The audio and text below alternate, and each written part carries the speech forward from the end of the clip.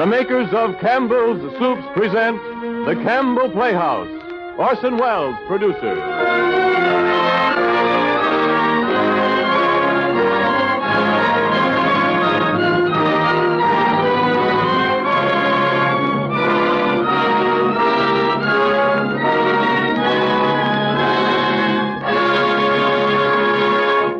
Good evening, listeners. This is Ernest Chappell speaking.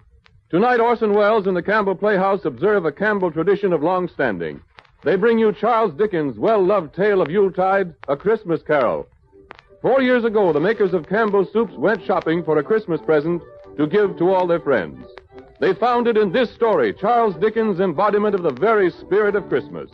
And they chose well, because throughout the country today, in thousands of homes, it has become an important and beloved Christmas custom to listen to this story. Tonight, this fourth annual presentation is brought to you with a sincere wish that your Christmas may be a happy one, and with the hope that the retelling of A Christmas Carol may help to make it so. And it is more than that, for with this Christmas present to you, Campbell's say thank you for your purchases of Campbell's soup throughout the months gone by. At the Christmas season, this becomes especially manifest. Everywhere, grocers see their shelves of Campbell's soups dwindle more rapidly now than at any other time of the year. It used to be thought that the demand increased in preparation for the Christmas feast, but really it isn't that alone. Women like to have plenty of good soups on hand all through the holidays so that they can serve piping hot, nourishing platefuls at any family mealtime.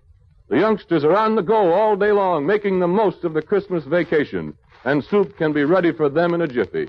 There's health and happiness in good hot soup. Your grocer has Campbell soups, 21 delicious kinds, awaiting your selection.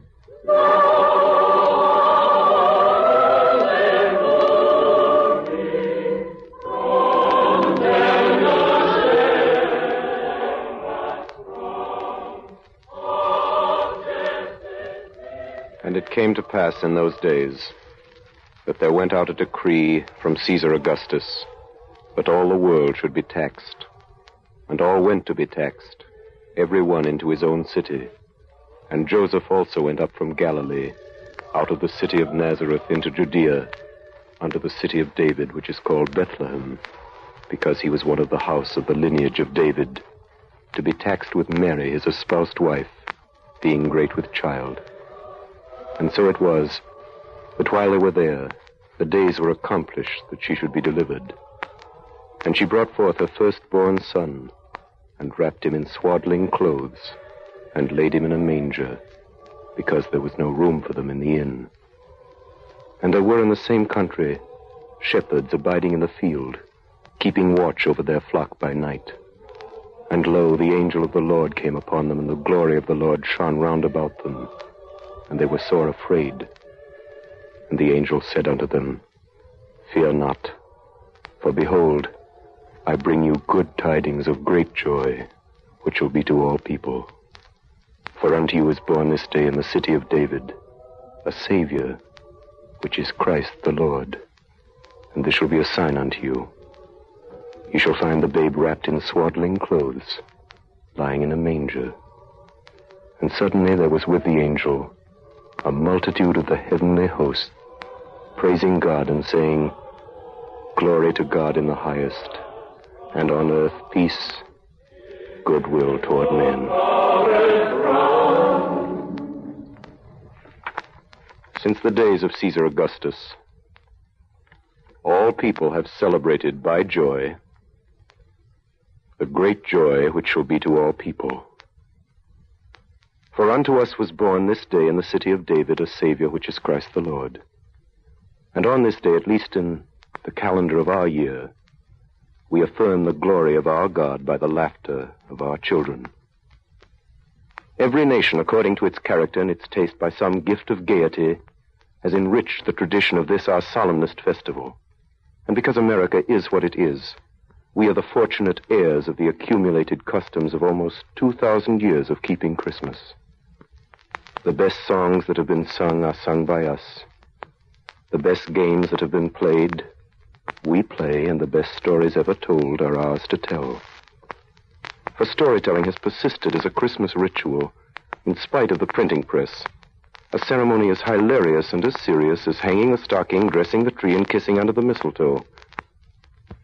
And because Christmas is first of all for children, Christmas stories are fairy stories first of all. It is mildly surprising that the best of them all, which we're telling again for you tonight, is for everybody and turns out to be a ghost story. I have endeavored, writes its author on its title page, I have endeavored in this ghostly little story to raise the ghost of an idea which shall not put my readers out of humor with themselves, with each other, with the season, or with me. May it haunt their houses pleasantly, and no one wish to lay it. It is signed, your faithful friend and servant, Charles Dickens.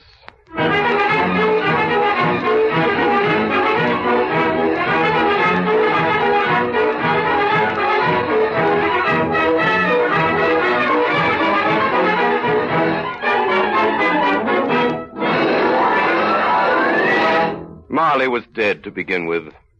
There's no doubt whatever about that. The register of his burial was signed by the clergyman, the clerk, the undertaker, and the chief mourner. Scrooge signed it, and Scrooge's name was good upon change for anything he chose to put his hand to. Old Marley was as dead as a doornail. Scrooge knew he was dead. Of course he did. Scrooge and Marley were partners. I don't know how many years. Oh, he was a tight-fisted hand at the grindstone. Scrooge, a squeezing, wrenching, grasping, scraping, clutching, covetous old sinner, secret and self-contained.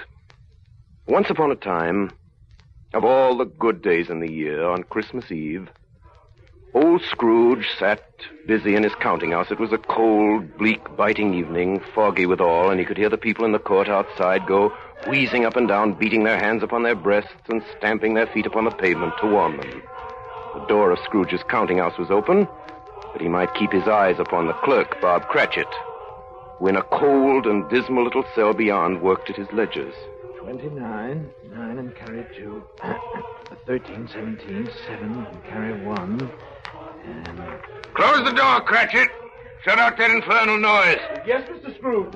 Confound their impudence.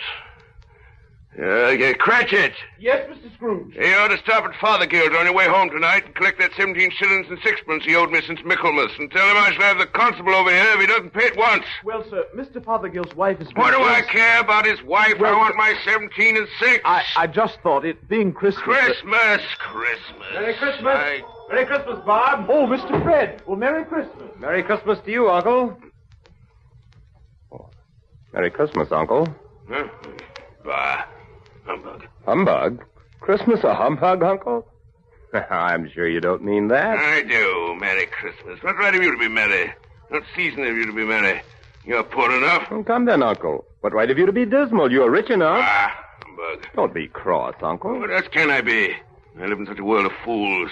What's Christmas to you but a time for paying bills without money? Merry Christmas. A time for finding yourself a year older and not an hour richer. If I could work my will, every idiot who goes about with Merry Christmas on his lips should be boiled with his own pudding and buried with a stake of his own holly through his heart. Uncle. Nephew, keep Christmas in your own way. Let me keep it in mine. Keep it?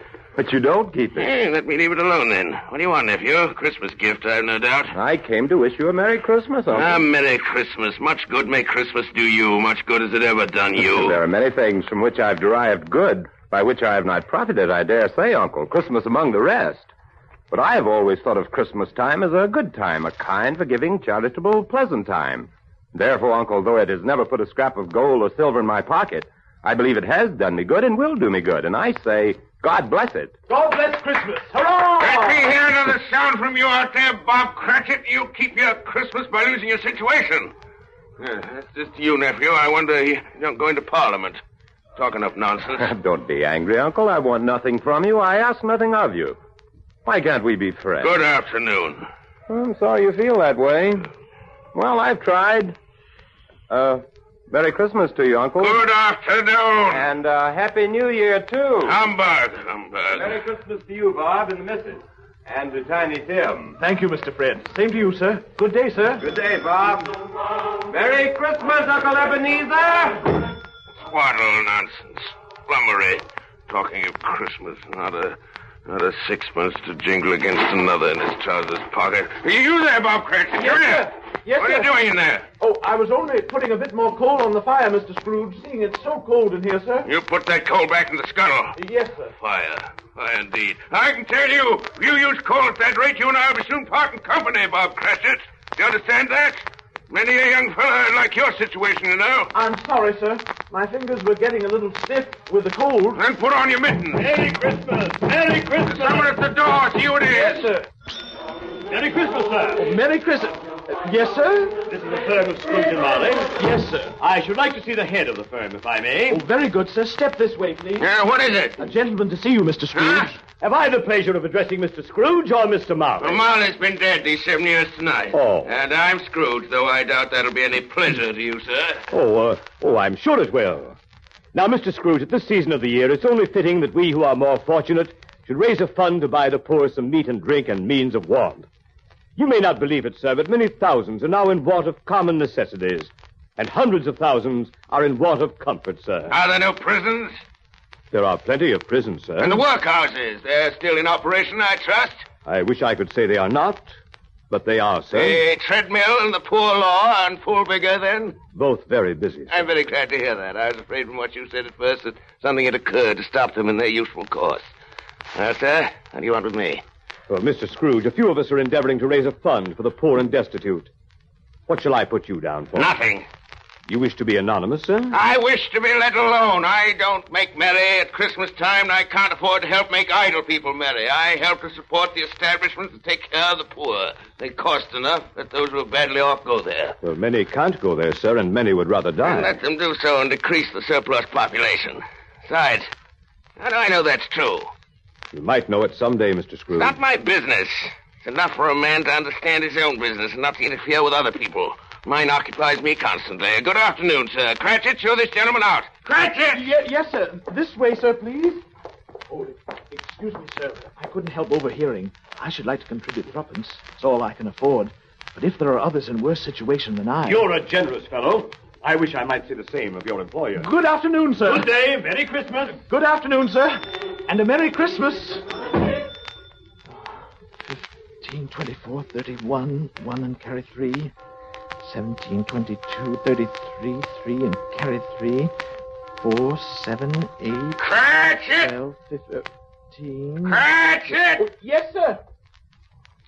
Cratchit.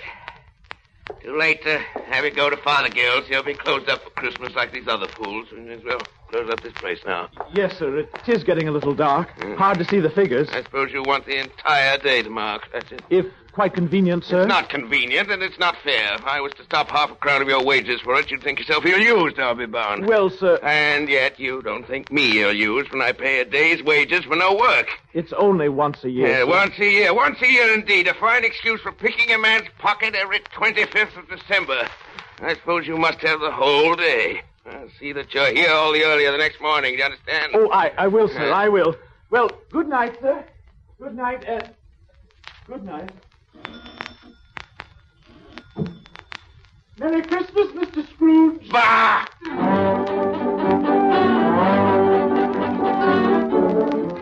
The office was closed in a twinkling, and Bob Cratchit, with the long ends of his white comforter dangling below his waist, for he boasted no greatcoat, went down a slide on Cornhill 20 times in honor of its being Christmas Eve, and then ran home to Camden Town as hard as he could pelt to play with his family at Blind Man's Buff.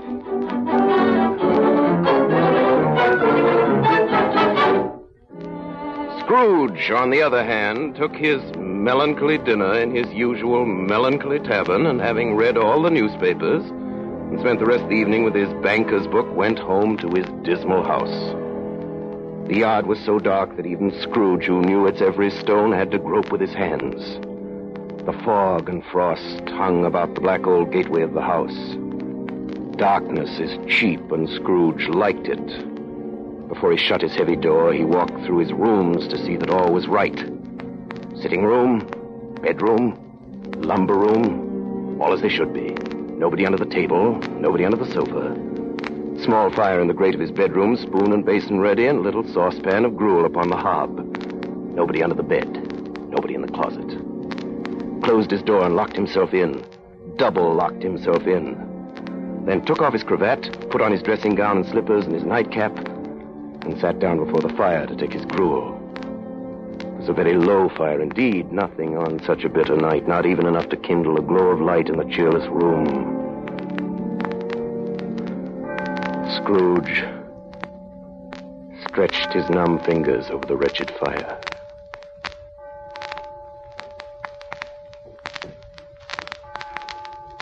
Then he saw something that made him draw them back.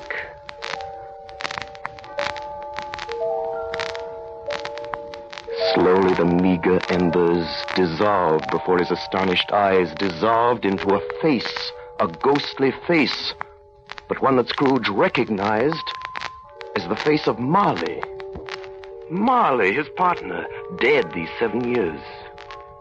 It was not angry or ferocious, but looked at Scrooge as Marley used to look, with ghostly spectacles turned up on its ghostly forehead. The hairs were curiously stirred, like flames blown from a chimney draft. And through the death-cold eyes,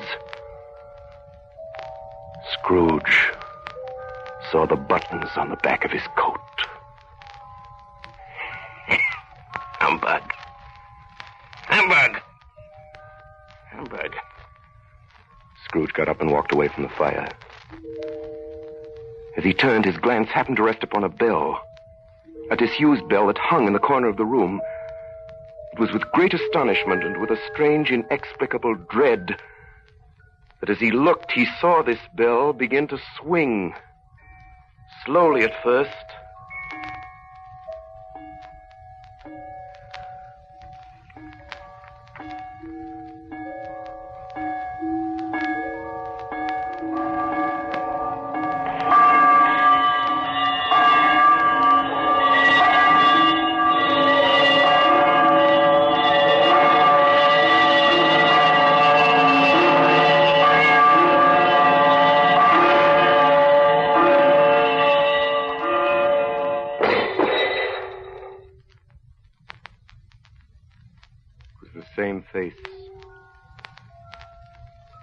The same face he had seen in the fire, Marley's face. And Marley's body coming straight at him through the door. A body pale as the bluish smoke that comes out of a chimney on a cold day. A body so transparent that Scrooge, looking through his waistcoat, could see his watch in his waistcoat pocket. The chain he drew was clasped about his middle. It was long and wound about him like a tail. And it was made of cash boxes, keys, padlocks, and heavy purses wrought in steel. Even now, Scrooge would not believe his eyes. The ghost advanced towards him. Ebenezer Scrooge. Ebenezer Scrooge. Marley, what do you want with me? Much. Who are you? Ask me who I was. Who were you then? You're particular for a ghost. In life, I was your partner, Jacob Marley. Jacob Marley, but you're dead. You died 7 years ago this very night.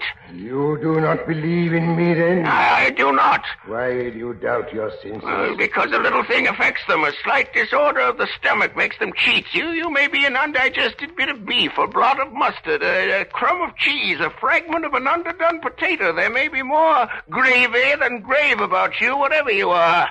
Humbug, I tell you. Humbug!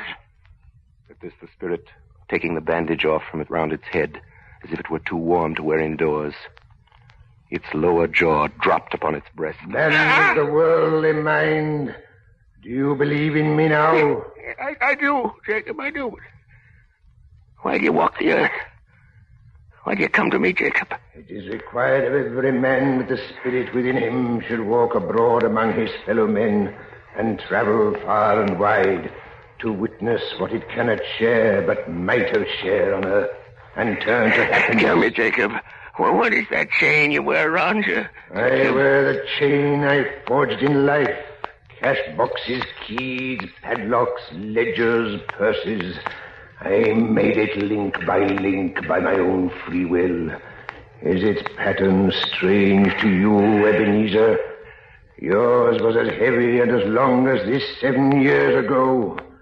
And you've labored on it since, Ebenezer. Jacob, old Jacob Marley, tell me more. Speak comfort to me, Jacob. I have none to give, Ebenezer. No rest, no peace, incessant torture of remorse. But you were always a good man of business, Jacob. Business. Mankind was my business. Charity, mercy, benevolence, they were all my business. The dealings of my trade were but a drop of water in the comprehensive ocean of my business. Jacob. Hear me, Ebenezer Scrooge. My time is nearly gone. I will, Jacob, but don't be hard on me. Speak to me, Jacob, but please don't be flowery. I'm here tonight to warn you that you have yet a chance and hope of escaping my fate. You were always a good friend to me, Jacob, thank you. And go on, Jacob. Listen to me, Ebenezer. You will be haunted by 3 spirits. I think I'd rather not. Without their visits, Ebenezer Scrooge, you cannot hope to shun the path I tread. Expect the first tomorrow when the bell tolls 1. Expect the second on the next night at the same hour. The third upon the next night. Look to see me no more. And look that for your own sake you remember what has passed between us. Marley! Jacob Marley!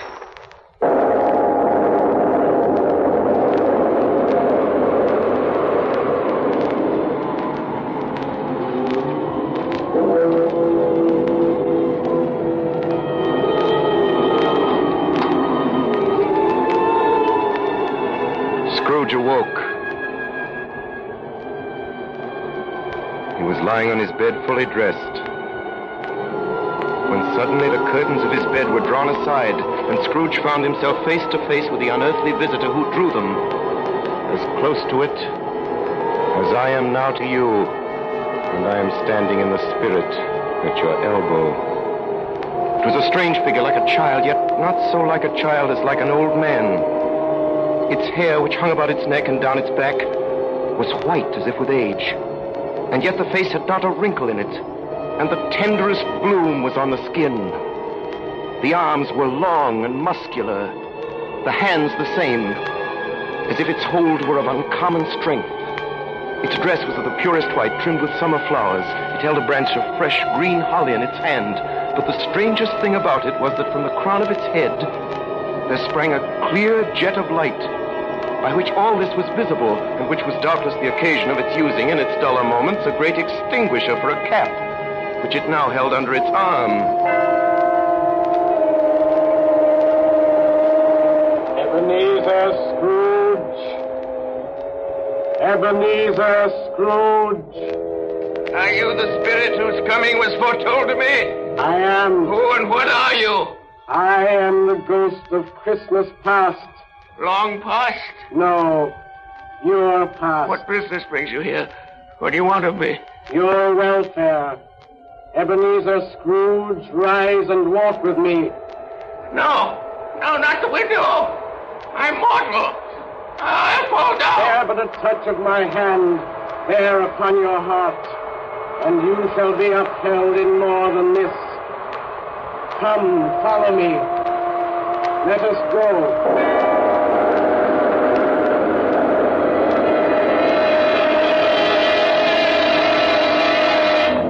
They stood upon an open country road, with fields on either hand. The city had entirely vanished. The darkness and the mist had vanished with it, for it was a clear, cold winter day with snow upon the ground. They walked along the road. Scrooge began to recognize every gate, every post, every tree, until a little market town appeared in the distance with its bridge, its church, and winding river.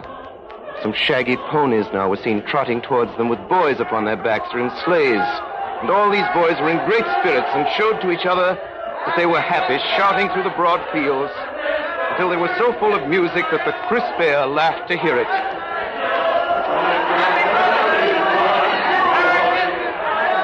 And there stood old Scrooge in his dressing gown and slippers and nightcap on the hill, and beside him the spirit of Christmas past. And now the spirit spoke again. Not all the boys and girls were singing on that Christmas day, were they, Ebenezer Scrooge? See the bleak building over there? That building? I was a boy there. Yeah, I went to school in that place. You recollect the way? I could walk it blindfold. Strange you have forgotten it for so many years. Come, let us go closer. Look through the window into this cold, barren room. What do you see, Ebenezer Scrooge? I see a boy. A solitary child, neglected by his friends, sitting alone, a book open before him. Yes, I see. I know that boy. I was lonely. Poor boy. Your lip is trembling, Scrooge. And what's that on your cheek? It's nothing. I wish I was too late now. What is the matter? Nothing. There were some boys singing a Christmas carol at my door last night. I should like to have given them something, that's all. That is all? Come, Ebenezer Scrooge. Let us see another Christmas.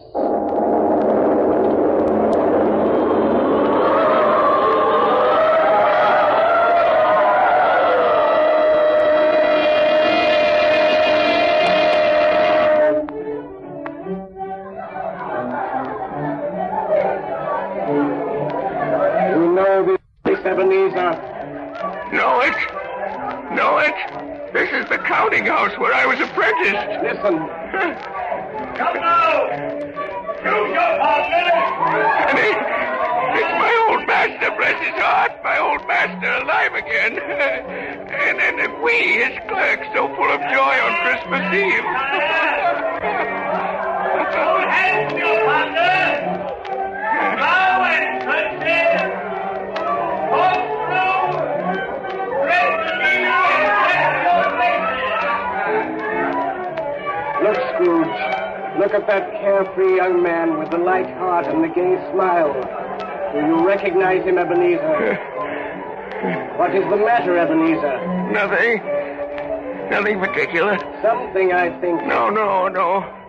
Only I should like to be able to say a word or two. To my clerk, Bob Cratchit. That's all. That's all. hands to your partner!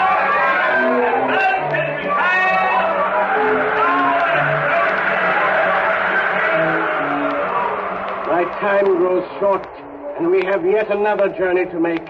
Where now? Come.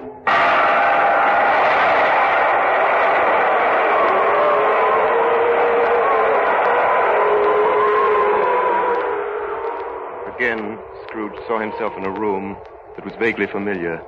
He was an older man, a man in the prime of his life. And he was not alone, but sat by the side of a fair young girl. There were tears in her eyes. Little Ebenezer, with you. Very little, I know. Another idol has displaced me. And if it can cheer and comfort you in time to come, as I would have tried to do, I have no just cause to grieve. What idol has displaced you? A golden one. Belle, listen to me. There's nothing the world so hard on as poverty, and yet nothing it pretends to condemn so much as the pursuit of wealth. The world again. You fear the world too much, Ebenezer. Belle, have I changed toward you? When we were engaged, we were both poor. Was it better then?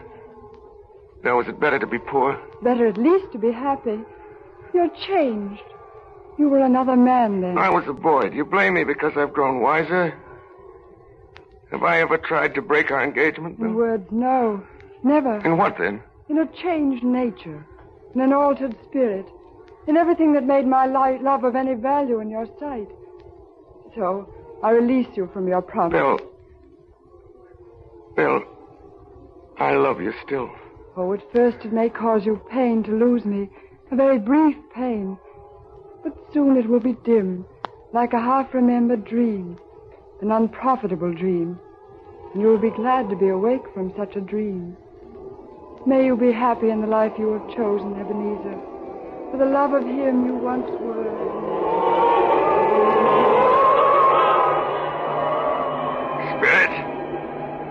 Spirit, it is enough. Show me no more. These were shadows of the things that have been. That they are what they are. Do not blame no me. No more. One shadow more. Come.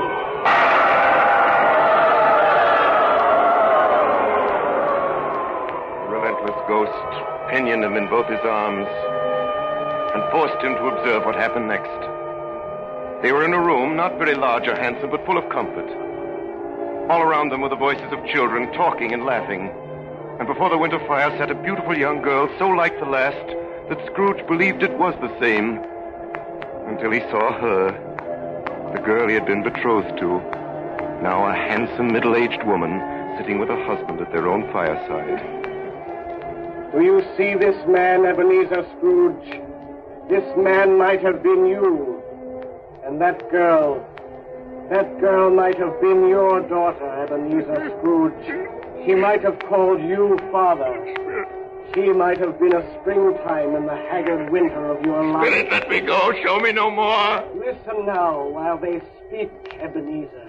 Oh, I saw an old friend of yours today. Who was it? Yes. How can I? Oh, I know. Mr. Scrooge. Mr. Scrooge it was. I passed his office window.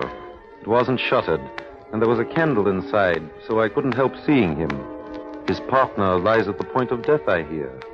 And there Scrooge sat, all alone. Quite alone in the world, I do believe. Spirit!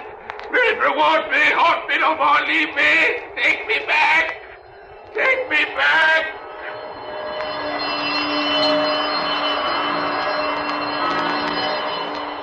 In his anguish, Scrooge began to struggle with the ghost of Christmas past. The lights in the crown of its head burned high and bright. Scrooge, in a last desperate effort, tore the extinguisher cap from its head, and by a sudden action, pressed it down upon its head. And Scrooge was conscious of being exhausted and overcome by irresistible drowsiness. And further, of being in his own bedroom. He gave the cap a parting squeeze, in which his hand relaxed and had barely time to reel to bed before he sank into a heavy sleep. The stroke of one awakened him and sat him bolt upright in his bed.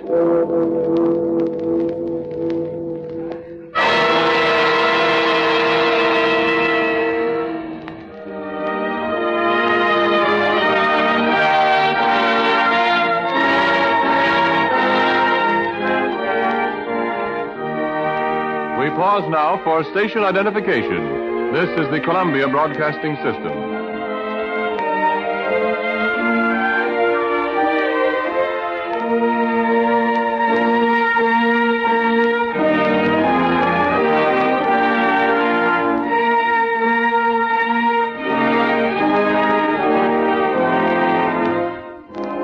You are listening to the 4th annual presentation of Charles Dickens' A Christmas Carol, brought to you by the makers of Campbell's Soups.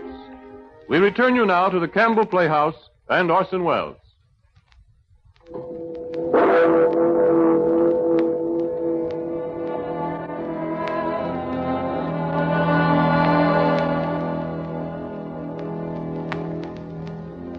On the stroke of one, Scrooge had awakened suddenly and had sat him bolt upright in his own bed.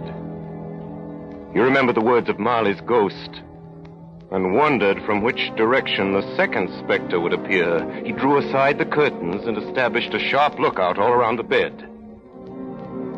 At that moment, nothing between a baby and a rhinoceros would have astonished him very much. Now, being prepared for almost anything, he was not by any means prepared for nothing, and consequently, when no shape appeared, he was taken with a violent fit of trembling. 5 minutes. 10 minutes. A quarter of an hour went by. Yet nothing came. And all this time he sat upon the bed with his nightcap upon his head, the very core and center of a blaze of ruddy light which streamed upon it. Being only light, this was more alarming than a dozen ghosts. As he was powerless to make out what it meant, he began to think that the source of this ghostly light might be in the adjoining room, from whence, on further tracing, it seemed to shine. He got up softly and shuffled in his slippers to the door. It was his own sitting room, there was no doubt about that. But it had undergone a surprising transformation. The walls and ceiling were so hung with living green that it looked a perfect grove. from every part of which bright gleaming berries glistened, and such a mighty blaze went roaring up the chimney as had never been known in Scrooge's time or for many and many a winter season gone. Heaped upon the floor to form a kind of throne were turkeys, geese, game, poultry, great joints of meat, sucking pigs, long wreaths of sausages, mince pies, plum puddings, barrels of oysters, red-hot chestnuts, and seething bowls of punch that made the chamber dim with their delicious steam.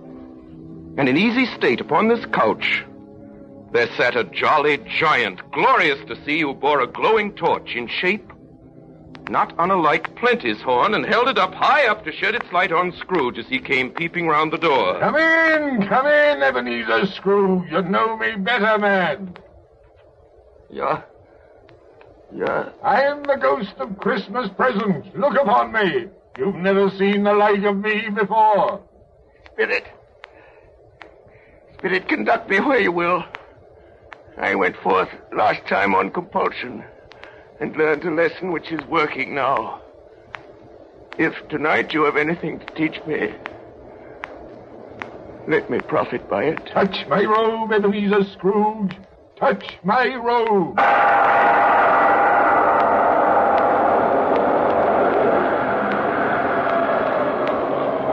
The room vanished, so did the fire. The ruddy glow, the hour of night, vanished. Sunlight brushed them as they streamed through the clear morning air. Second Spectre flew at a more leisurely speed, and Scrooge had time to observe people below him shoveling snow on the city roofs, calling out to one another from the parapets, and now and then pelting each other with snowballs.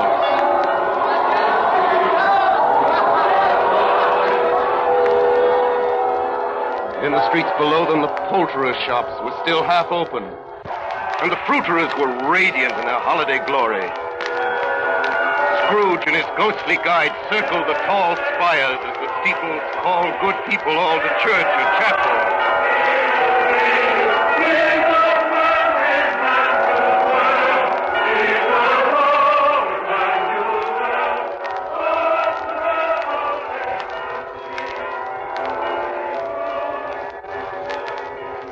There below them lay Camden Town with its squalid streets of ugly frame houses. Of all these dwellings, the ghosts selected the humblest for their visit. Scrooge, by now past all surprise, recognized Bob Cratchit's wife, dressed in a twice-turned gown but brave in ribbons, busily laying the table.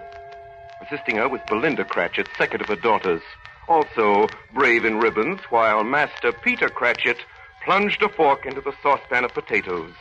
And now two smaller Cratchits, boy and girl, came tearing in, screaming that outside the baker's they had smelled a goose and known it for their own, and now basking in luxurious thoughts of sage and onions. And three more young Cratchits danced about the table. Then once more the door opened. Martha, we've got a goose. Wait till you see it, Martha. Oh, quiet, children, quiet. Why, bless your heart alive, Martha, my dear. How late you are. Merry Christmas to you. Merry Christmas, Mother. Merry Christmas. How late you are, Martha. Oh, we'd a deal of work to finish up last night, and we had to clear away this morning. Well, never mind, so long as you're here now. Sit you down before the fire and have a warm. Lord bless you. But where's Father? He's been to church with Tiny Tim. They'll be along directly. How is Tiny Tim, Mother? Any better at all? Sometimes I think he is, and sometimes I think, oh, dear God, if anything should happen to Tiny Tim. If Tiny Tim should die. Mother, you mustn't even think of such a thing. Here they come! Merry Christmas, Father, and Tim. Merry Christmas, Martha.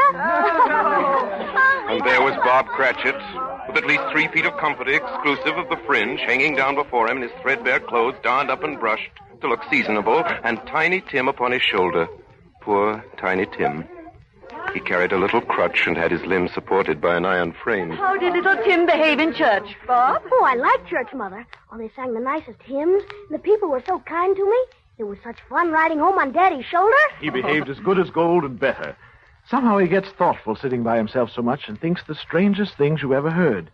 He told me coming home that he hoped people saw him in church because he was lame And it might be pleasant for them to remember on Christmas Day who made lame beggars walk and blind men see. Tim, you darling. Mother, Mother, I'm hungry. Oh, yes, children, all ready. Come, take your places and wait your turn. There's plenty of stuffing and dressing and plum pudding for all of you.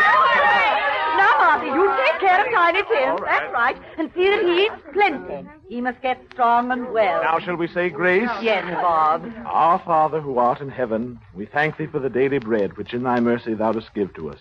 Bless us this Christmas day, keep us all together, so that for many years to come we may unite here to do thy will and praise thy name. Amen. Amen. And now, my dears, with such a dinner, a toast. A Merry Christmas to us all, and God bless us. God bless us. God bless us, everyone. And now to Mr. Scrooge. I'll give you a toast to Mr. Scrooge, the founder of the feast. The founder of the feast, indeed. Who pays you all 15 shillings a week? I wish I had him here. I'd give him a piece of my mind to feast on, and I hope he'd have a good appetite for it. My dear, the children, Christmas Day. Well, it should be Christmas Day, I'm sure, on which one drinks the health of such an odious, stingy, unfeeling man as Mr. Scrooge. You know he is, Bob. Nobody knows it better than you, poor fellow. My dear, Christmas Day. Well, I'll drink his health for your sake and the day's, not for his. Long life to him, a Merry Christmas and a Happy New Year. He'll be very merry and very happy, I have no doubt. And I say God bless him too, Mother. And everyone. There was nothing of high mark in all this. They were not a handsome family, these Cratchits. They were not well-dressed. Their shoes were far from being waterproof. Their clothes were scanty and had known, very likely, the inside of a pawnbroker's. But they were happy, grateful, pleased with one another, and contented with the time. And when at last they faded, Scrooge had his eye upon them, and especially on Tiny Tim, until the last. Spirit, tell me if Tiny Tim will live. I see a vacant seat in the poor chimney corner, and a crutch without an owner, carefully preserved. No, kind Spirit. Say he will be spared. Say he will live. If these shadows remain unaltered by the future, the child will die.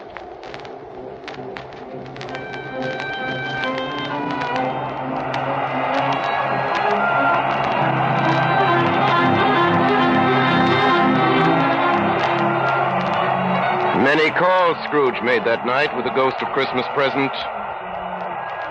Now he stood upon a bleak and desert moor where monstrous masses of rude stone were cast about as though it were the burial place of giants. Down in the west, the setting sun had left a streak of fiery red which glared upon the desolation for an instant like a sullen eye, then was lost in the thick gloom of darkest night. A light shone from the window of a hut. Passing through the wall of mud and stone, they found a cheerful company assembled around a glowing fire. An old man and woman, with their children and their children's children, all decked out gaily in their holiday attire. In this place, Ebenezer Scrooge, the miners live who labor in the bowels of the earth. Still, they know me. You hear?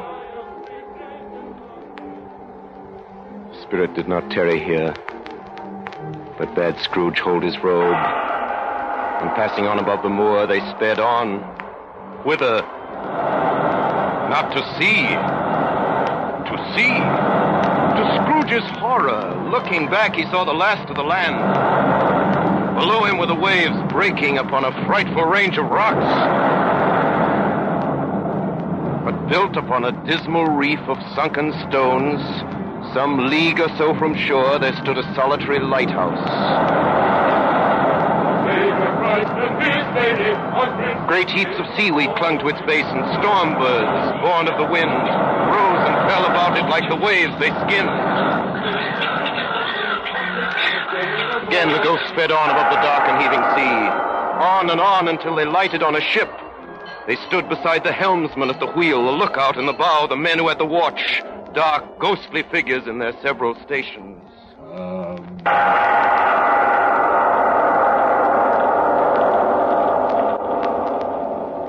Much they saw, and far they went, and many places they visited, but always with a happy end.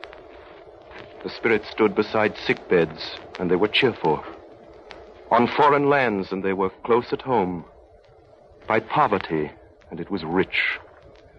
In almshouse, hospital, and jail, where vain man in his little brief authority had not made fast the door and barred the spirit out, he left his blessing.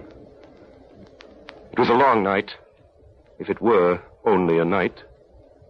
And it was strange, too, that while Scrooge remained unaltered, in his outward form, the ghost grew older, clearly older.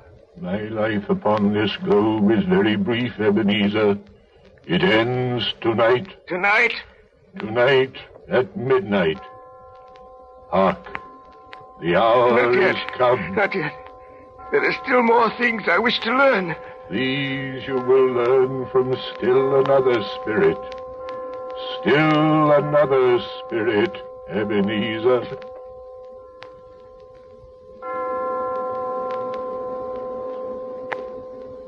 Scrooge looked about him for the ghost. It had vanished. And he found himself once more in his bed, in his dressing gown and his nightcap on his head. He heard the clock strike. And then he remembered the prediction of old Jacob Marley, and lifting up his eyes, beheld a solemn phantom, draped and hooded, coming toward him like a mist along the ground.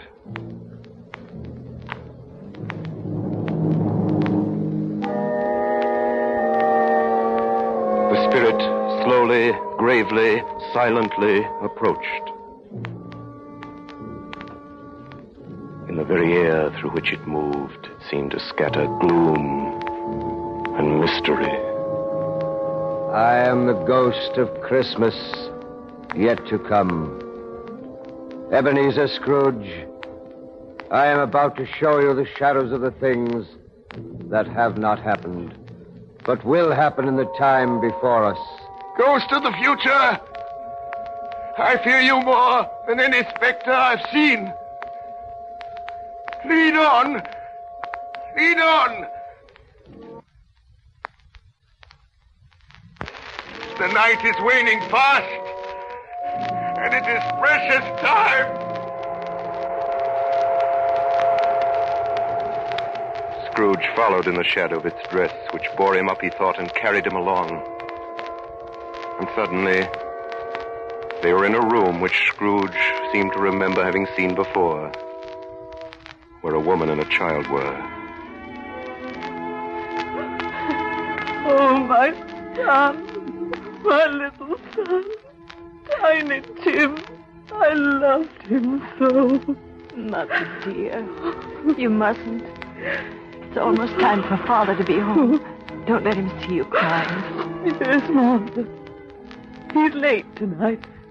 He walks slower than he used to. And yet, I've known him to walk very fast indeed, with Tiny Tim on his shoulder. So have I, Mother. But he was light to carry, and his father loved him so that it was no trouble. No trouble at all. Bob. Good evening, my dear. You're late, Bob. I'm sorry, my dear. I went to the churchyard today. I wish you could have gone with me. It would have done your heart good to see how sweet and green a place it is. But you'll see it often. I promised Tiny Tim we'd walk there on a Sunday. Oh, Bob. It's God's will, my dear. Oh, my son, my little son. Tiny Tim. I loved him so. Oh.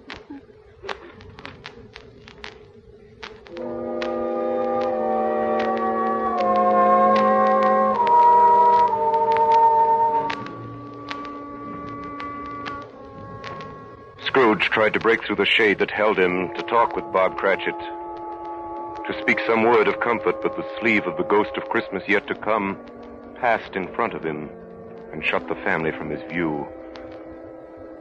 And now they were in an obscure part of the town where Scrooge had never been before.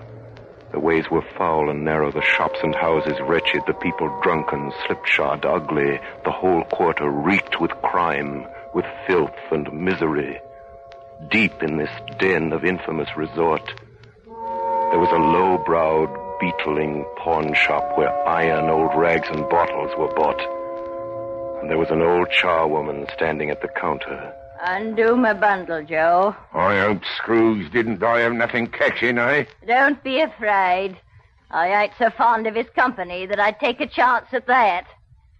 You may look through that shirt till your eyes ache, and you won't find a hole in it. The best he had, and a fine one, too. He'd have wasted it if it hadn't been for me. What you call a wasting of it, Mrs. Dilber? Putting it on him to be buried in. Somebody was fool enough to do it, but I took it off him again. If calico ain't good enough for such a purpose, it ain't good enough for anything. It can't look uglier than he did in that one, the old horror. And here's his bed curtains. Small use he'll have for him where he's going. That's the truest word, Walter, you ever spoke, Mrs. Dilber. So this is the end of him, you see. He frightened everyone away from him when he was alive to profit us when he was dead.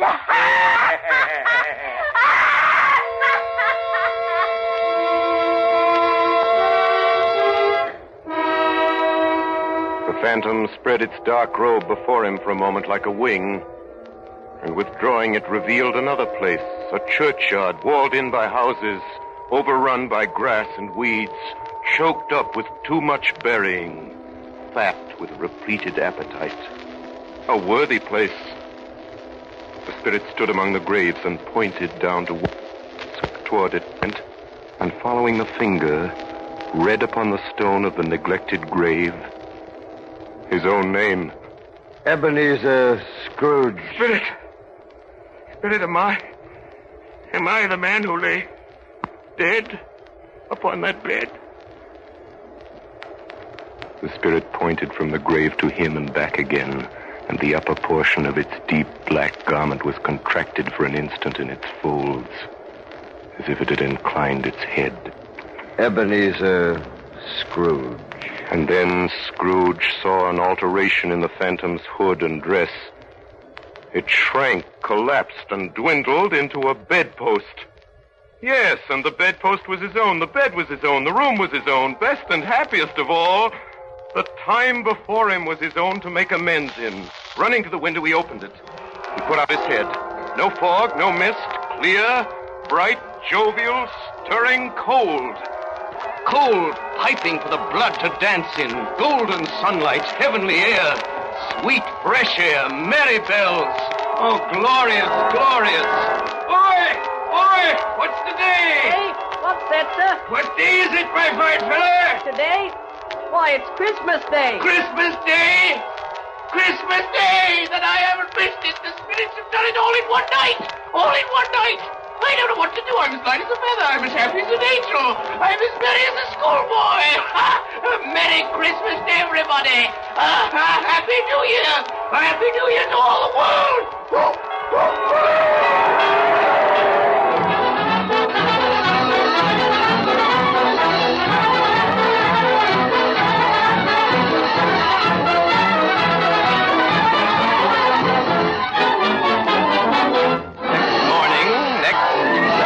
Scrooge was early at his office. He went early for a reason. If he could only be there first and catch Bob Cratchit coming late. That was the thing he'd set his heart upon, and he did it. Yes, he did. The clock struck 9. No Bob. 1:15, no Bob. Scrooge sat with his door wide open that he might see him come in. At last he came. His hat was off before he opened the door, his comforter, too. He was on his stool in a jiffy, driving away with his pen as if he were trying to overtake 9 o'clock.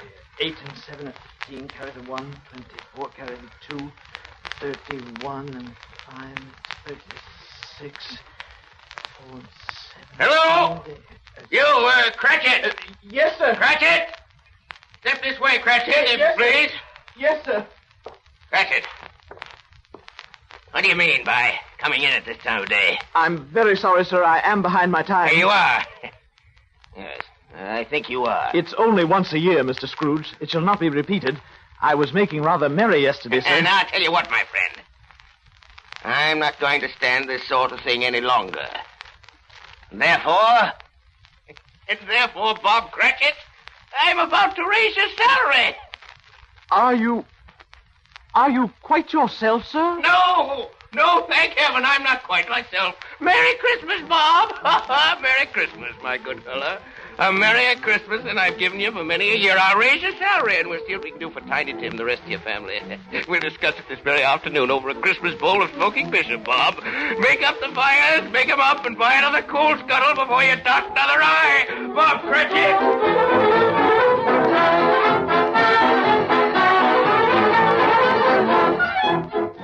And Scrooge was better than his word. He did it all and infinitely more, and to Tiny Tim, who did not die, he was a second father. He became as good a friend, as good a master, and as good a man as the good old city knew or any other good old city, town, or borough in the good old world. He had no further intercourse with spirits, but lived upon the total abstinence principle ever afterwards. And it was always said of him that he knew how to keep Christmas well, if any man alive possessed the knowledge. May that be truly said of us and of all of us. And so as Tiny Tim observed, God bless us, everyone. Sing hallelujah, sing hallelujah, sing glory to the Lord. Sing hallelujah, sing hallelujah, sing glory to the Lord. Sing hallelujah, sing hallelujah, sing glory to the Lord. You have just heard the 4th annual presentation of Charles Dickens' A Christmas Carol, offered for your enjoyment by the makers of Campbell's Soups. And here is Orson Welles. Ladies and gentlemen, this is the first year I've shared in this happy tradition of the Campbell Playhouse, and I'm only sorry that very, very grand actor, Lionel Barrymore, was not able to come to New York this Christmas to be part of our broadcast tonight. We're depending upon him to be with us next year, as he's been in the past, and I'm looking forward to it. And now, a word about next week's show. Next Friday night, I shall have the great pleasure of welcoming as our guest star one of the most elusive stars in motion pictures, Miss Katharine Hepburn. Miss Hepburn, making her first radio appearance in more than 4 years, joins me in a dramatization of Ernest Hemingway's greatest novel, Farewell to Arms.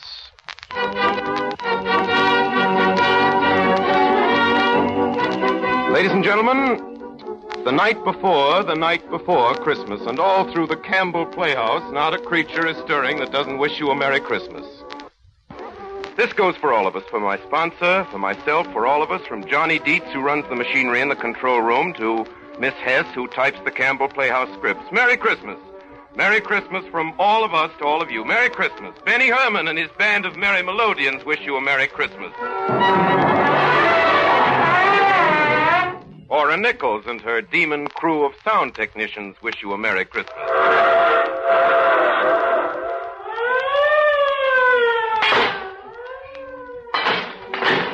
Orson Welles and his considerable aggregation of dramatic talent, including Hiram Sherman, who played Bob Cratchit, Ray Collins, who was the man who asked for alms, Frank Reddick, who was the ghost of Christmas yet to come, Eustace Wyatt, who was the ghost of Christmas present, Arthur Anderson, who was the ghost of Christmas past, Al Shirley, who was Marley's ghost, Alice Frost, who was the charwoman, Brenda Forbes, who was Mrs. Cratchit, Joseph Cotton, who was Nephew Fred, Anna Stafford, who was Belle, Kingsley Colton, who was Tiny Tim, and George Spelman, who was Mr. Peswig. All wish you a Merry Christmas. Merry Christmas! And finally, as Tiny Tim says, God bless us, everyone.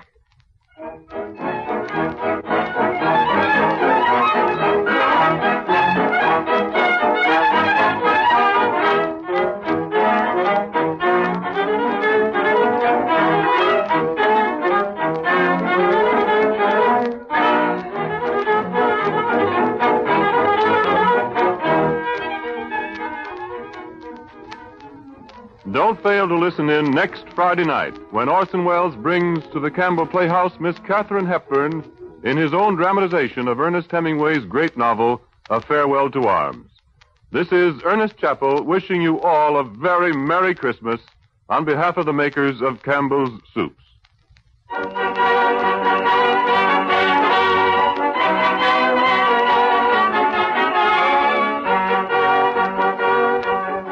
This is the Columbia Broadcasting System.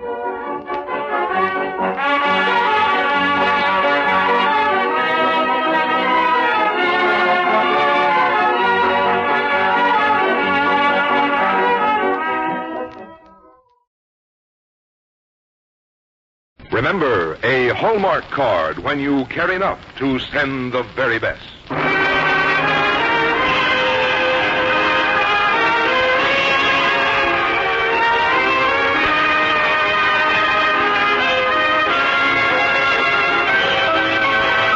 Tonight from Hollywood, the makers of Hallmark greeting cards bring you Edward Arnold in Laura Ingalls Wilder's The Long Winter on the Hallmark Playhouse.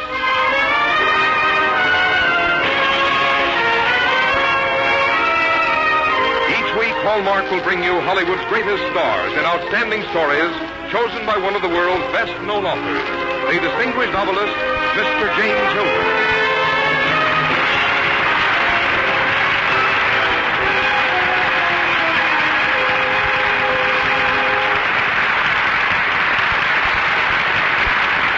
Good evening, ladies and gentlemen. This is James Hilton. Tonight on our Hallmark Playhouse, we present our dramatization of a story by Laura Ingalls Wilder called The Long Winter. Have you ever stepped from a transcontinental train onto the platform of some railway station when the temperature is 40 below? Even a few minutes of it is something you'll never forget if it's a new experience. But perhaps it isn't. Perhaps you've been living in a place like that this winter. Well, the characters of our story lived in the Dakotas many years ago. Indeed, they were the kind of people who founded the Dakotas, a fine breed. And to play one of them in our leading role tonight, we have chosen a fine actor, Edward Arnold. And now a word about Hallmark cards from Frank Goss before we begin the first act of The Long Winter. May we remind you once again that for every occasion important to your friends and loved ones, there are Hallmark cards to carry your thoughts across the miles, across the years, or merely across the way. A Hallmark card says what you want to say, just the way you want to say it. And that identifying Hallmark on the back says that you cared enough to send the very best. Now, Hallmark Playhouse presenting The Long Winter, starring Edward Arnold.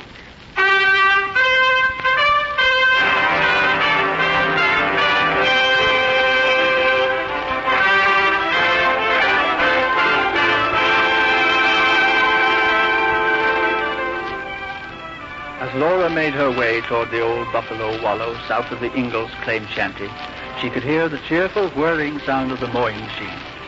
Pa was cutting the thick and tall blue-stemmed grass for hay.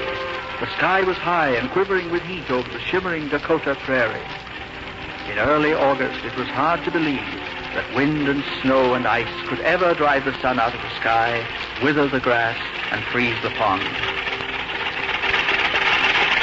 Whoa, Sam, whoa, David, whoa there, whoa. I brought you a jug of water, Pa. Sure, thank you, Laura. Fresh from the well. I pumped it myself. That's my big girl. That's fine. That just hits the spot. Phew, the sun almost makes you want a bunch of sprouts in your hat to make shade. I don't see how you stand it, Pa. Oh, a man works better when he's warmed up, half pint. Well, I'd better get on the move. Lots of mowing yet to be done before sundown. Oh, Pa, look. There's a haycock you didn't pick up. There is? Where? Over there, in the tall grass. Oh, by the pond there? Well, that isn't a haycock, child. That's a muskrat house. It is? Yeah, let's have a closer look at it, shall we? The horses will stand. Oh, I'd like to. Gee, it's big, isn't it? Bigger than me. And bigger around than the two of us could reach. Oh, my, we're going to have a hard winter, Laura. How do you know, Pa? Well, the colder the winter will be, the thicker the muskrats build the walls of their houses. You know, I never saw a muskrat's house built heavier than this one. But, Pa, how can the muskrats know about the winter going to be cold? Well, I don't know how they know, but they do. God tells them, I suppose. Then why doesn't God tell us? Well, because we're not animals. We're humans. And we got to take care of ourselves. But I thought God takes care of us. Oh, he does, my dear. He does. He gives us the sunshine and the rain and the land. But we have to clear the land and plow it. And we have to sow the wheat and tend it and harvest it and make it into bread for our use. And other men make other things.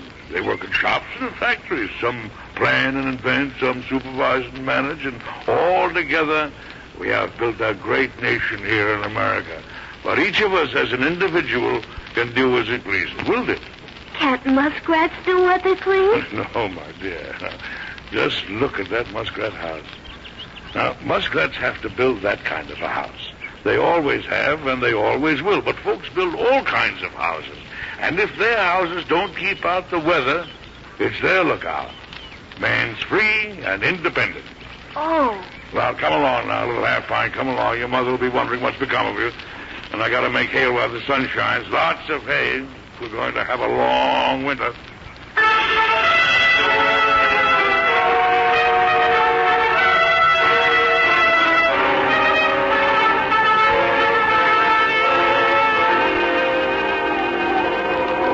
Wind almost scares you, doesn't it, Ma? No reason why it should. Do you think it's gonna snow, Ma? Well, if it does, it'll be the first time I ever heard of a blizzard in September, Carrie. Pa said it was going to be a hard winter. Not winter yet. Take a look at that pie in the oven, Laura. It's beginning to brown, Ma. Looks good. I've never heard of green pumpkin pie before. Well, the frost killed most of the pumpkins before they could ripen. And we wouldn't do much if we didn't do things that nobody ever heard of before. Is Pa going to shoot a wild goose for Sunday dinner, Ma? Yes, child. Maybe he won't get a goose. Maybe he'll get some ducks. Goose or ducks, one or the other. The pond's full of them this time of year. Pa! Hello, Daddy. Oh, come over by the stove, Charles. That wind must be raw. It is. I walked into town. Got your piece of salt pork for Sunday. Charles, what's the matter? I don't know, my dear, but there's not a goose or a duck on the pond. And it seems that every living thing that runs or swims is hidden away somewhere. Maybe God told them like he did the muskrats. What did God tell the muskrats, Pa? Never mind now, Carrie, child. Supper's ready and your father's hungry, no doubt. Caroline, we're moving to town as soon as we can. Why? I've got to haul the hay into town first for the horses, the car, and the heifer. If I hurry, I can haul one more load in before dark. Oh, goodness, you just came in. But there's no time to lose, my dear. This house is nothing but a claim shanty. It doesn't keep out the cold. Our store building in town is good and tight and warm, and the stable is, too. And as long as the trains keep running, we'll be a whole lot safer there. Oh, now, Charles, you're not going to haul a load of hay before supper. Supper will wait, Caroline, but I'm afraid the weather won't.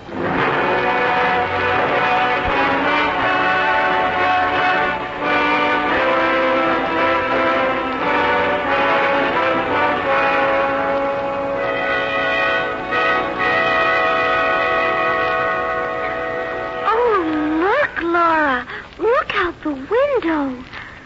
Isn't it beautiful? Yes. Yes, it is. Like a cloud almost. Dropping down. Yes, the snow is beautiful, all right. But just the same, I'm glad it didn't come till we got moved into town. But there's no telling when I can get the rest of the hay hauled in. Well, let's see now. Your father and I'll have the room at the head of the stairs. You girls can have the front room. I wish we had a place like this out in the claim. Well, you could be glad we have it in town, where a train comes every day with coal and supplies.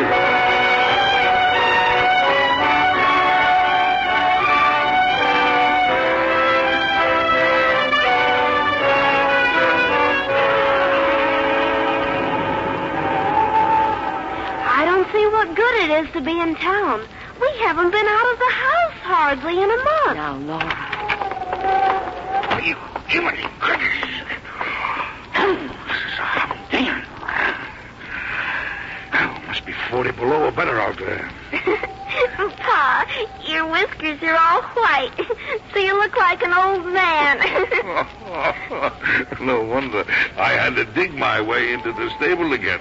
The snow's piled up high in the door since noon. Here, Laura, take the pail, will you? Okay. I'm afraid there isn't much milk, and what there is froze solid before I could get it in the house. Well, let's be thankful for the little there is. There'll be less before there's more.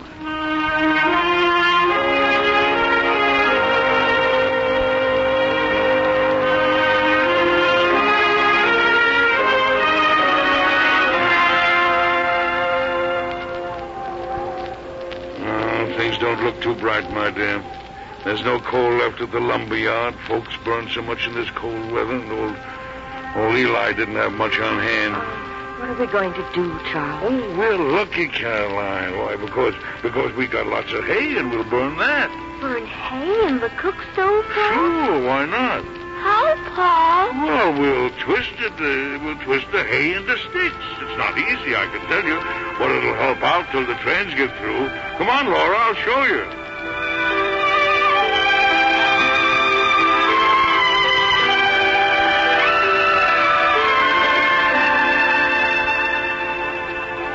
Well, there isn't a drop of kerosene in town.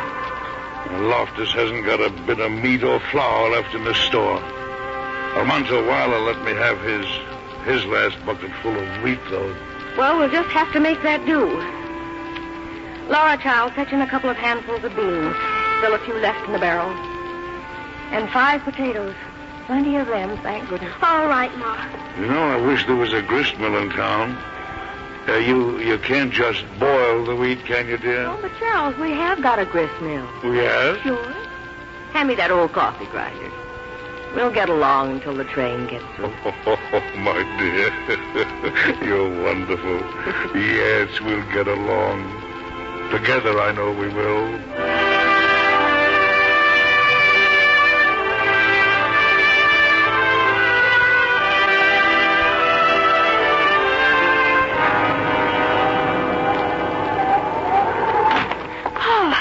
Did you find out about the train? Is it coming through tomorrow? There'll be no train till spring.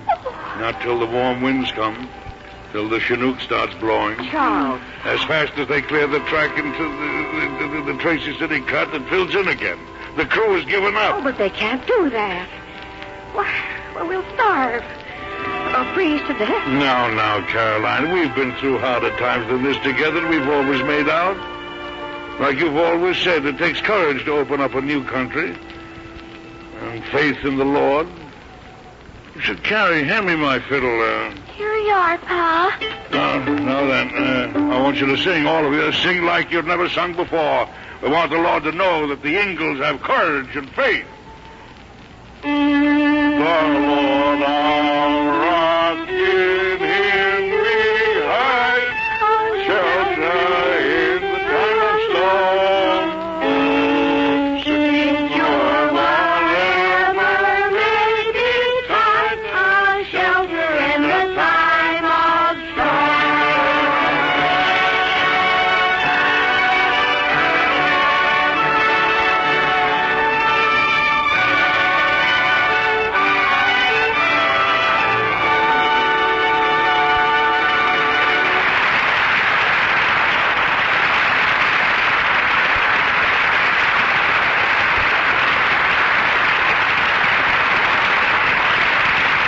In just a moment, we'll return to the second act of The Long Winter, starring Edward Arnold. Around my house these last few weeks, I've heard a lot of talk about purple. It seems that's one of the big colors of fashion this spring, and all the ladies are planning on a hat of either lilac, orchid, or violet, or maybe all three. Anyway, when I went down to select my Easter cards, knowing that Hallmark cards always reflect the latest fashions, I fully expected to see purple bunnies. So I was really pleased when I found whole counters of beautiful Hallmark Easter cards in every color imaginable. I welcomed the delicate spring sky blues and pinks of the Easter bunny's ears, the creamy whites and waxy greens of the gardenias as you welcome the first sunny day of spring. And I know that when my wife receives the pink and white Easter card I selected for her, it will make her eyes all the brighter under her new purple hat, because the words inside the card say something extra special. And that Hallmark on the back means something, too. To her, just as to your family and friends, that Hallmark on the back of Easter cards, as it does on other cards you send, means you cared enough to send the very best. Now back to James Hilton in the second act of The Long Winter, starring Edward Arnold.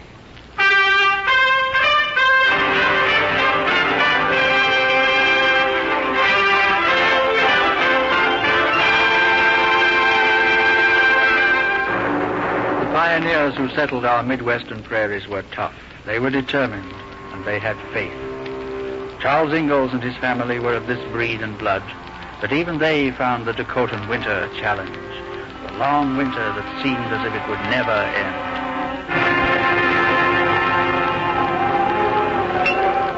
There's an extra potato, Charles. They're not big ones, but you must keep up your strength. But, Caroline, I've already had mine. Well, eat it to save it, then.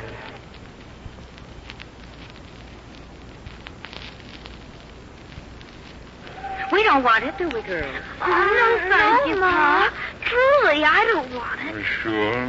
Well, in that case, well, how's the potato barrel holding out? Oh, there must be almost a bushel there.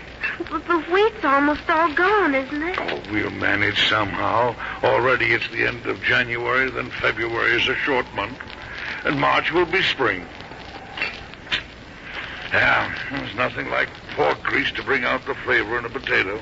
I'm afraid that's the last of the salt pork, Charles. And you know, Caroline, Loftus was telling me he heard there's a settler 18 or 20 miles south or southeast of here raised 300 bushels of wheat last summer.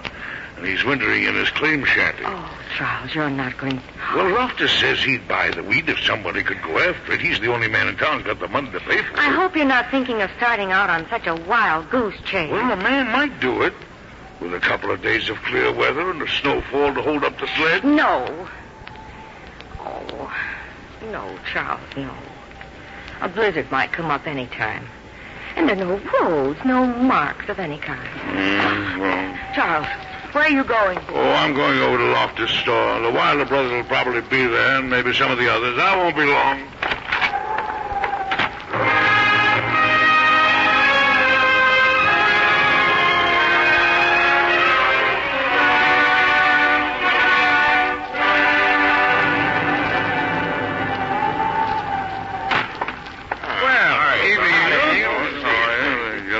The blizzard is letting up some.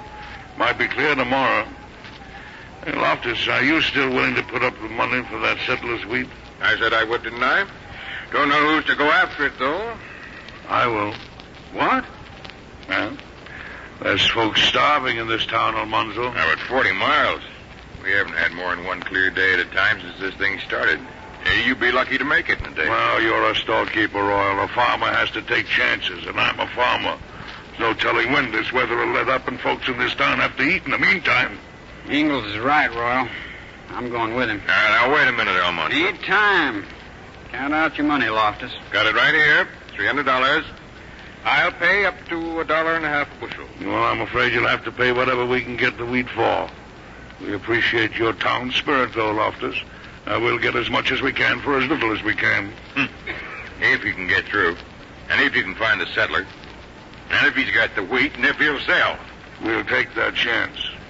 There'll be no charge for hauling. Am I right, Almanzo? Right.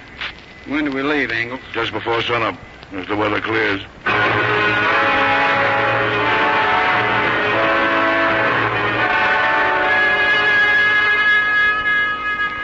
It's starting to snow again, Ma. Not the first time it snowed this winter. But Pa isn't back. Standing by the window won't bring him back, child. And there's still an hour or so before dark. What if he doesn't make it, Ma? Now, girl.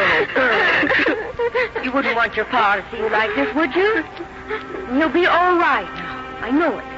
But you can't even see the stores across the street, Ma. And out on the prairie. We won't talk about it anymore. Come on, girls. Now, if you'll sit by the stove here, I'll read you some verses. That'll help pass the time till Pa gets back. That's it. Now, smile. Now, then, let's see. Oh, here's one. Great is the Lord, and greatly to be praised. In the city of our God, in the mountain of his holiness.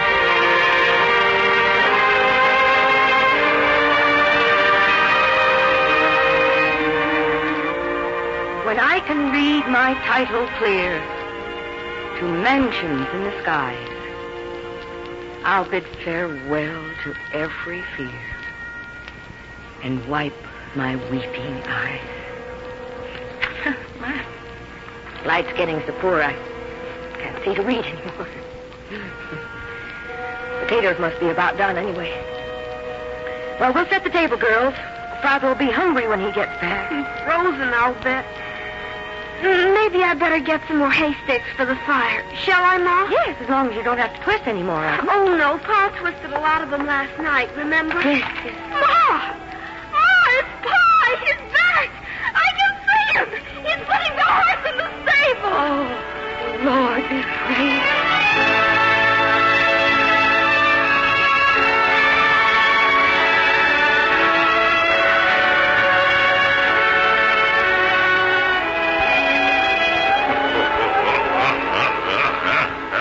Go ahead.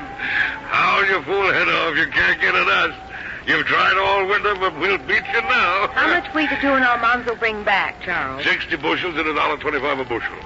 Loftus and some of the men are unloading it now. Everybody's anxious to buy. Oh, $1.25 a bushel. I guess 2 bushels will be about all we can afford. Oh, but that'll see us through, though, Caroline. I'll go get it the first thing in the morning. Thanks to Loftus, nobody will have to starve around here now, even if the trains don't come through till next May. Thanks to you and Almanzo Wilder, too. What do you suppose that is? Well, you stay by the fire there. I'll see. Why, Mr. Fuller. Evening, Miss Ingalls. Your husband here? Well, yes, he's just... What is it, Fuller? Hello, Ingalls. Did you charge Loftus anything for hauling that wheat? Almanzo Wilder says he didn't. No, I didn't charge him a cent. Why? Well, Loftus is charging $3 a bushel for that wheat. He what? How much wheat have you got left, Ingalls? Caroline? Laura ground up the last of it this morning. Those 2 loaves of bread is all there is. Come on, Fuller. You get the Wilder boys. We'll have a talk with Loftus right now.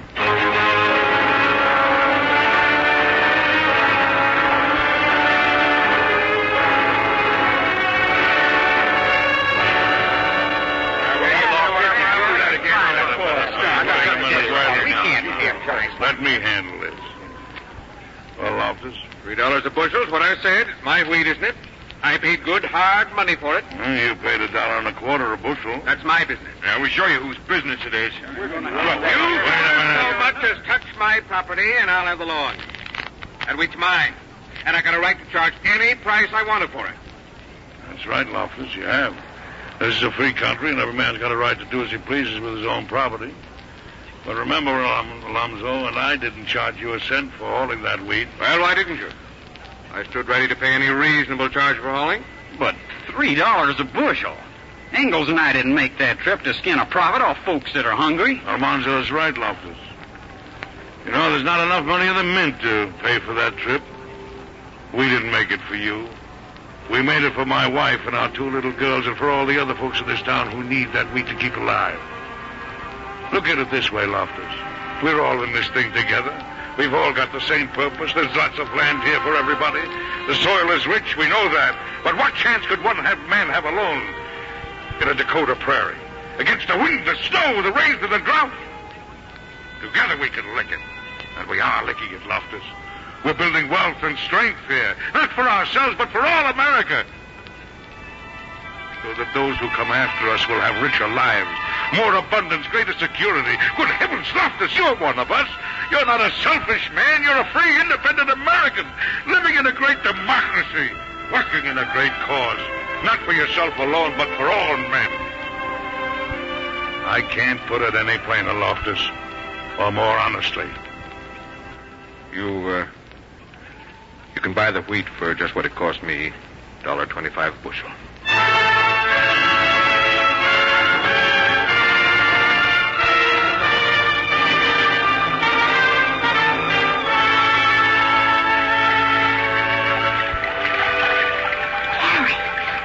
Are you awake, Gary? Yes. Listen, I have been. The snow's melting on the roof. Look, it's running down in torrents. What does it mean, Laura? The Chinook is blowing. Come on. Ma, the Chinook is blowing. The Chinook is blowing. Yes, I know, girls. I know. Spring has come at last. And breakfast is all ready. You can sit down just the way you are. In our 90s, Ma? Sure. Nice warm. Well, girls, we beat old winter at last, didn't we? Here it is spring, and none of us lost or starved or frozen. Just potatoes and bread, Charles. Not much to celebrate on. Oh, it'll taste different this morning because we know that the trains will be coming through soon. How you ever managed with so little, my dear, I'll never know. You're a real wonder, Carol. And I've got a lot to be thankful for.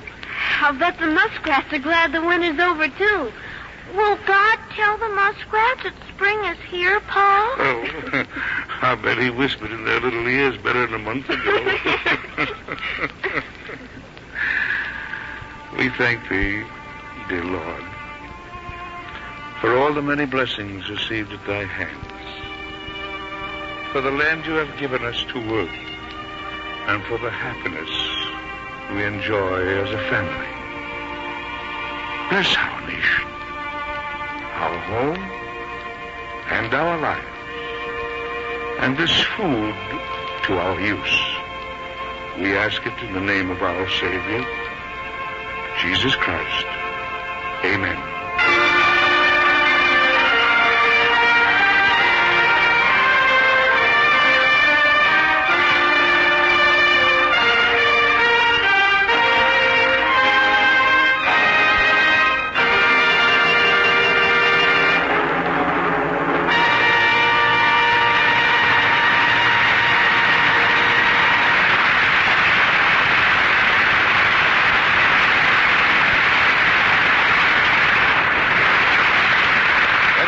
James Hilton will return in a moment. I guess it had to happen, but it still came as something of a shock when I answered the phone just before broadcast time. The voice at the other end said, don't you Hallmark folks make a card to send to the income tax man? Well, about the nearest I could come to answering that request with its association to greenbacks was to suggest taking a look at the bright greens decorating the gay Hallmark St. Patrick's Day cards, and leave it to the charm of the Irish to cast away the worries and cares of this week in March. You'll find these eye-twinkling Irish cards at the store where you buy Hallmark cards. And while you're there, why not select those Easter cards you want to send? They are lovely. And you can find one that helps you say what you want to say, just the way you want to say it. See these and all the other Hallmark cards when you want to remember your friends or share a smile with them. On special days or any days, a Hallmark card is warmly received. For remember, that Hallmark on the back tells in its own way you cared enough to send the very best. Here again is James Hilton. Whenever your name appears in the cast, Eddie, the audience can always expect a great performance, and tonight was no exception. Thanks for being with us. Well, it's always great to appear on the Hallmark Playhouse, Jimmy, and I enjoyed it very much tonight. And, Eddie, we're all aware of your acting ability, but probably very few of our listeners know that you're a pretty fine cook, too. Haven't you got some cooking hints to pass on to our audience? Well, as you know, Jimmy, I do like to cook exciting and different dishes, so I always begin with a good recipe. I use the best of ingredients and then see to it that I put in the right thing at the right time. But, wait a minute. That sounds like the recipe the Hallmark folks use when they make their Hallmark cards. The right words at the right time and the whole served in beautiful surroundings. I guess that's a recipe for many of the things that give us pleasure, isn't it, Jimmy? It surely is. And speaking of pleasures, I think we have a special treat in store for our listeners next Thursday night, Eddie. On Hallmark Playhouse, that's not unusual, Jimmy. And what have you planned for next week? Our story will be John Sedge's The Long Love, a very warm portrait of an American marriage and the problems encountered. And for our star, we have that popular young actor, Van Johnson. Our Hallmark Playhouse is every Thursday. Our director-producer is Bill Gay. Our music is conducted by Lynn Murray. And our script tonight was adapted by Axel Grunberg. Until next Thursday, then, this is James Hilton saying good night.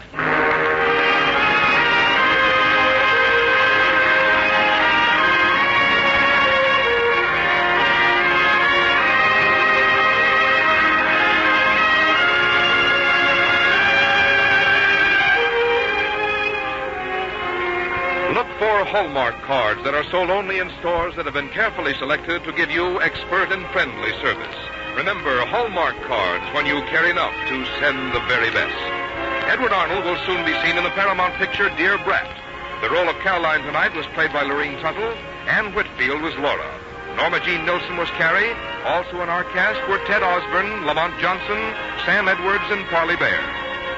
This is Frank Goss saying goodnight to you all until next week at this same time, when Hallmark Playhouse returns to present Van Johnson in John Sedge's The Long Love. And the week following, Margaret Irwin's Elizabeth, Captive Princess, starring Anne Baxter. And in the weeks to follow, Francis Parkinson Kai's Joy Street on the Hallmark Playhouse.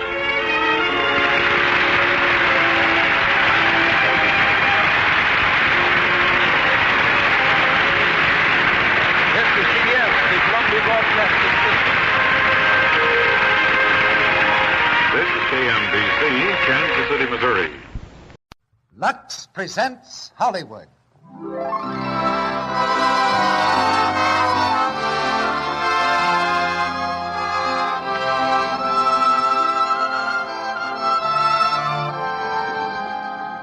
The Lux Radio Theater brings you Barbara Stanwyck and Fred McMurray in Remember the Night with Elizabeth Patterson, Beulah Bondi, and Sterling Holloway. And ladies and gentlemen, your producer, Mr. Cecil B. DeMille.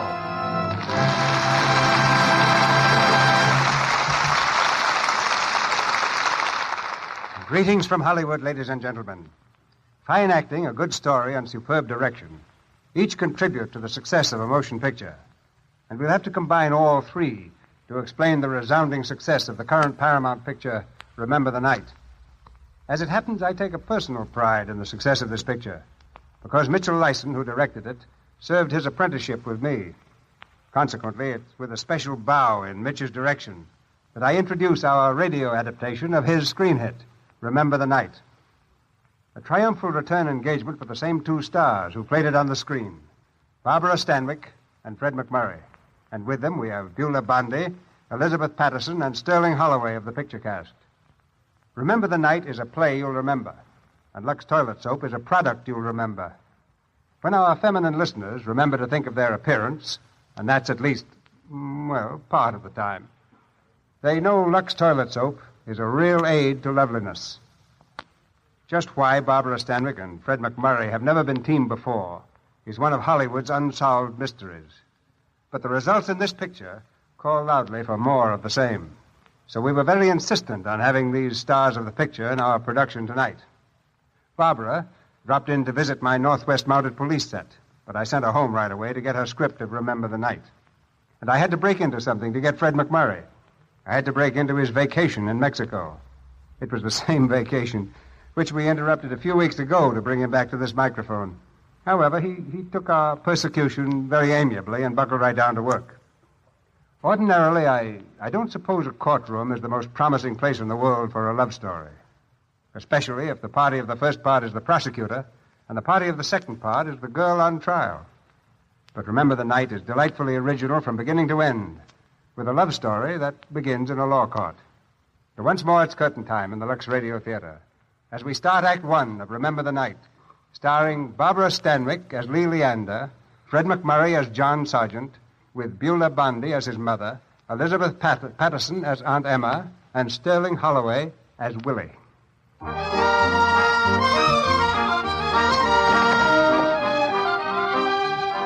A jewelry store on New York's Fifth Avenue.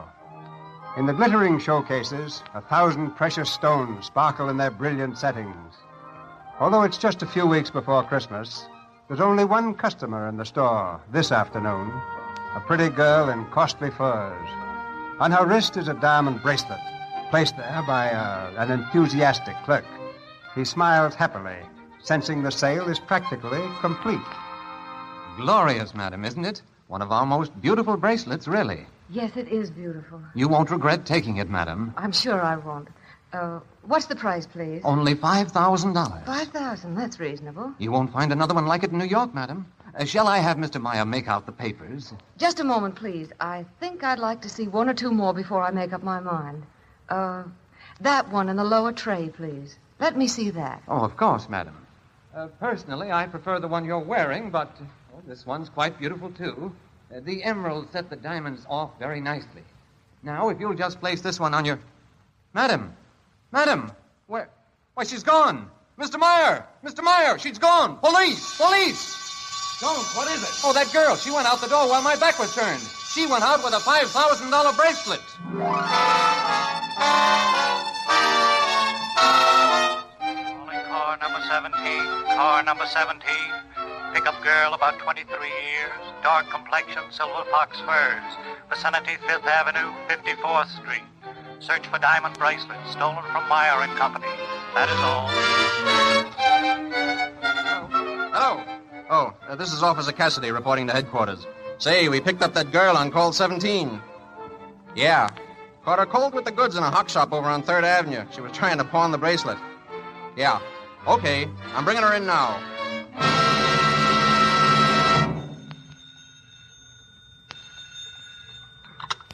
District Attorney's office. Who? Oh, just a moment. Who is it? Commissioner's office. It's about that acquittal yesterday in the shooting case. Tell him I'm busy. Hello? Can the district attorney call you back? Thank you. Is that all they have to do? Beef about acquittals? All right, Tom, let's get going. Okay, boss. What's the first case today? That's a cinch. Dame by the name of Lee Leander cops a bracelet out of Meyer and Company on 3rd Avenue in Hoxton. Open and shut. First offense? Nah, she's got a record. This is her 3rd offense. Well, that's good, that's good. The first offender at Christmas time is tougher than tiger meat. Tom, look at that chart. Convictions only 78% as against 82% last year. Say, can I handle this case, boss? I'll get you conviction. You probably could handle it as well as some of these dopes, but when the right case comes along, I'll give it to you. Wife beater or something like that. Your face isn't right to prosecute a woman. Oh, boss, listen. Nothing doing, Tom, nothing doing. We'll get Sergeant on this one. Sergeant? What's his face got that mine hasn't got? Well, whatever it is, he's never lost a case for me yet. Yeah, but he's gone home for Christmas. Ohio or Oklahoma, someplace like that. Now, listen, I could get you a conviction so Take it great easy, Tom. Take it easy. Miss Day, get me John Sargent on the phone. Yes, sir. Now, boss, now that ain't fair. Stop moaning. Sargent's terrific with these pretty girl jobs.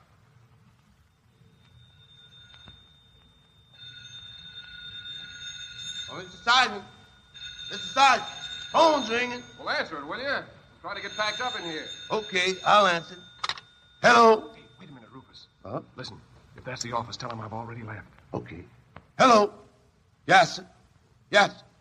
Well, this is the office. He's already left. Oh, you blockhead. Give me that phone. I just said... Shut up. Good morning. Who all wants to speak to Master Sergeant, please? Hello, Sergeant. Who do you think you're kidding? Oh, all right, never mind. Who is this? This is your boss. You know, it's a good thing you didn't take up acting for a living. Yeah? Well, what do you want? Well, listen, we got a case to try this morning. I'll see you at the office in 15 minutes. Now, wait a minute. I'm supposed to be going home for Christmas. Sure. You can leave here this afternoon. Yeah, but I've got 730 miles to drive. You told me I could... Now, look, Jack, don't argue. It's a female case, and I need you. Now, come on. Oh, I was afraid of this. Who's defending? O'Leary. That windbag? He'll give us the Gettysburg Address and the Declaration of Independence. Oh, no, he won't. Now, I'll have Tom meet you in court, and you'll be out of there by noon. Now, get right down here. Goodbye. Now, listen, boss. Hello. Oh, O'Leary. He'll talk all day long. When you leave, Mr. Sergeant. Shut up.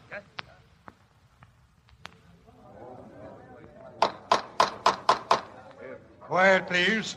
Proceed with your summation, Mr. O'Leary. Thank you, Your Honor. Ladies and gentlemen of the jury, during the course of this trial, you've heard the prosecuting attorney, Mr. Sargent, attempt to prove that a valuable bracelet was taken from the premises of Meyer and Company by the defendant. All this has been a waste of time, ladies and gentlemen of the jury, of your time and mine. Time we could spend to better advantage in last-minute Christmas shopping. At least I know that's what I'd like to be doing. May it please the court, we object, Your Honor. The jury's Christmas shopping has nothing to do with the case. Objection sustained. I withdraw the illusion, Your Honor. Ladies and gentlemen, when I say the time has been wasted, I mean the state has gone to great lengths to prove that Anna Rose Malone, sometimes known as Lee Leander, sometimes known as a lot of other things, did on the afternoon of December 3rd walk out upon 5th Avenue with a bracelet which was still the property of Meyer and Company. To prove something she freely admits, as if the proof of this constituted a proof of guilt.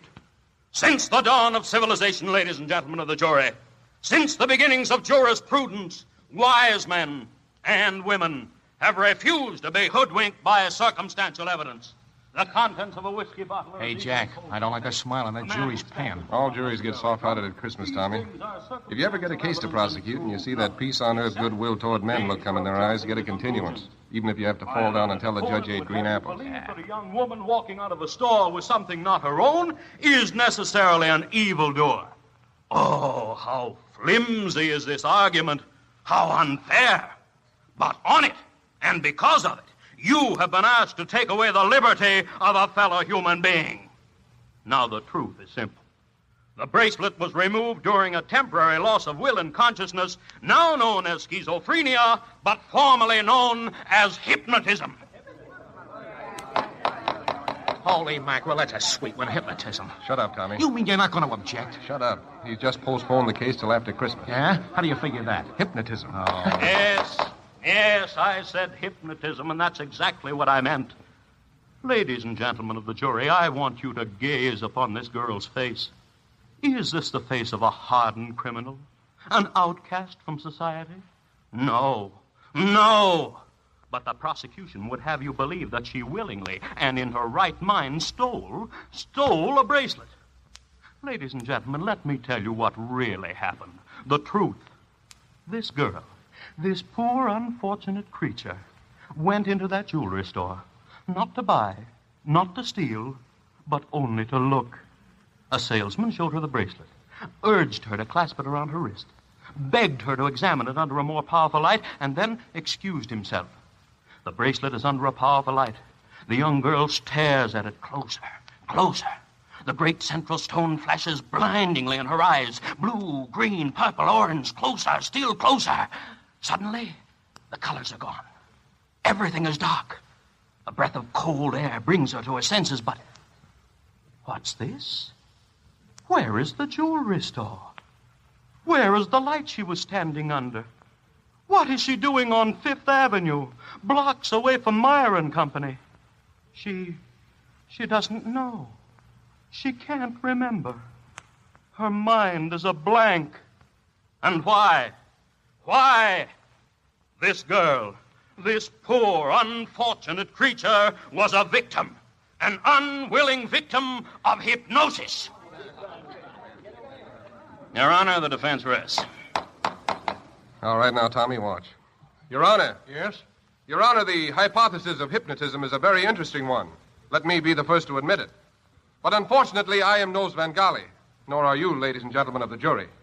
The people of the state of New York will require the expert testimony of Dr. Kindness, the psychiatrist.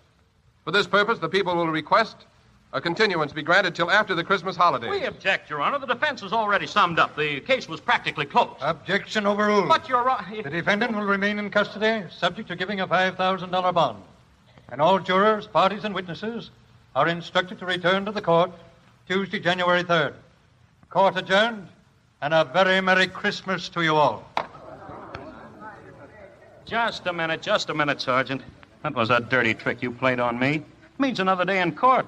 And I don't get paid by the state. I have to earn my money. No more sense of humor than a gravestone. Huh? Well, Merry Christmas, Francis. Why, you... Take it easy, Miss Lee. Let me go. I want to speak to my lawyer. Mr. O'Leary, this guard says I have to have a bond or stay in jail. That's right. Is it right? You ought to know, Mr. District Attorney. I'm afraid it is. Well, how can I get a bond? I haven't any more money, and I don't want to spend Christmas in jail. Please don't let them do that. What do you mean you haven't got any more money? What have I been talking for, to hear my own voice? If you hadn't talked so much, I'd be out of here right now. What do you mean by that? Hypnotism. That gag's so old it's got whiskers. Oh, please don't let them keep me here over Christmas. What's the difference? What could you do if you haven't got any money? I could walk around, couldn't I? Come on, miss. It ain't as bad as you think. You get a nice little room and a nice turkey dinner on Christmas. Yes, I know. Never mind the build-up. Let's go. I hope you have a Merry Christmas, Mr. Sergeant. Hey, she's kind of sore at you, Jack. Yeah. Say, Tommy, on your way out, send Fat Mike in here, will you? Huh? Fat Mike the bondsman? If you know any other Fat Mikes, you can send them, too. I get it. You don't, but let it pass. Okay, I'll send him right away. Hey, Mike. Sure? Mr. Sergeant wants to see you right away. Sure, coming.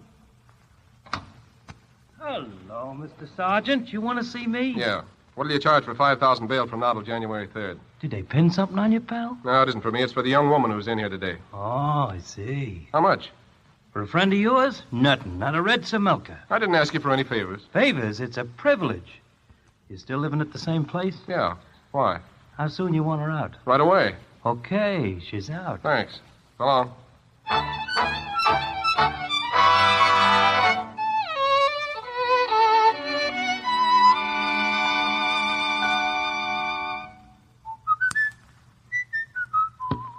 Hey, Rufus, you got those other grips packed? Rufus! Yeah, I am, boss. What's the matter with you? She's here, boss. Who's here? I don't know. Then how do you know she's here? I just let her in the living room. You let who in? The lady. You mean there's a lady here in the apartment? Yes, sir. Oh, what'd you let her in for? I told you I wasn't home to anybody. Yes, sir. I told him that. But he shoved the door open anyhow and pushed the lady in with his compliments. Who did? A man, Fat Ike. Fat Ike? You mean Fat Mike? Yes, sir. He sure ain't thin, Mike. What did he bring her here for? I don't know. Guess I'll have to go and speak to her. Yes, you will. Well, hello. Hello. What are you doing here? I don't know yet, but I've got a rough idea. Well, anyway, I'm glad you're out. Mm-hmm. Now what do I have to do for it? Well, for one thing, you could say thank you, but if that doesn't fit in with your plans, just skip it. My motives in this Here matter... you are, boss. Here's the drinks. What drinks? I didn't tell you Got to... some soda, miss? Thanks. Drink, boss? Get out of here. Yes, sir. Yes, sir. I know. You know, one of these days, one of you boys is going to start one of these scenes differently. And one of us girls is going to drop dead from surprise. What are you talking about? I suppose you do this with all the lady prisoners? Oh, yes. My life is just one long round of whoopee. Well, you're in a good spot for it. Wonderful. I have only to wave a finger and I can satisfy my slightest whim. And I suppose if anybody says no, you just put them right back in the cooler. That's right. Now, look. When court reconvenes, I'm going to try to put you in jail for a good long time. That's my business. But you haven't been convicted yet, so I don't see why you shouldn't enjoy Christmas like the rest of us.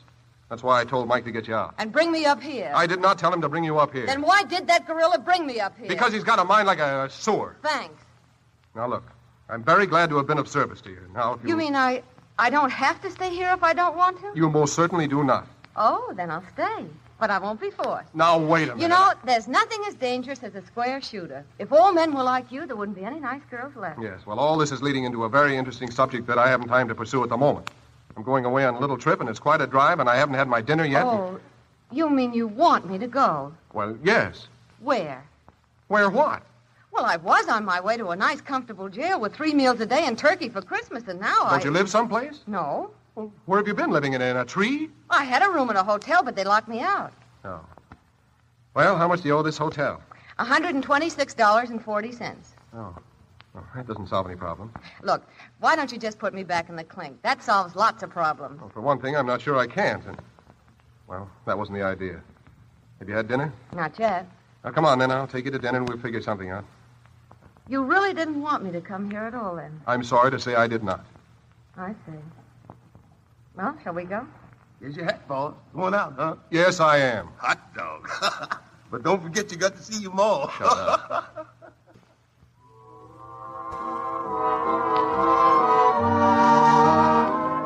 Want anything else? No, thanks. It's been nice up to now. Yeah. You know, I was thinking I might lend you my apartment while I'm away. Oh, that sounds like a play, doesn't it? Yeah, sounds like a flop. Don't worry about me. I can always chisel a hotel for a week or so. That's a nice, cheesy idea. Well, I'm not going to sleep in the subway. And as far as the holiday's concerned, I guess I'll get plenty of that when you get through with me. Oh, not that I mean it in a disagreeable way, you understand. I understand. Your business is your business. Of course, some people wouldn't care for that kind of business, but somebody has to do the dirty work. Thanks. Just too bad it had to be somebody as nice as you. How long have you been swiping things? Always. Have you been caught before? Uh-huh. Did you take things you didn't need? Sure. In the presence of beautiful things, did you feel a sudden irresistible urge to take them in your hands and hurry away with them? Oh, you mean was I hypnotized? No, I mean maybe you're a kleptomaniac. Oh, no. They tried that, though. Now, you see, to be a kleptomaniac, you can't sell any of the stuff afterwards or you lose your amateur standing. I don't understand it. I don't think you ever could understand because your mind is different. Right or wrong is the same for everybody, you see, but the rights and the wrongs aren't the same. Oh, that's ridiculous. Is it? All right, try it like this.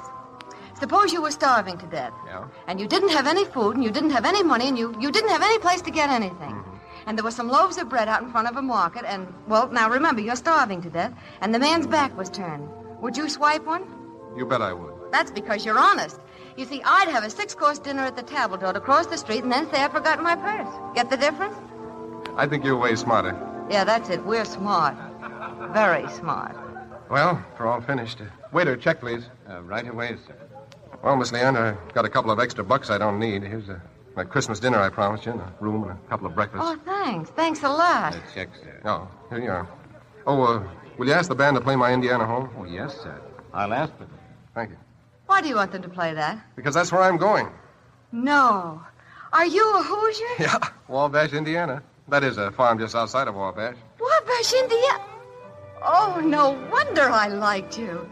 I'm from Eltonville. No. Uh-huh. Why, that's only about 50 miles from... Yes, sir. Well, I'll be darned. And we have to come here and meet like this. It's funny, isn't it? So, you're going back home, huh? Yeah, I go home every Christmas. You do. Oh, gee, that's great.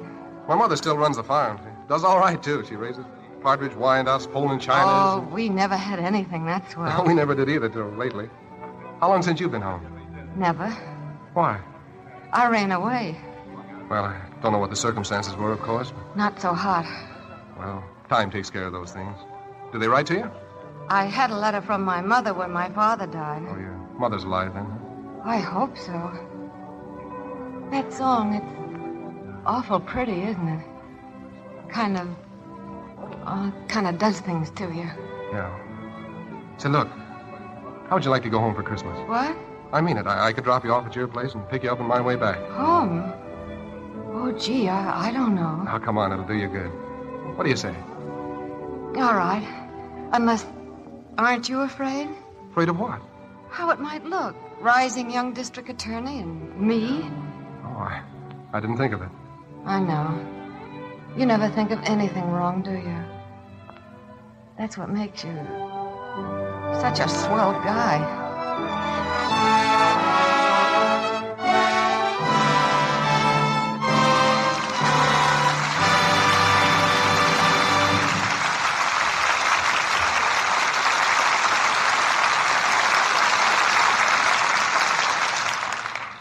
The curtain falls on the first act of Remember the Night, with Barbara Stanwyck, Fred McMurray, Elizabeth Patterson, Beulah Bondi, and Sterling Holloway. Over on Rockwell Street, in a little white bungalow, the first guest has just arrived a bit early for one of those bridge get-togethers the ladies have from time to time. We're going to let you hear what this guest says, and what she thinks, too. Why, hello, Ellie. How nice you look. Where did she find that dress, I wonder? She has the best taste. Excuse the way I look, Ellie. I'm a little early. Came right straight from the office. I worked late and I didn't really have time to go home and change. Gosh, do I feel grimy. I could only take a quick bath. My, how lovely the living room looks. Those flowers are just the right color. I wonder if she'd think me nervy if I asked to take a bath. Tired? Oh, well, not exactly, Ellie. I'm just sort of, well, messy, you know. A bath? Oh, how lovely of you. I hadn't thought of it, but it would make me feel better. Oh, thanks. That's awfully kind. What a pretty negligee. Will I feel good in this? Everything she has is perfect. Yes, thanks so much, Ellie. Don't wait. I have everything I need. She's got Lux toilet soap. I ought to have known she would. She's got such taste. Everything is perfect. Gosh, does this feel good? This nice Lux soap will do the trick all right. I love the way it lathers. Yes, a Lux toilet soap beauty bath will do the trick. Leave Ellie's guest feeling fresh from head to toe. This luxurious white soap that 9 out of 10 screen stars use has creamy, active lather that swiftly carries away perspiration, every trace of dust and dirt. You'll find a daily Lux soap beauty bath a wonderful way to protect daintiness, make you sure of fresh, fragrant skin. And it's true that Lux toilet soap in your bathroom has come to be one of those little things that mean good housekeeping, good taste. The superlative quality of this fine white soap, its delicate, distinctive perfume, makes it a joy to family and to guests. It's luxurious, and yet not a luxury. For it's sold by so many thousands of cakes that its price is kept low. Now, the economical way to buy it is 3 cakes at a time. And you might try leaving a cake you aren't using in among your linens or underthings. It'll leave them delightfully fragrant. Now, our producer, Mr. DeMille. Act 2 of Remember the Night, starring Barbara Stanwyck as Lee and Fred McMurray as John Sargent, with Beulah Bondi as his mother, Elizabeth Patterson as Aunt Emma, and Sterling Holloway as Willie.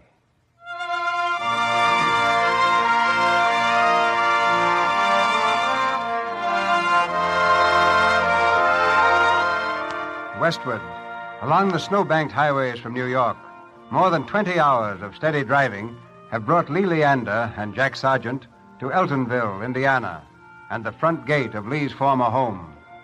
A bright moon softens the outline of the ramshackle house that that stands cold and dark on the outskirts of the town. From within the house comes the warning wail of a dog as Jack swings the car up to the sagging front porch. This is it, huh? Yes. Well, all out then. End of the line. Oh, please, let's wait till... Well, my mother might not even live here anymore. Hey, don't be so nervous. Will you go in with me? Sure, I'll go in with you. Come on, I've got your bag. See that tree? Yeah? I fell out of it when I was 12. Oh, I was a terrible tomboy. See, from that branch right up there. I landed on my head, too. That's a better gag than hypnotism. Your lawyer should have used that. As a matter of fact, you should have had me for your lawyer. Come on now, smile. Here we are. Oh, gee, I didn't mean to knock so loud. Why, that sounds like Mickey barking. Oh, it couldn't be. He'd be too... Here's somebody coming. Yeah. Now, look, I'll pick you up on New Year's Day in the afternoon. Don't forget. No. Gee, you've been sweet. Will you shut up? Yes? Oh, I'm terribly sorry. Doesn't Mrs. Malone live here? Oh, I guess you want my wife. Oh, I didn't know. Who is it, Henry? Somebody want me? Mama. Oh, Merry Christmas, Mama. Well, you know me, don't you? Come in. This is Mr. Sergeant, how do you do? Sit down. You're looking fine, Mama. What did you come here for? What do you want? Oh, I don't want anything, Mama. It was just Christmas, and Mr. Sargent happened to be driving You see, I live in Wabash. It's just about 50 miles from here. I knew you'd be glad if Glad? Why should I be glad? Good riddance to bad rubbish, I said the day she left. Oh, Mama, please, Mr. Sargent... Just like her father, she is. Always laughing at serious things she was. Never doing what she's told till she winds up stealing. Stealing my mission money. Money I'd put by with the sweat of my brow, that's what. I didn't steal it. I told you 1,000 times I only borrowed it. I was going to pay you back. But you didn't pay me back, did you? And you never paid me back. Well, how could I after you called me a thief in front of the whole town? Nobody would give me a job. And you left here. The great lady. We weren't good enough for you. A decent home, a hard-working mother, and a crook for a daughter. Oh, Mama. Look, Lee, I don't want to tear you away, but we still have 50 miles to go. Oh. Are you ready? Oh, yes. It's been very interesting to meet you, Mrs. A name doesn't concern you. It most certainly does not. Come on, kid.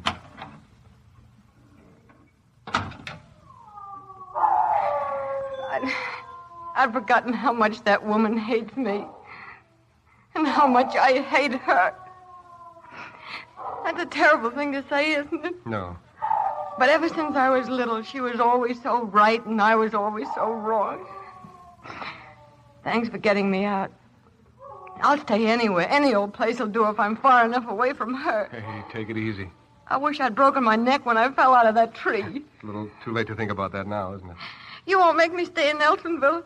You'll find me a room somewhere else? Sure I will. Any old dump will do. That's just what you're going to get. It's only got one window, and the mattress is stuffed with rocks, and it's got a painting of the cross-eyedest old man you ever saw in your life. How do you know? How do I know what?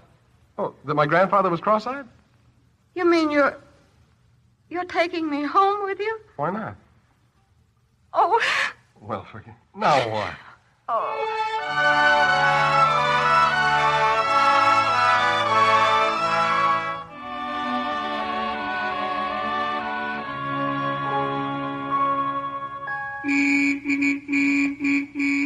Hey, anyone home? Hey! John! Hello, Mother. Oh, my boy, my boy. Gosh, Mother, it's good to see you. Oh, I just can't believe you're here at last. Well, Jack Sargent. Aunt Emmy, hello, Aunt Emmy. How about a kiss, huh? I declare I'm glad you're here. If only to stop your mother from taking leave of her senses. Oh, boy, I'll say. Hello, John. Welcome home. Hello, Willie. The girl still chasing you? Oh, John. What made you so late, dear? We thought you'd be here by 6 at least. Well, you see... Hey, who's that in the front seat? Oh, I'm sorry. Mother, this is Miss Lee Leander. She's come to spend Christmas with us. How do you do? Oh, how nice. Well, I'm so glad to know you, my dear. And this is my Aunt Emmy. Knows more about flannel cakes than the guy who invented them. Hello. I'm right pleased to meet you, Miss Leander. And this is Willie Sims, our hired boy. He's crazy about the girls, and the girls are crazy about him. Willie Sims. Pleased to meet you. Hello. I hope I won't be too much trouble, Mrs. Sargent. Trouble? Why, bless your child, it's a joy No to have trouble you here. here. Not a No speck. trouble, But, John Sargent, why didn't you send me a telegram? Well, you see, Mother, this was rather unexpected. Well, never mind all that. Now, come along, child. You must be near freezing to death. And here we are, cackling like a couple of... Emmy. What? Did you leave those cookies in the oven? Oh, jeepers creepers. Oh. Come along now, everyone. This way, Miss Leanne. Thanks. Oh, boy, John. What? Ain't she a peacherino? Who? Oh. All I can say is hot dog. Come on, grab a grip, Willie. I want to thaw out in a hurry.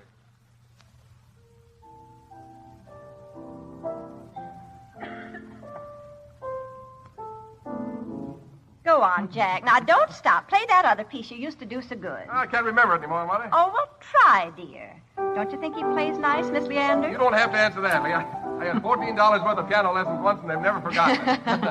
Willie, hand me that popcorn. We've got to have it all strung for the tree tomorrow. Yes'm, here you are. Well, here, you can help me. You haven't done a thing all night. Oh, gee, didn't I help Miss Leander with all them dinner dishes? You should done them yourself, Willie. Miss Leander's a guest. Oh, I like doing them, Mrs. Sargent. I've lived in hotels and places so long, I haven't been around the house as much as I'd like.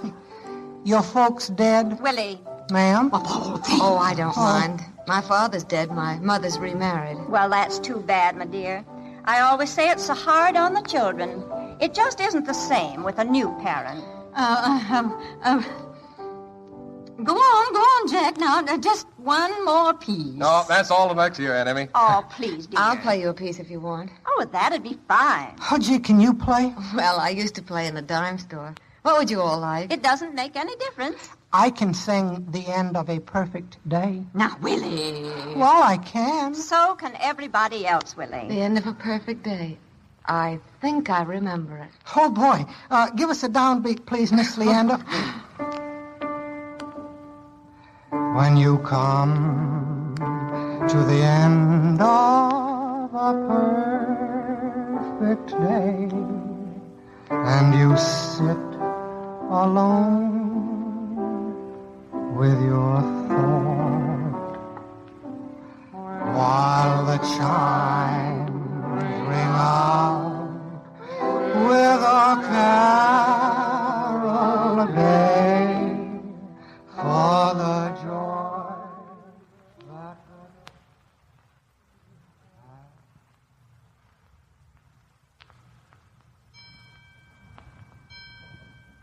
Well, son, time for bed.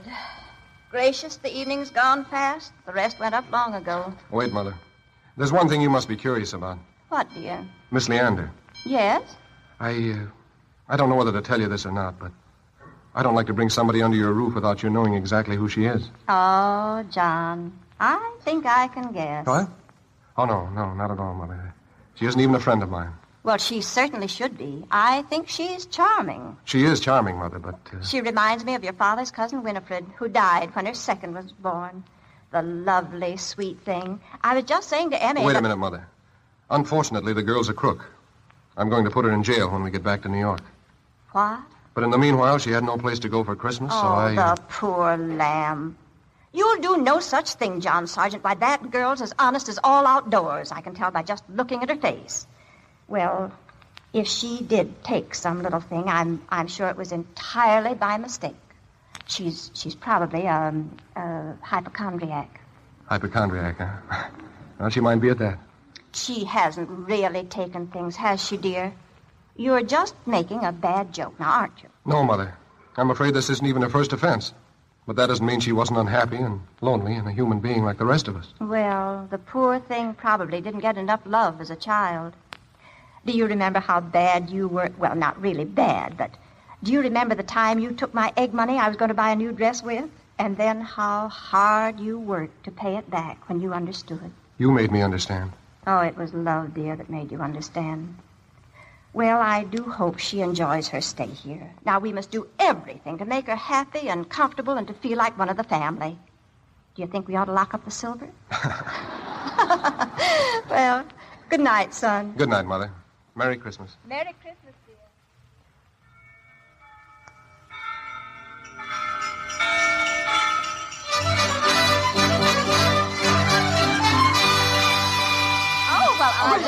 Oh, this is lovely. I've never seen so many presents in all my days. Well, here's another one for you, Mother. For me? Oh, John, another bottle of perfume. Ecstasy, too. Well, I haven't even started on that bottle of ecstasy you gave me last year. And Aunt Emmy, here's a present for you. Willie, what have you got there? I don't know yet. Getting her open. What, Jack? Huh? What? Oh, what's this supposed to be? Why, A that's- nightgown, Emmy. Oh, Jack Sargent, you ought to be ashamed of yourself. Gee, you can see right through it. Willie. It's lovely, isn't it? Gee, we've got all our stuff open, and, well, I'm sorry about the present situation, Lee. If we'd only known sooner. Why, John, there's some presents for Miss Leander over there on the sofa. Oh. Why, of course, Jack, you must have forgotten. Oh, well, guess you can always trust Santa Claus. 3 packages, Lee. Here. Merry Christmas. Oh, no. Here. Oh, you shouldn't have gone to all that trouble. Open them up now, dear. Oh, what a lovely pincushion. It's so pretty. Oh, it's nothing at all. Just scraps and things I've been collecting for years. Here's the next one. Very Merry Christmas to Miss Leander from Jack's Aunt Emmy. Stockings. Oh, thank you so much. Bed socks. Oh. Not so fancy, but wonderful on a cold night for a spinster lady. Oh, it's awfully sweet of you all. Here's another, Miss Oh, Leander. no, not really. Yeah. Who's that from, Willie? From you, you big dunce. Don't you remember anything? Well, but I didn't. Gracious sakes, Jack. Oh, perfume. Oh, thank you. Oh, it's nothing. Just a bottle of perfume. And ecstasy, too. Yeah, that's right. Oh, you're all much too kind. I don't think I've ever met anyone so thoughtful and so... Oh, nonsense, child. We're so happy to have you and so anxious for you to enjoy your stay. Of course, there isn't much to do here, except tonight we're bobbing for apples, and tomorrow the young folks have a treasure hunt, and Thursday's the charity bazaar. Then we rest up for a day. And the next day's New Year's. That's the big event. And this year we're having a real old-fashioned barn dance like the Hicks were supposed to be. That's all there is. Farmers' wives don't die of boredom anymore. They die of heart failure.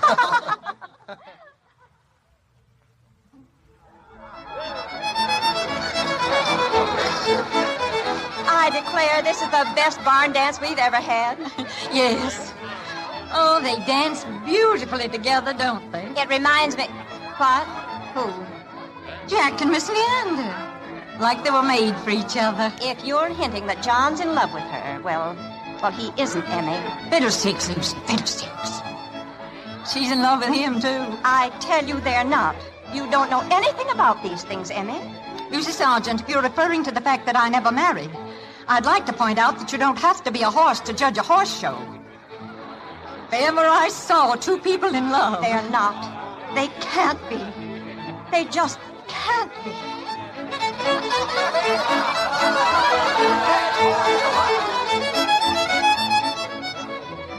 Almost over, isn't it? Yeah, just about. We'll be pulling out for New York in the morning.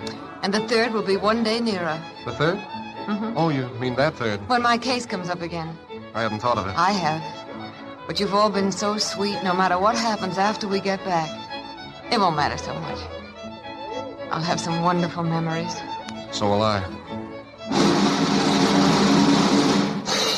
Ladies and gentlemen, I have the honor to wish you all a very happy New Year.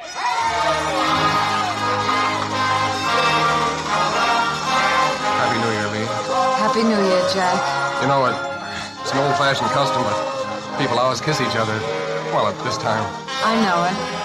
Well, what am I waiting for? I don't know. Why are you?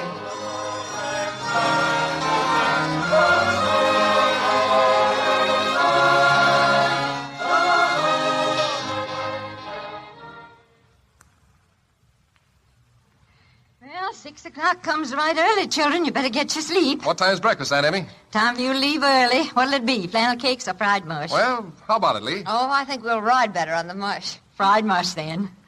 Good night, children. Good night, Aunt Emmy. You sleepy? Not very.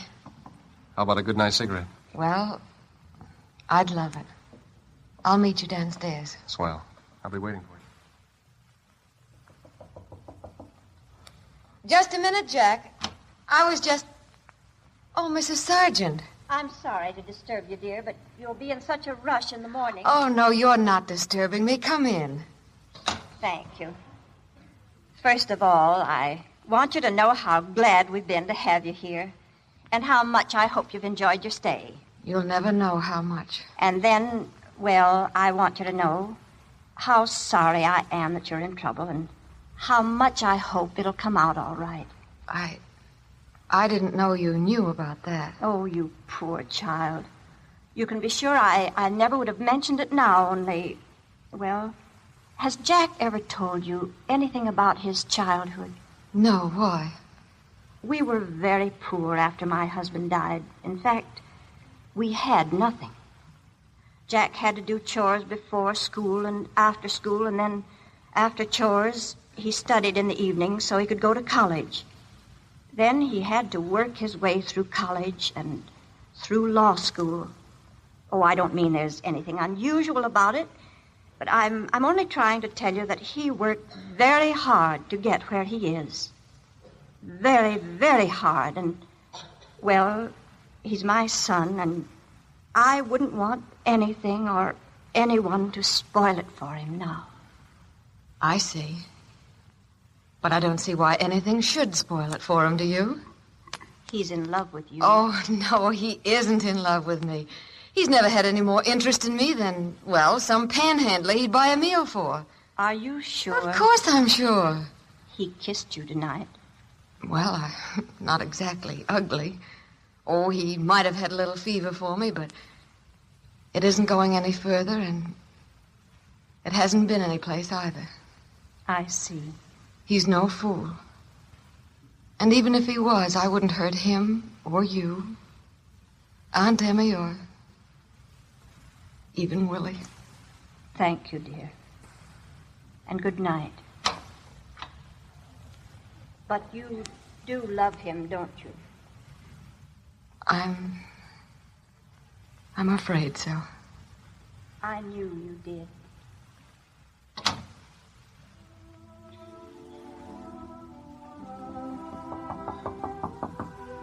Lee? Lee? Yes? How about that good night cigarette? No, thanks. I'm too sleepy. Oh, okay. See you in the morning. Good night. Good night. I'll see you in the morning.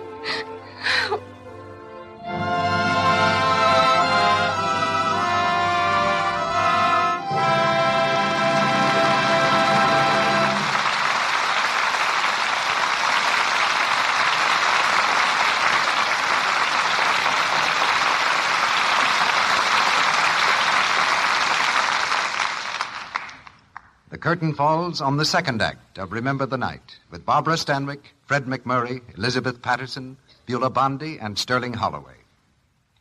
Before our stars return in Act 3, let's hear from our studio reporter, Libby Collins. Well, Mr. Rourke, I'm much impressed with the young Warner Brothers star who's attracting a great deal of attention right now, Jane Wyman. Oh, yes, Jane Wyman. Say, she did Warner Brothers proud in Brother Rat and a Baby. And let's see. And in Angel from Texas, a new picture which will be out in a few weeks. Young Jane Wyman distinguished herself so in those two parts, Mr. Rourke, that all the wise money in Hollywood is betting that she'll be one of the biggest stars in pictures in a year or two. What's Jane like personally, Libby? She's one of the all-round nicest girls I've ever met. And a regular dynamo of energy. In fact, her nickname at the studio is Dynamite. That's interesting. She's just been married to Ronald Reagan, who has a romantic interest in several pictures. Yes, I remember that. Incidentally, Jane is another of that army of models who've made good in pictures. She makes good use of that experience now by designing her own clothes. Do you know what a Hollywood makeup man told me about Jane Wyman? No, what was it, Libby?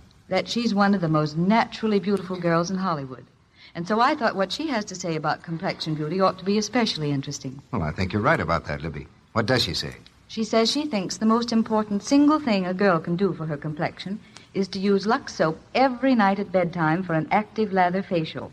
Jane says she herself never misses out on this, no matter how tired she is. It only takes about 3 minutes, and she sleeps better because her conscience is clear. She knows she done right by her skin. Thank you, Libby. It's evident that Jane Wyman is a clever little girl. She's not going to risk spoiling her complexion, the good looks that mean so much to her success, through carelessness. Now, what about your complexion? Is it as lovely as it ought to be? You'll find Lux Toilet Soap a wonderful beauty aid. You'll find, if you use it regularly, this soap with active lather really works. Now, perhaps without realizing it, You've been careless about removing stale cosmetics, dust, and dirt. And so your skin is, well, not what it might be. Why don't you make sure of thorough cleansing? Why don't you begin tonight to give your skin the gentle beauty care that Lux Toilet Soap's Active Lather gives? Take your first Active Lather facial tonight, and then keep it up for 30 days. See what it can do for you. We pause now for station identification. This is the Columbia Broadcasting System.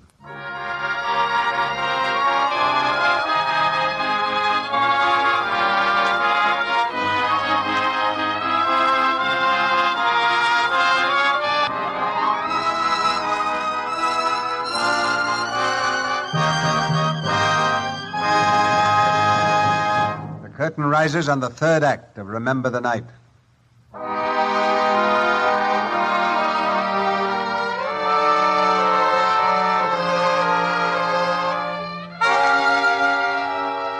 It's early the following morning. In the half-light, just before dawn, Jack and Lee are ready to leave for New York. As they come down the steps of the old house, Mrs. Sargent takes Lee aside. Goodbye, dear. Goodbye, Mrs. Sargent. Remember, there's always a room upstairs for you, and we'll be only too glad to have you. That is, if everything turns out. I mean, of course it will. I know it will. And don't drive too fast, Jack Sargent. If you get tired, just drive into a field someplace and go to sleep. Oh, thanks. Anyway, we're going up through Canada. I've never seen the place. Canada? What are you talking about? Oh, just a different way of getting there. Well, whatever you do, John, take good care of yourself. I will, Mother. Bye, Jack. Goodbye, Emmy. So long, Willie. Goodbye. Goodbye, dear. Let me hear from you often. I will, Mother. Goodbye. Goodbye, Miss Leanne. Goodbye, Willie. Goodbye, all. Hey, don't forget to write. And don't you forget to chop some wood. Christmas is over. Oh, ain't it the truth? Ain't it the truth?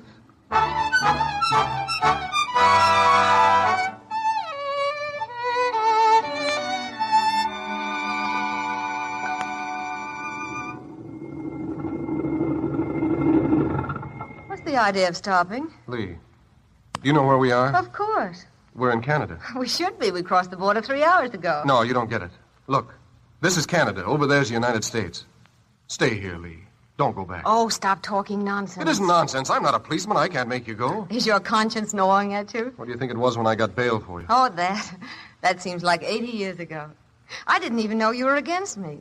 Oh, I did know you were supposed to be trying to put me in jail or something, but... Oh, you were so gentle about it. Yeah, that's part of the technique. If you don't treat a woman with kid gloves, every man in the jury wants to punch you in the nose. And you have to handle the jury with kid gloves, too. You'll get it right in the verdict. You know, it's very hard to put a woman in jail no matter what she's done. I'm supposed to be kind of a specialist at it. No, you're not. Sure I am. You're just trying to make me hate you so you won't feel so bad when you give me the business, aren't you? Look, are you going to stay in Canada? A fine district attorney you are, telling me to jump bail. You know I love you, don't you? Don't say that. And you love me. No. I suppose that's why you've looked at me the way you have, and kissed me the way you did. And why your hand has always found mine, and mine has always found yours whenever they were anywhere near each other. Oh, Jack, don't be a fool. Look, I'm only human. But you've got to remember how hard you worked to get where you are. You've got to think of the hours and the days and the years you spent getting through college. I see. Mother's been talking Well, to why you. shouldn't she? She got everything to be proud of. And you've got to be proud and think about it, too, instead of telling people to jump bail Lee. and tell... I love you, Lee. Oh, Jack. I love you. Oh, darling, it'll be awfully hard to lose you. You know what I wish? What? I wish the case was over and you'd been acquitted. And Oh, then you shouldn't have had it postponed. if I hadn't, I'd never have met you. That's true. So the case is dismissed and you've been acquitted. Knock wood. And I pull out a marriage license. Oh, gee. And we march right into the judge's chambers and have him marry us. You know, you're talking like a madman, don't you? Yeah, I guess so. Come on, let's go.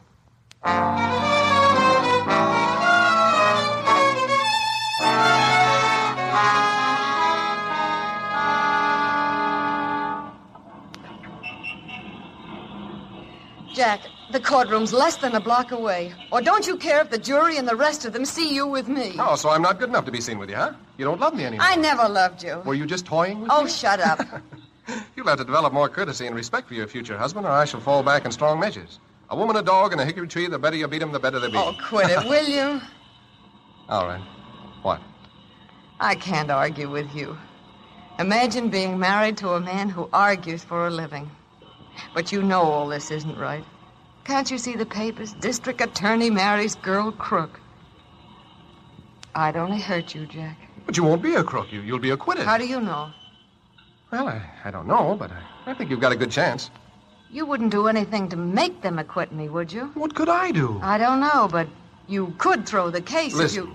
You're being tried by a judge and a jury. It's up to them. They know the facts. They speak for themselves. There's nothing I can do about it, not a thing. I hope there isn't. It would be a fine thing, wouldn't it? Now, don't worry. Everything's going to come out all right. So long, darling. I'll see you in court.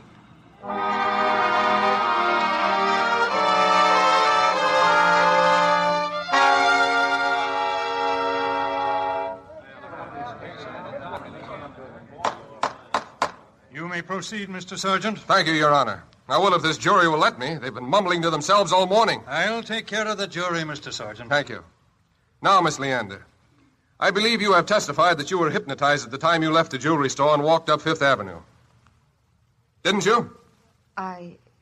Did you or didn't you? Answer the question, Miss Leander. Well, my lawyer said so. Oh, your lawyer said so. Are we to understand, then, that you and your lawyer do not agree as to exactly what happened? Don't answer that question. Object, if Your Honor, please. Question is entirely improper, and I ask it to be stricken from the record. Sustained. The jury will disregard the question. I was only trying... Your Honor, those jurors are at it again. If they'd listened to the testimony instead of whispering among themselves... Proceed with the case, please. You can't hear yourself think. Well, Miss Leander, were you hypnotized or weren't you? I suppose... We don't want your suppositions. We want to know whether or not you were hypnotized. Yes. Guess what? I guess I was hypnotized. You guess you were hypnotized. First you suppose you were hypnotized, now you guess you were. Kindly remember you're under oath. Do you know the penalty for perjury? If Your Honor, please, I object. Sustained. Tell me, Miss Leander, just how many times have you been hypnotized by beautiful jewelry? I guess quite a lot of times. Did you hear by any chance Dr. Keimlitz's opinion concerning hypnotism? Well? I'm trying to think. You don't treat a woman with kid gloves, every man on the jury wants to punch you on the nose. Oh. Will the witness please answer my question? And will the juries please stop mumbling? Jack, you... You have to handle the jury with kid gloves, too. You'll get it right in the verdict. He's my son. All right, it's all right. Just take all the time you want, Miss Leander. He's worked so hard. I wouldn't want anything to spoil it for him now. Well, Miss Leander? Oh. Nothing must spoil it for him. Well, Miss Leander, what is it? What is it? Your Honor, I object to the tactics being pursued by the district attorney. He's harrying the defense. No, wait. Wait, I want to plead guilty. Your Honor, I don't believe this young woman is well. I request a 5-minute recess. I want to plead guilty. Your Honor, it must please, it must be perfectly Your Honor, a few apparent minutes the witness recess, has please. made She's obviously hysterical not by the responsible tactics for of what the she's district saying. attorney. I ask that Your Honor intercede in this matter. Why do you wish to plead guilty? Because I am guilty. You see, when you work hard for something and promises are made, you just can't toss it away, no matter what. Your Honor, it must be perfectly clear now that this is not normal behavior. Perfectly clear, of course. And the state has no desire to take advantage of a temporary There aberration. isn't anything temporary about this. Your Honor, you can see that I'm in my right mind. I plead guilty. You leave me no other alternative. The court at this time will fix next Friday, January 6th at 10 a.m. as day for passing sentence. The prisoner is remanded to the city jail. The jury is dismissed.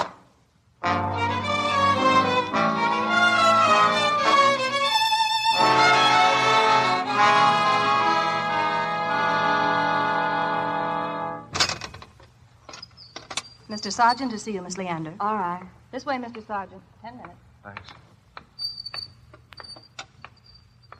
Hello. Do you realize what you've done? Yes. Do you realize it can't be undone?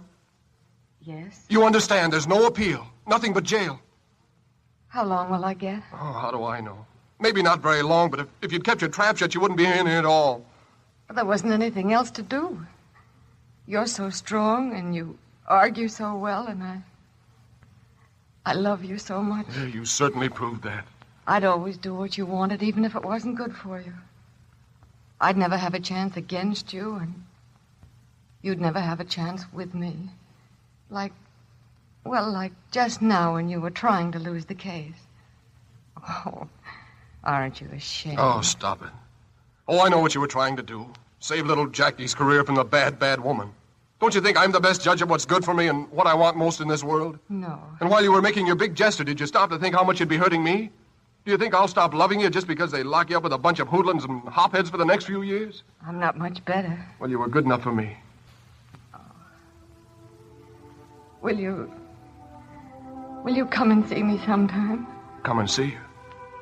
I'm going to send for the judge and marry you right this minute. Oh, no. Thanks, but if you still wanted me afterwards, you'd be a sucker if you did, but if you did, it wouldn't be the same.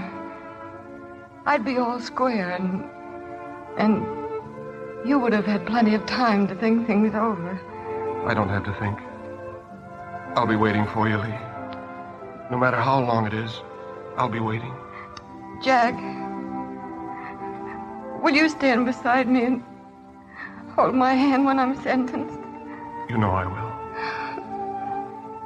Then I won't be afraid. It'll be kind of like a marriage at that, won't it? And the other part won't be so bad. Or so long. With your voice always in my ear. Your smile always before my eyes. And the feel of your hand always in mine. Lee. I love you so. I love you so.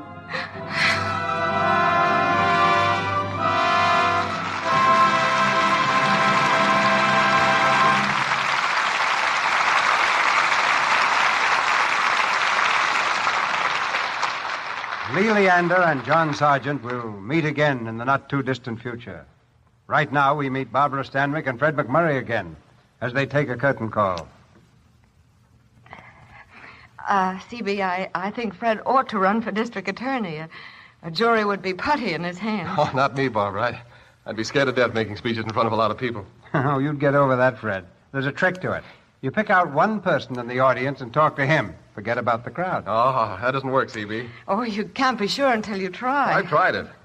You know, I used to play the saxophone in an orchestra. Well, that's nothing to be ashamed of, Fred. You never heard me play the saxophone.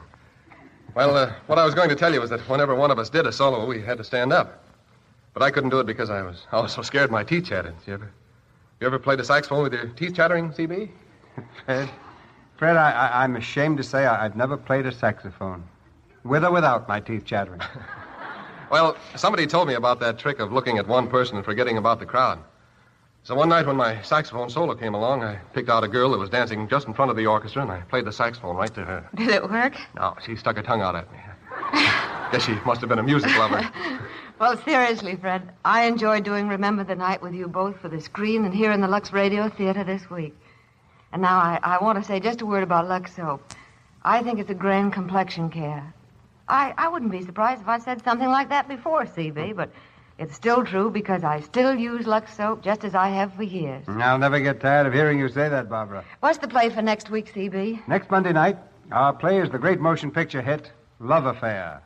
And our stars will be Irene Dunn and William Powell. Love Affair, produced by Leo McCary for RKO, is one of the finest love stories the screen has given us in many years. A drama that begins on shipboard and ends, well, I'll leave that for next Monday night, when we'll have William Powell and Irene Dunn as the lovers in our production of Love Affair. I'll take 2 seats on the living room aisle for that one, CB. Good night. Good night. Good night. Good night. The jury finds you both guilty of a great performance.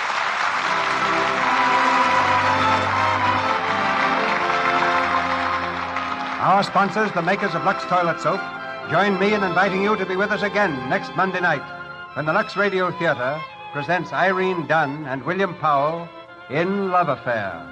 This is Cecil B. DeMille saying good night to you from Hollywood.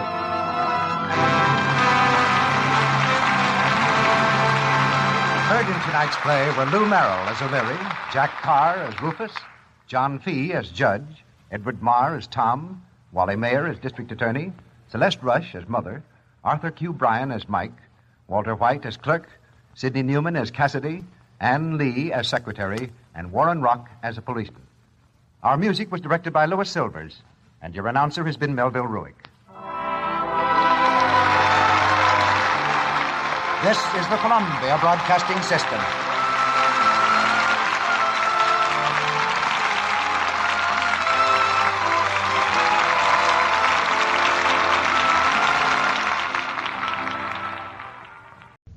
And now, stay tuned for the program that is rated tops in popularity for a longer period of time than any other West Coast program in radio history.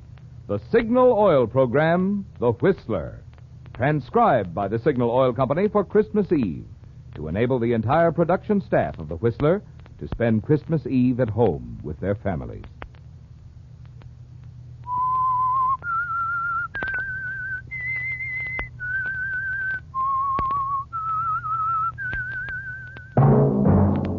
Signal, the famous Go Farther gasoline, invites you to sit back and enjoy another strange story by The Whistler.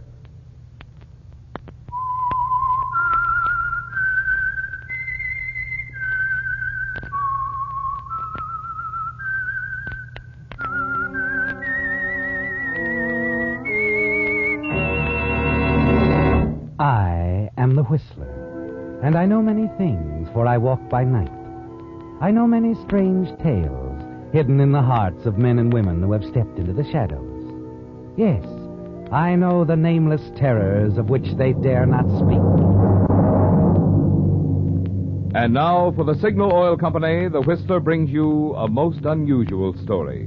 One of the most heartwarming stories of our times, especially appealing this Christmas Eve. 3 Wise Guys.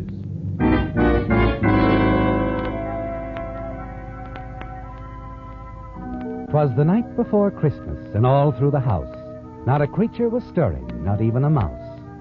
Even Broadway, that glamorous avenue of make-believe in faraway New York, seemed empty, deserted.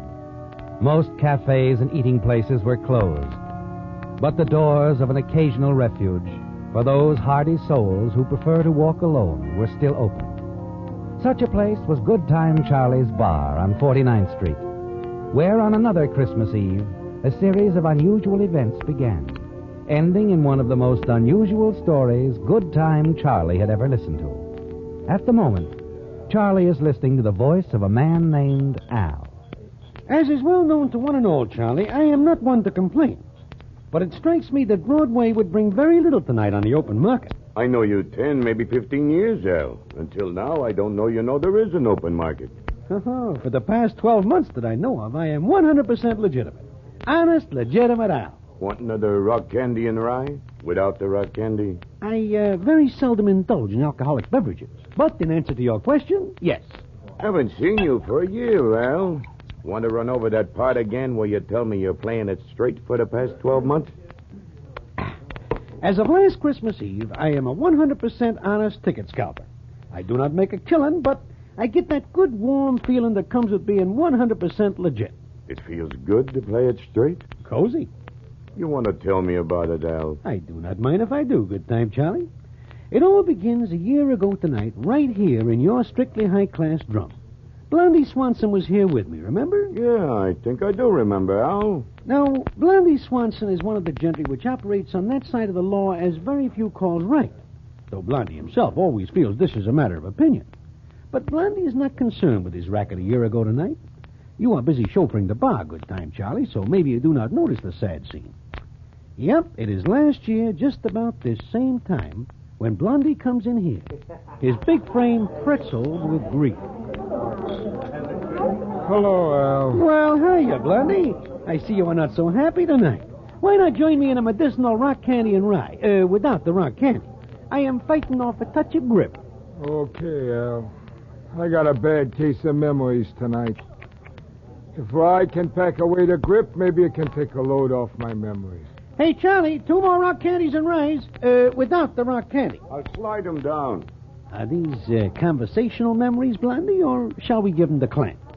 You recall a doll named Clarabelle Cobb, Al? Miss Clarabelle Cobb? Of course I do. She is well known to one and all on Broadway as a leading light with George White's scandal some years back. Yeah. Well, Christmas Eve is an anniversary for me. It was on Christmas Eve that Clarabelle left me to marry an honest guy in Akron, Ohio. Here you are. Oh, drink up, Blondie. Up to now, I remember Miss Clarabelle Cobb as a doll with Class A judgment. Why did she put distance between her and you? Well, Clarabelle was a gal that didn't care as much about how much money you had as she did where you got it. She felt that my role was ample but tainted. And this is why she puts on the exit? Right. I can see now that she was right, but now it's too late. But there must be other dolls as beautiful and desirable, and not such quizmasters as to where the scratch comes from. I'll never look at another doll again, Al. They're there for other guys. Hey, Blondie. Blondie Swanson. Well, if it ain't the Dutchman. Oh, look, Al. Al, Blondie, Yuletide's all around. Oh, I cannot believe my eyes, Dutchman. I have not seen you in these parts for maybe a full calendar or so. I've been detained in the West. Oh, it's a sad story. And I can see that all you two guys need is one more sad story. But you're not going to hear none. I got good news for you. And you have come to the right place, Dutchman. I always get kind of down on Christmas Eve. What I'm going to tell you will give you a big lift. Blondie, you and me have pulled a few fast deals together, but I got one tonight that's the softest touch of all. Oh, you can listen, Al. We'll cut you in, too. I have turned down soft touches before, but not wishing to be rude, I will hear you out. Well, some months back, 3 other guys and me knocked off a tin safe in a factory over in Pennsylvania. It was a cinch haul on account of we received a dead center tip. The tip was on the level, so we stash 50 G's in our grip sack and get set to hit the open road. Something detained you? The cops. After hot blasting from both sides, I find myself alone on the lam with 50 G's in the grip sack. But it's not a clean getaway, and I figure it's better to find a hiding place for the dough, not wanting to be caught with the goods. I am beginning to get the idea. You're suggesting that the 3 of us go for this dough tonight and cut it 3 ways. That's the idea. It's in an unpopulated barn, under the floorboards. When I decide to go get it, the first guy I think of is you, Blondie. How about it? I must admit, I got no other plans, Dutchman. Nice of you to think of me. Count me in. How about you, Al? I am not generally known as a spoil sport, but this prospect frankly holds no appeal for me. I do not wish to join the party. This your final answer? Yes, Dutchman, you may quote me. I will not go with you.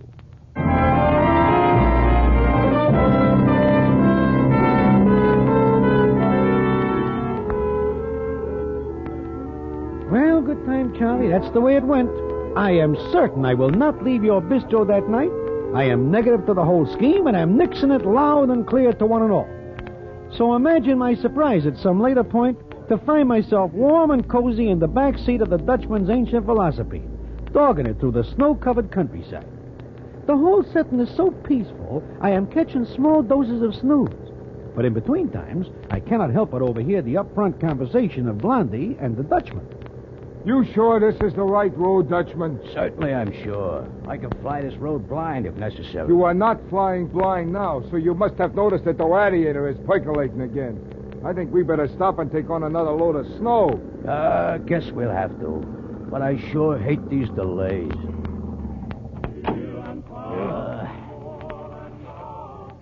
Hey, Dutchman, listen. Must be coming from that little church. Yeah. Come on, help put the snow in the radiator. Sounds real pretty, that kind of singing. You think that's pretty? Wait till you hear real music. The kind money makes when it's crisp.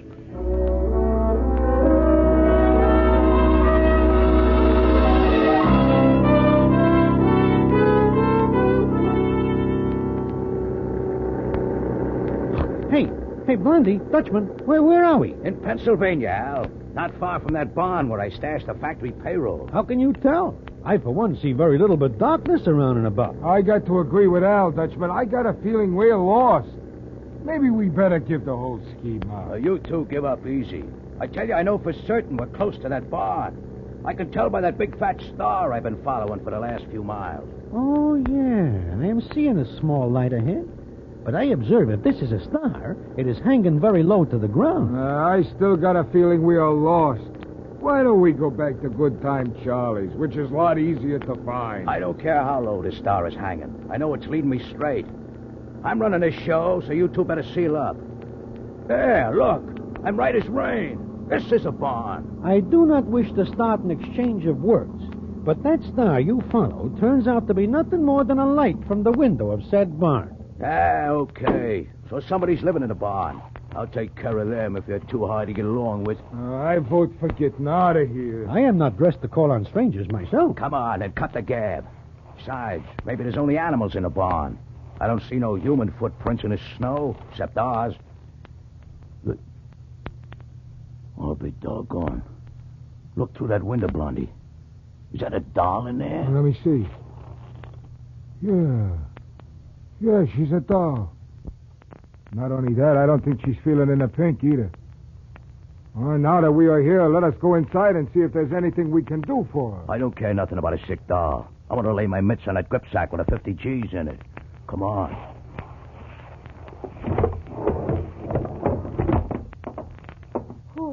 Who's there? Who are you? We mean no harm. We...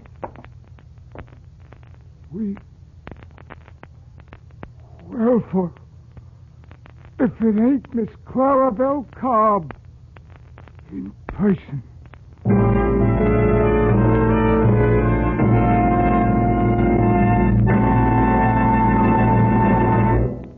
Friends, to all of you who have opened your homes to the Whistler, not only throughout the year, but even tonight on Christmas Eve, the Signal Oil Company has asked me to express their sincere appreciation for this privilege and pleasure. And we of the cast want to add our thank you, too. During the 8 consecutive years that the Whistler has been broadcast by Signal Oil Company, many of us have celebrated Christmas with many of you a number of times. And believe me, we're mighty proud that you consider us part of your entertainment family. Tonight, on behalf of Signal Oil Company and the independent signal dealers who serve you in the states of California, Oregon, Washington, Idaho, Nevada, Arizona, and Utah, I want to convey warmest season's greetings. May the many blessings of living in these United States of America enrich your holiday season and the new year.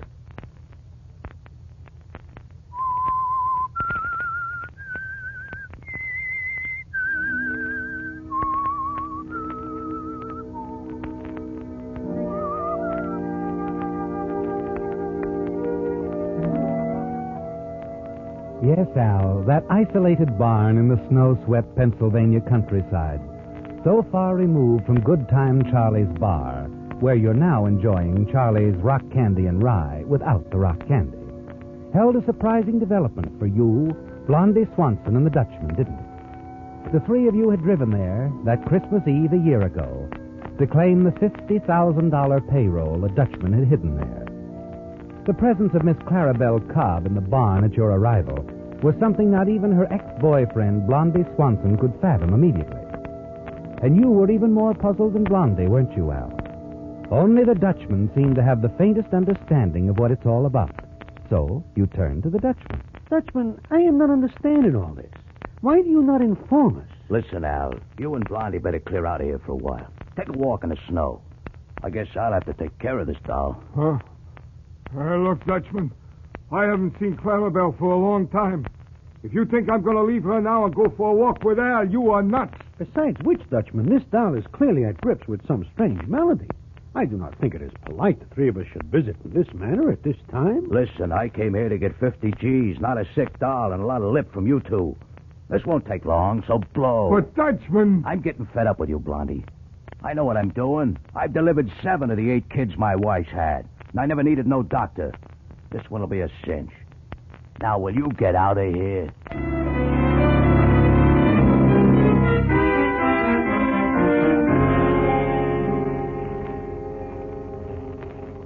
I cannot help but say this is quite a night for surprises, Blondie. Yeah. I, for one, can take winter sports or leave them to someone else. Al. Yeah, Blondie?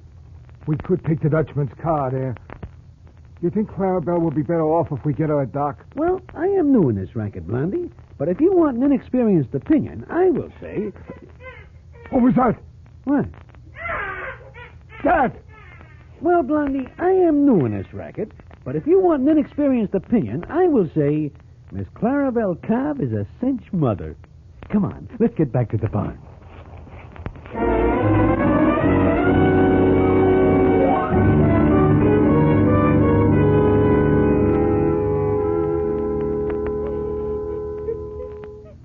Oh, I wish you wouldn't cry, Clarabelle. No sense crying. Oh, Blondie. I know if all of a sudden I found myself with a brand new kid, I wouldn't be crying. Especially since it's such a beautiful kid. You really think he's beautiful, Blondie? Oh, I sure do.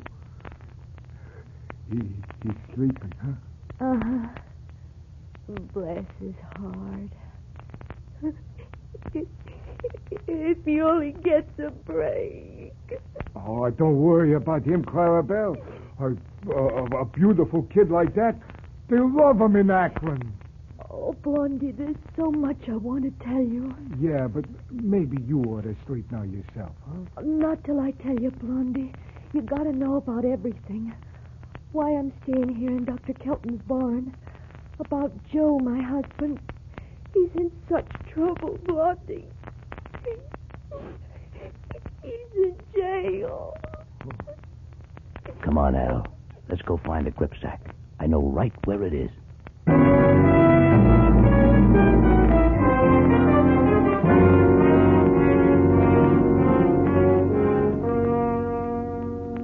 Look, Al, this is more like it. Yeah, it's all there. $50,000. A very likely sight. This is all that counts. A fat swatch of cash, especially if it's mine. Come on, let's get Blondie and clean out of this barn. You ain't going anywhere with that dough, Dutchman. You want to play that again, Blondie? Same song. I said you ain't going anywhere with that dough. Hey, you tell me what he said, Al. I don't like what I'm hearing. Blondie has mouthed the same identical words 2 times around, Dutchman. And I, for one, get the impression he means it. I do. You didn't tell us the whole story of this dough and how you came by it, Dutchman. Now listen, Blondie. No, I've been listening. I heard everything you said about this factory payroll job you pulled, and you never did say anything about trussing up the bookkeeper at the factory that night. So what? Not only that, you make it look like it's an inside job and leave the bookkeeper to take the rap. So they got to nail somebody for it. Why are you building such a case for this cluck bookkeeper? This cluck bookkeeper, Joseph Hatcher, happens to be Clarabelle's husband. That's his kid you delivered, Dutchman. No kidding. No kidding. Did Miss Clarabelle Cobb tell you all this, Blondie? She told me plenty. This Joseph Hatcher's been cooling in the clink ever since. He was doing a special bookkeeping job for this factory. Came here from Akron to do it. He's a right guy, an honest guy. Or can you understand that, Dutchman? Here, Blondie, here's something honest I understand. Hey. Yeah, a gun. Easy, Dutchman. Shut up, Al. Now, look, Blondie, I've been patient with you. I know you're soft for this doll, and that's your business. But you're interfering with mine, Blondie, and I don't like that. Now, let's get out of here with the dough, and quick. I said, come on, let's get going. Dutchman, please put the iron away. It is not in keeping with the season to pull a heater on Blondie. In addition to which, the shouting is apt to wake that kid, who is a pretty tired character like his mama. Well, now you're going soft, Al. What's with you two? Listen, Dutchman. Clarabelle's husband don't know she's living in this barn. When she heard they'd sorted him away on a bum rap, she came here to try to help him. Then she found out she was going to have a kid, and she looked up a doc here, a guy named Kelton. Clarabelle's got no dough. But Doc Kelton gives her first-rate care all up to now. Even fixes it so she can stay in his barn. It is not great, but it beats living in a snowbank. Stow it, will you? The heater, Dutchman. Hide it, huh? Yeah, okay. But I'm still running the show, wise guys. And this is what we do. Blondie, here's the gripsack. Take my crate out there and find this Doc Kelton character. Pay him off for what he's already done for the doll. Give him some more for taking care of her and the kid from here on in. Then bring the gripsack back here, and we'll blow. Yeah. You bet, Dutchman. And you can tell this doctor a couple of things for me. Tell him to get Clarabelle and the kid to a hospital where they belong. Sure, Dutchman, sure. And tell him that till now we didn't need no doc. That the Dutchman took care of things perfect. And that Mama and kid are doing nice. Real nice.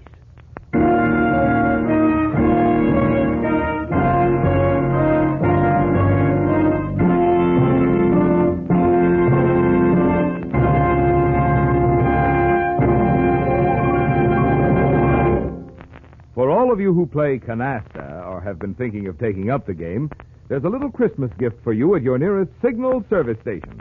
It's a 12-page booklet on that exciting new version of canasta, Hollywood 3-deck canasta, which is replacing the old 2-deck game practically everywhere it's been tried.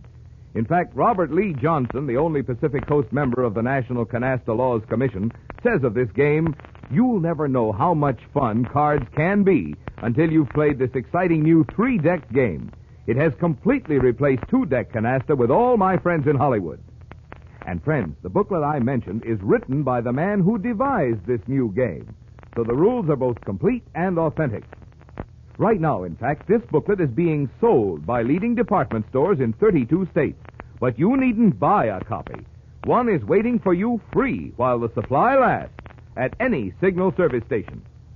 It is the hope of your Signal dealer that this fun-packed new version of canasta will add to the card-playing pleasure of your holidays.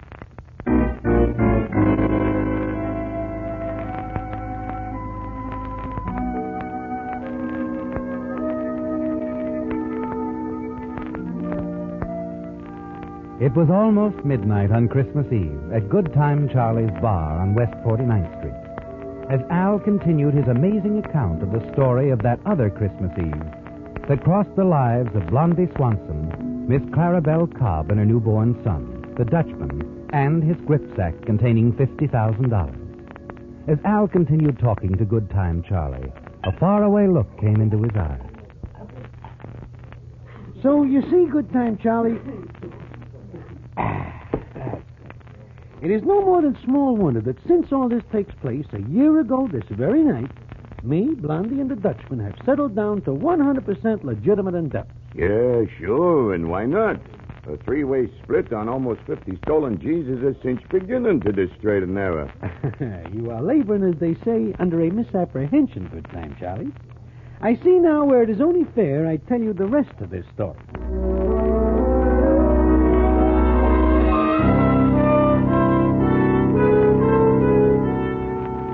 After Blondie makes the deal with Doc Kelton to get Miss Clarabelle Cobb and her brand new kid out of that barn and into a Class A hospital arrangement, the three of us are once again in the Dutchman's hot rod, beating it along the streets of some pint-sized burg in Pennsylvania, thinking to leave this territory for them as wants it. You know, maybe age is catching up with me. I ought to feel great right now. We still got nearly 50,000 clams in that gripsack, and somehow I don't feel great at all. You did bring the gripsack back from Doc Kelton's, Blondie. Yeah, sure I did, Dutchman. The gripsack's in the back seat with Al. Funny. It don't feel good. And it should. Perhaps a touch of rock candy and rye, without the rock candy, would warm your heart, Dutchman. Oh, maybe so. Pass up the bottle. I am willing to do this, but the bottle will be of small comfort, as it is empty. Oh, well, thanks for nothing. Oh, well, just nudge the motor and we'll blow this burg. Get back to native territory. New York ought to look pretty good. Hey, better slow down, Dutchman. The law is gaining on you. Oh, great. Never saw such a night in my life.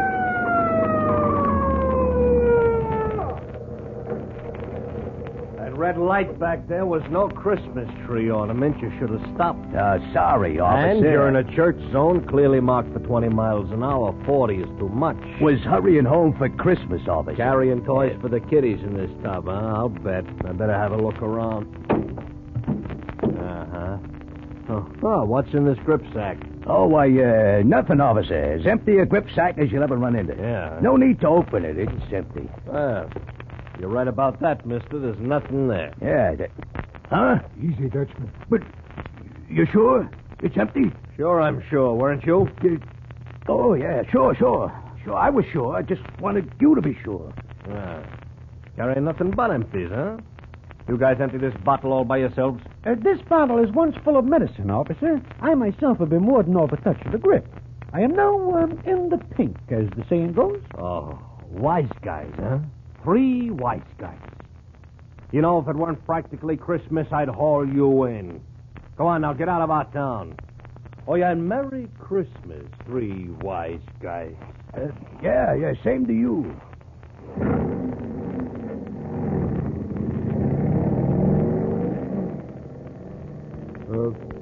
Dutchman, You know, Blondie, a while back you accused me of not telling you the whole story of that factory payroll job. Seems to me you forgot to tell me something pretty important, too. What is it about that grip sack being empty of nearly 50 G's that I ought to know? Well, I figured to fill you in, Dutchman. You see... Hey, look, Blondie. Dutchman, it's that same little church. Yeah. Oh, yeah.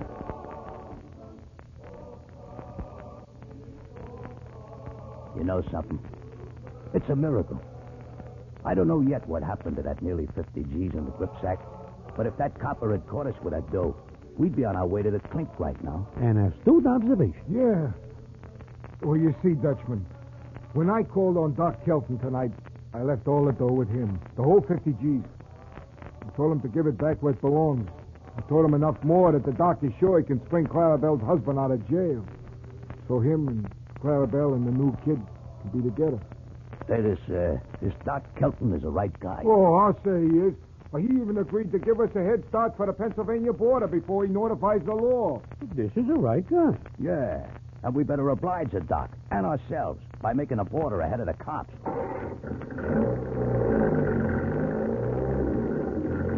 Hey, you know, that copper was right. 3 wise guys, he called us. If we wasn't pretty wise, we'd have had all that cash on us when he pulled us over to the curb. I think it's a good idea we stay right on being 3 wise guys. I'm through stretching my luck. From here on in, I'm going to play it straight. And I'm still running the show, so you 2 wise guys are going straight with me. Okay? Okay. Agreed. Wonder how far it is to the border. They got a lot of funny little burgs here in Pennsylvania. What was that one we just left, Blondie? Oh, I saw a signboard back there a ways. That burg is known as Bethlehem.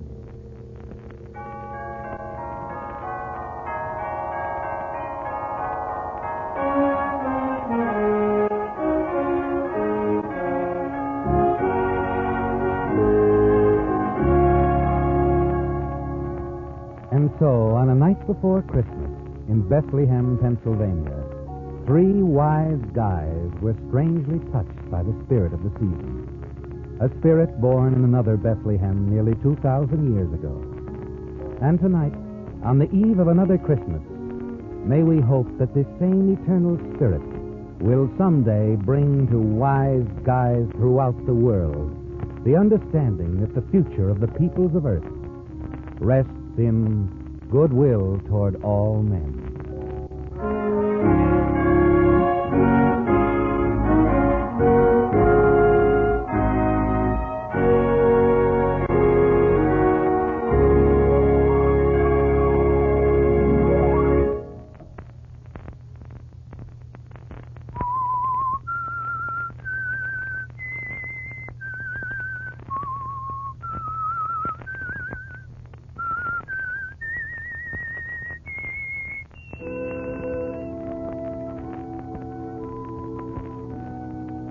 Let that whistle be your signal for the Signal Oil program, The Whistler, each Sunday night at this same time.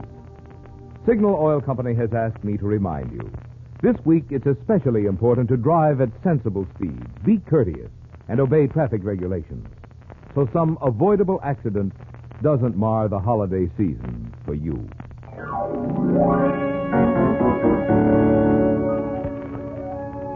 Remember what I said at the beginning of the program, friends? That you'd find tonight's story unusual and heartwarming? Now, wasn't I right? I'm sure many of you recognized it as one of the late and great Damon Runyon's most famous tales. The radio adaptation was by Kathleen Height. Featured in tonight's story were Bill Foreman, John Brown, Marvin Miller, and Jack Moyles. The Whistler was transcribed and directed by George W. Allen with music by Wilbur Hatch and was transmitted to our troops overseas by the Armed Forces Radio Service. The Whistler is entirely fictional, and all characters portrayed on The Whistler are also fictional. Any similarity of names or resemblance to persons living or dead is purely coincidental. Remember at this same time next Sunday, another strange tale by The Whistler. Marvin Miller speaking for the Signal Oil Company.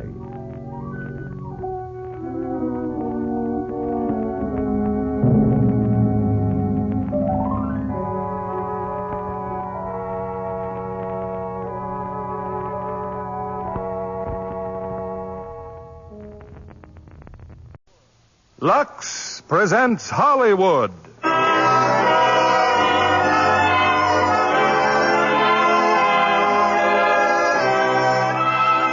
Lever Brothers Company, the makers of Lux Flakes, bring you the Lux Radio Theater, starring Maureen O'Hara, John Payne, and Edmund Gwenn in Miracle on 34th Street.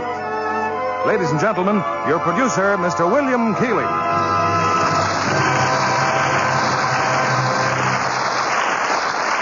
Greetings from Hollywood, ladies and gentlemen. Our Christmas present to you is the new Christmas classic of our time, Miracle on 34th Street. It's wrapped in a gay covering of laughter, tied with a bright ribbon of good humor, and decorated with the 3 sparkling stars of the 20th Century Fox picture, Maureen O'Hara, John Payne, and Edmund Gwenn. This is a wonderful story for the whole family. And perhaps some families may be gathered around a Christmas tree as they listen. Others will be putting up this happy sign of the season in a few days with lights and ornaments and the shining snow that can be made with Lux Flakes. Later, we'll tell you how to do this trick with Lux. But right now, it's curtain time for the play that proves there's a Santa Claus. Miracle on 34th Street, starring Maureen O'Hara as Doris, John Payne as Fred, and Edmund Gwenn in his Academy Award-winning performance as Kris Kringle.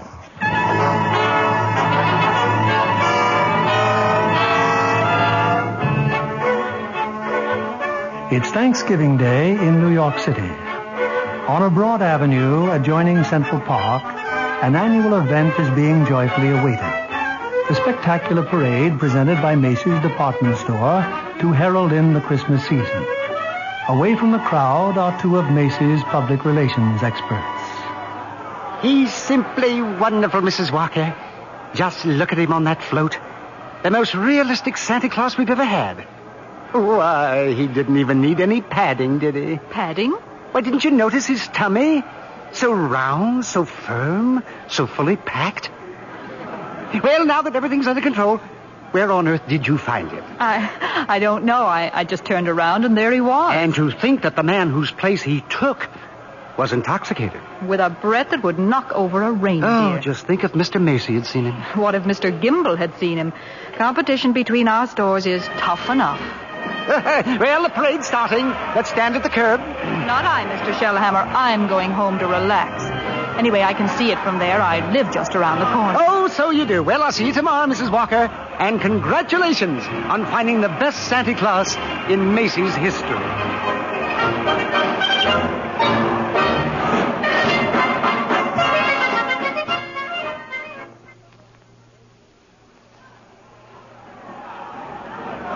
Certainly is a wonderful parade, Susan. Just look at that clown. Gosh, what a giant. Giant, Mr. Gailey? There are no such things as giants. Well, not now, maybe, but in olden days there's... Really, Mr. Gailey? And you a lawyer. Well, what about the giant that Jack killed? You know, Jack and the Beanstalk? Everybody knows that's a fairy tale. And I agree with my mother. Fairy tales are silly.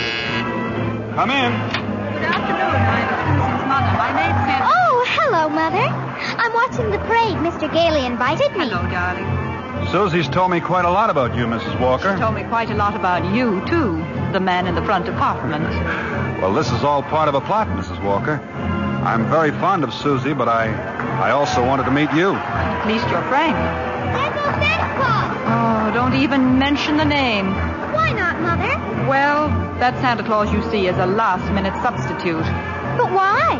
Oh, remember the way the janitor was last New Year's? Oh, my.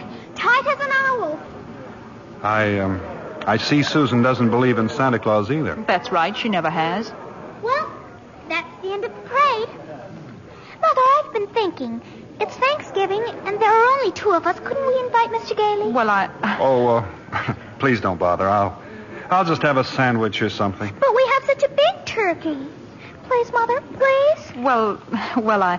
Did I ask her all right, Mr. Gailey? Susie, shh. You asked fine, Susan. Dinner's at 3, Mr. Gailey.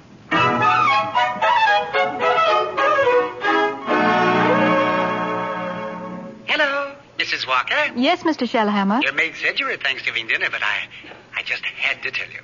Your Santa Claus was stupendous. Well, thank you. Mr. Macy himself wanted to be our toy department Santa Claus. Oh, fine. Can you hire him? Oh, I already have. Oh, he's a born salesman. I just feel it. Good. We'll talk about it in the morning. Thanks for calling, Mr. Shellhammer.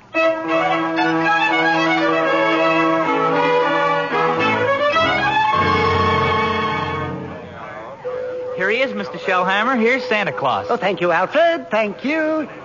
Good morning, Santa Claus. Good morning. Now, before you go to the toy department, here's a list of toys that we have to push. Huh?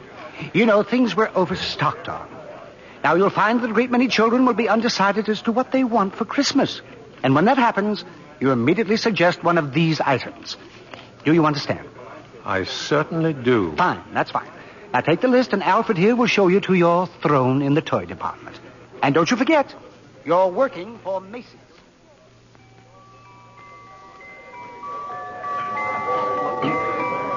Are you really Santa Claus? Why, of course I am. What do you want for Christmas, little boy? I want a fire engine with a real hose that squirts real wet water, and I won't do it in the house. I'll only do it in the backyard, I promise. And I promise you'll get your fire engine. You see, Mama, I told you you'd get me one. That's fine. That's just dandy. You wait here, Mortimer. Mama wants to thank Santa Claus, too.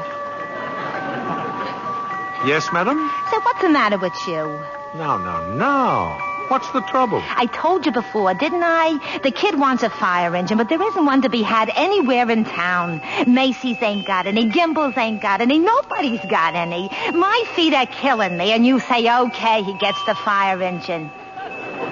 But you can get those fire engines at Schoenfeld's, Lexington Avenue. Only $4.50, a wonderful bargain. Schoenfeld? Yes. Hey, I don't get it. Oh, I follow the toy market very closely. Macy's sending people to other stores? Yes. Are you kidding? No. The one important thing is to make the children happy. Whether Macy's or somebody else sells the toy doesn't matter. Don't you feel that way? Who, me? Yes. Oh, yes, sure. Only I didn't know Macy's did. I don't get it. I just don't get it. Who's next, please? Right this way to see Santa Claus. All right, little girl. You're next. Of course, little girl. You want some roller skates? Well, you shall have them, too. Mama, he's going to bring me some roller skates. And he has some fine skates here at Macy's, haven't you, Santa Claus? Oh, they're good skates, all right, but not quite good enough. Now, I left some really wonderful roller skates at Gimbel's. I'm sure Gimbel's have just what this good little girl wants. Very good. Mr. Shellhammer, are you Mr. Shellhammer? Gimbel's? Gimbel's? That's just what he did say. Gimbel's. The sales lady said I should speak to you.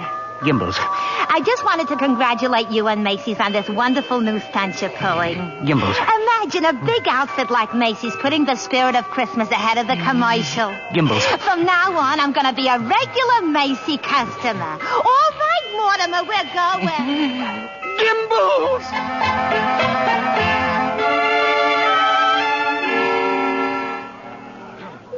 And there's the toy department over there, Mr. Gailey. You certainly know all about Macy's store, don't you, Susan? Well, that's because my mother works here.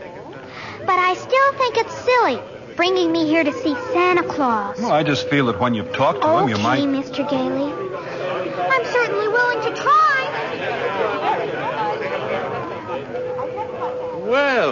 Well, what a fine young lady, eh? And what's your name, little girl? Susan Walker. What's yours? Mine? Kris Kringle. I'm Santa Claus. Mm. Oh, you don't believe that, eh? You see, my mother's Mrs. Walker. Oh. But I must say you're the best-looking Santa Claus I've ever seen. Really? Your beard, for instance. It doesn't have one of those things that goes over your ears. That's because it's real. Just like I'm really Santa Claus. Now go ahead, pull it. Oh, my goodness, it is real. Yes, yeah. And now what would you like me to bring you for Christmas? Nothing, thank you. Whatever I want, my mother will get. If it's sensible and doesn't cost too much. That's quite right, Susan. Oh, hello, Mother. Hello, Mr. Gailey. Hello. The explanation for all this is very simple. Your maid's mother sprained her ankle. She had to go home, so she asked me to bring Susie down to you. And as long as we were here, I figured we might as well say hello to Santa Claus. He has real whiskers, Mother. Susan, would you mind standing over there a minute? If you want me to. I shouldn't have brought Susie to see Santa, is that it? Now you're making me feel completely heartless. I'm sorry. Don't you see, I tell Susan that Santa Claus is a myth, and you show her a very convincing old man with real whiskers. Well, whom is she to believe? Yeah, that's right, isn't it? When Susan was a baby, her father and I were divorced. And ever since then, I've protected my child by teaching her realities. If you don't believe in fairy tales and fantasy, you can never be hurt or disillusioned. We were talking about Susie, Mrs. Walker. And I must ask you to let me raise her as I see fit. All right, dear. The store's going to close soon. We'll run along to my office.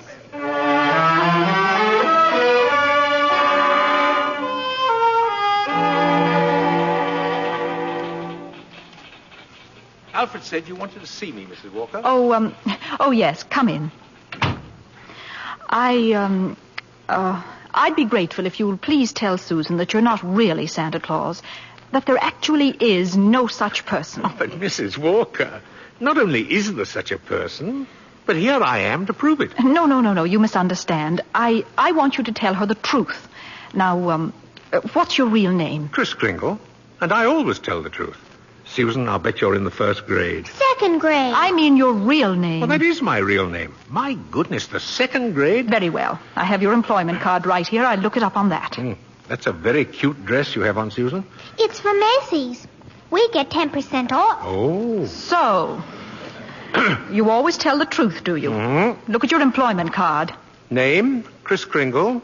Address, Brooks Memorial Home, Great Neck, Long Island. You may call the home if you would care to confirm that, Mrs. Walker. It's a home for elderly gentlemen. Would you also like me to confirm this? What's that? Date of birth. As old as my tongue and a little bit older than my teeth. Place of birth. North Pole. Now, really. Why, I believe you doubt me, Mrs. Walker. And this tops everything. Next of kin. Oh, that. Dasher, Dancer, Prancer, and Vixen. I'm sorry to have to do this, Mr. Kringle? But the Santa Claus that we had 2 years ago is back in town, and I feel that we owe it to him to... What, have I done something wrong? No. It's just that we feel... Oh, excuse me.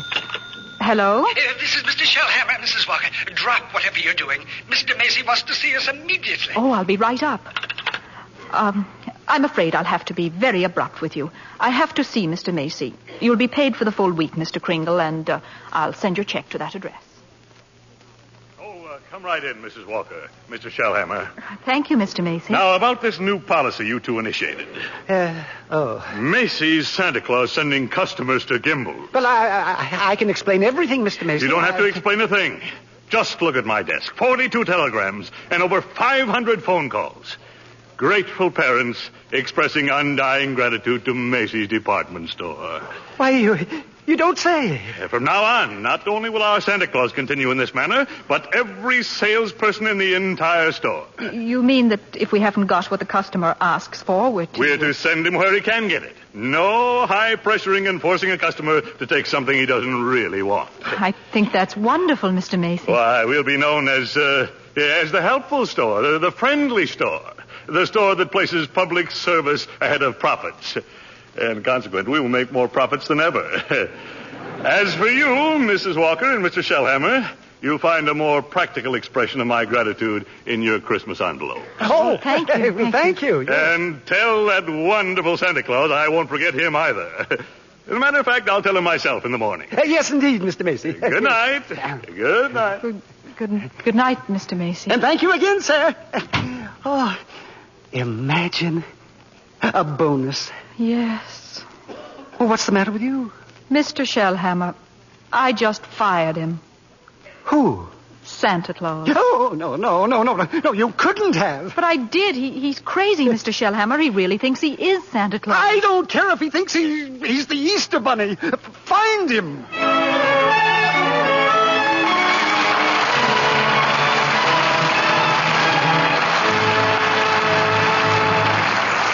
Act 2 of Miracle on 34th Street will continue in a moment. Well, Libby, have you given Santa your Christmas list? Yes, indeed, John. And number 1 on my list is a pair of Chinese pajamas with a 3/4 coat and little upstanding collar. Just like the ones Mata Torin wears in Rogue's Regiment. Perhaps you'd better have the wardrobe mistress of Universal International show Santa what you mean. Well, I'm sure Dick Powell or Stephen McNally could give him a good description. They found Mata very glamorous in this modern story of the French Foreign Legion. And what a villain Vincent Price is in Rogue's Regiment. Mm-hmm. I was on the edge of my seat through the whole picture. And you talk about a pair of pajamas. Well, they were very special. Mata liked them so well, she had 4 pairs made for her personal wardrobe. And she was delighted when they told her she could lux them. That's about the easiest care in the world. Especially now with the new tiny diamonds of Lux. Another triumph of the famous Lever Laboratories. These tiny diamonds are so much faster, they burst into suds the instant water touches them. And make wonderfully rich suds that last and last. Don't colors look marvelous when they're luxed? So fresh and new. No wonder smart girls say they won't risk wrong washing methods. Tests prove that with gentle care with Lux Flakes really makes a difference. Lux slips and nighties stayed new looking 3 times as long. And that's just like getting 3 pretty slips for the price of 1. A really thoughtful Santa would put a box of Lux Flakes in every lingerie gift next Friday night. Here's our producer, Mr. William Keeley. Act 2 of Miracle on 34th Street, starring Maureen O'Hara as Doris, John Payne as Fred, and Edmund Gwen as Kris Kringle.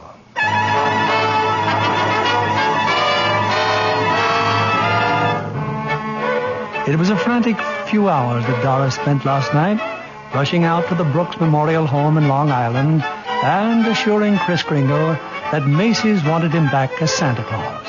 Now Kris is again presiding over the crowded toy department, while in her office, Doris and Mr. Shellhammer...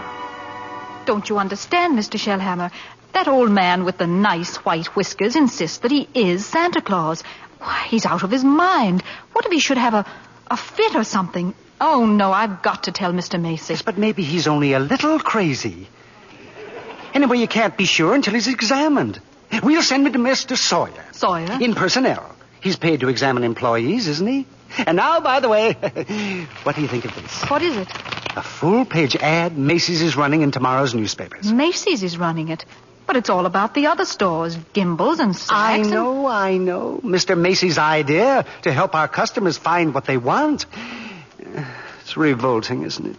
That Santa Claus certainly has started something. Oh, well, I'll get a hold of him in his lunch hour and send him up to Mr. Sawyer.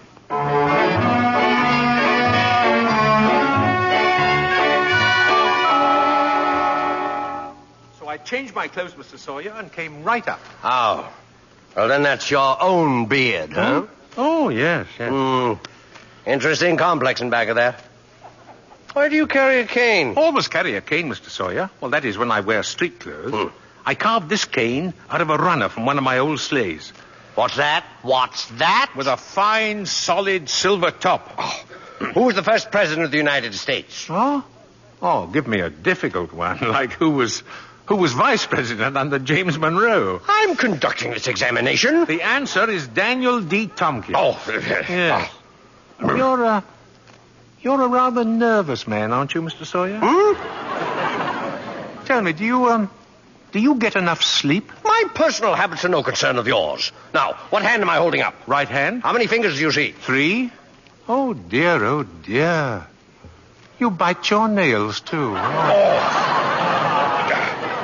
Stand up now. Feet together. Arms extended. Muscular coordination test? I've taken dozens of these tests. Mr. Sawyer, are you happy at home? What? That will be all, Mr. Kringle. The examination is over. Thank you. Yeah, and it may interest you to know I've been happily married for 22 years. Very happily married. Delighted to hear it. Goodbye, Mr. Sawyer. Miss Prawn. Yes, sir. Get Mrs. Walker on the phone. Yes, sir. But your wife, Mr. Sawyer, she's called 4 times already. You tell my big fat wife to shut up and mind her own business. Here's Mrs. Walker, sir. All right. Hello. Oh, I was just going to call you, Mr. Sawyer. Oh? There's a Dr. Pierce stopping by this afternoon at 3. Who's Dr. Pierce? He's the physician at the Brooks home. I thought we might discuss Mr. Kringle's case with him. Oh, there's hardly any point in discussing it, Mrs. Walker. Obviously, the old man should be discharged.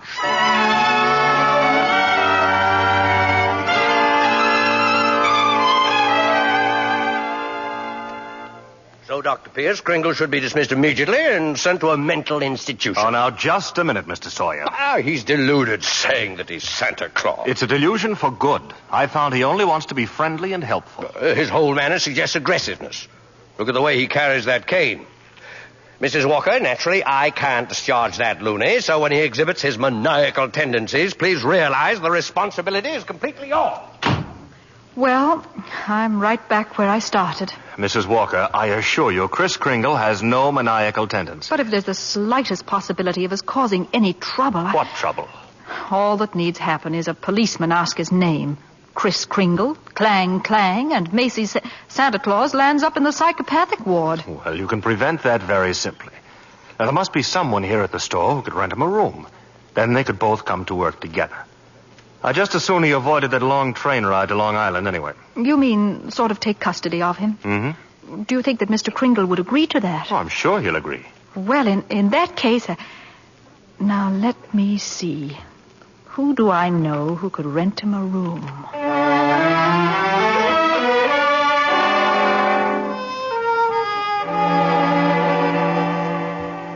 I'm glad you're going to have dinner with us, Mr. Kringle. Oh, thank you, Susan.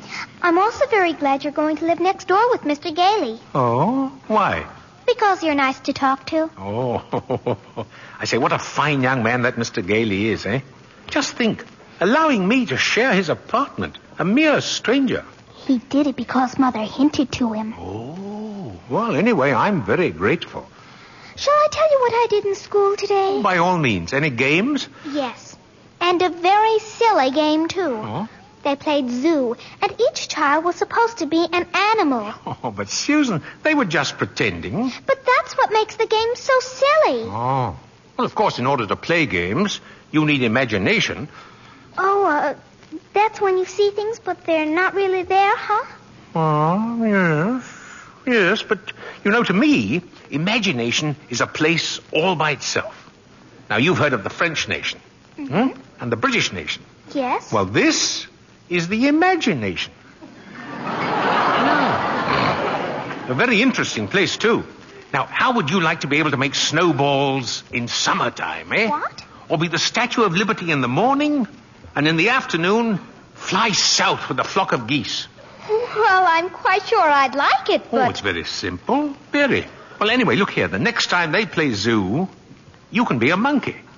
But I don't know how to be a monkey. Don't you? Oh, I'll show you.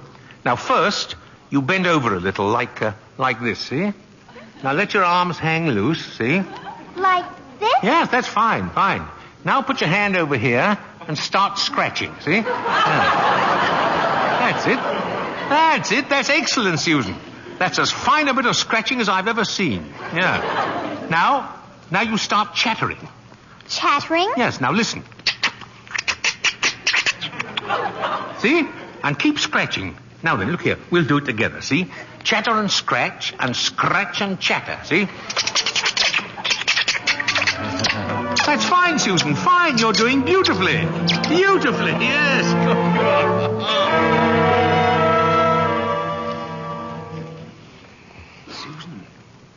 Susan, are you still awake? Uh-huh. I've just come in to say good night, Susan, that's all. Now, look here, about Christmas. There must be something you'd like for Christmas. Well, I've certainly thought about something, Mr. Kringle. You have? Well, what is it, eh? Tell me. It's right here on the night table, see? Oh? I tore this page out of a magazine. It's a picture of a house. Oh, that's what you want, is it? A doll's house. Colonial architecture. Oh, not a doll's house, a real house. A real house? Yes. And if you're really Santa Claus, you can get it for me. Now, wait a minute, Susie. What could you possibly do with a big house? Live in it with my mother. And a backyard with a big tree to put a swing on, and a garden, and a... Oh, well, why even discuss it? Susie, Susie, could I keep this picture? Just in case? I guess so. Thank you, dear. Thank you. Well, Mr. Gale is waiting for me. Good night, Monkey. Good night, Mr. Kringle.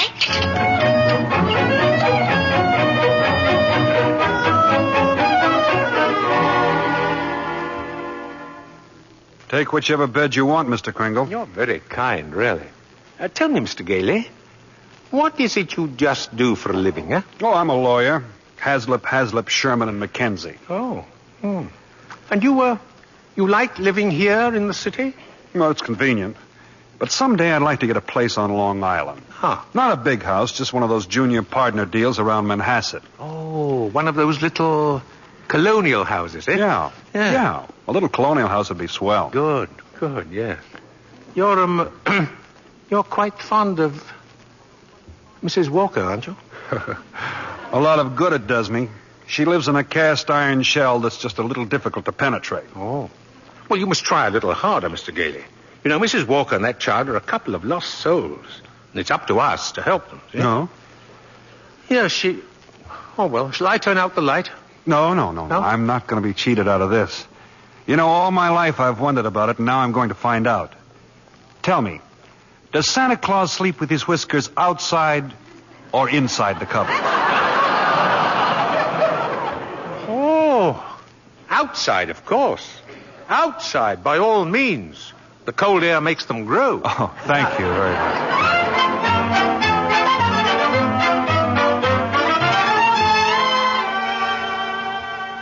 Come in, Mrs. Walker. Come in. Thank you, Mr. Macy. I've just heard something very exciting. You have? Well, let me tell you something very exciting.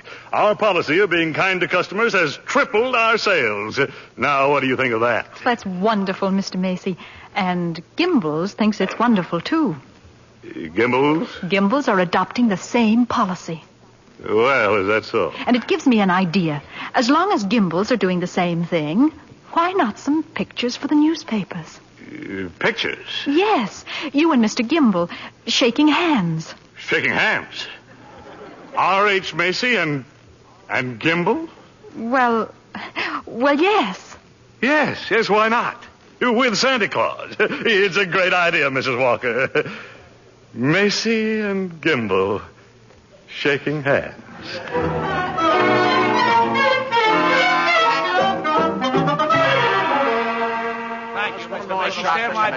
Oh, that's enough pictures, gentlemen. Thank you. Well, thank you very much.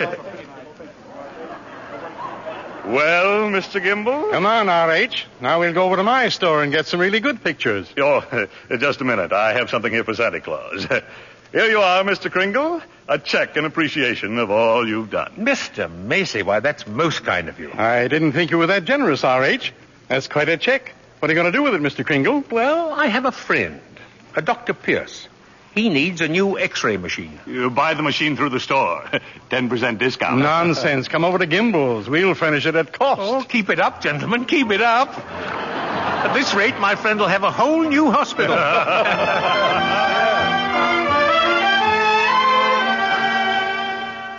How did the pictures turn out, Mr. Kringle? Oh, fine, Alfred, fine. How about a game of checkers during lunch, eh? Oh, not today, Chris. I don't feel so good. Oh? What's the matter, Alfred? Oh, nothing much. You remember I was telling you how I like to play Santa Claus over at the Y and give out packages to the kids? Yeah? Well, I was telling Mr. Sawyer about it, and he says that's very bad. That psychologically it's all wrong. Wrong? To be nice to children? Well, he says guys who play Santa Claus do it because when they was young they must have done something bad. Now they do something they think is good to make up for it, see? It's what he calls a guilt complex. Alfred, what else has he found wrong with you? Oh, nothing much. Just that I hate my father. I didn't know it, but he says I do. Excuse me. Hey, ain't you going to have lunch? Later. Right now, I have an appointment with Mr. Sawyer.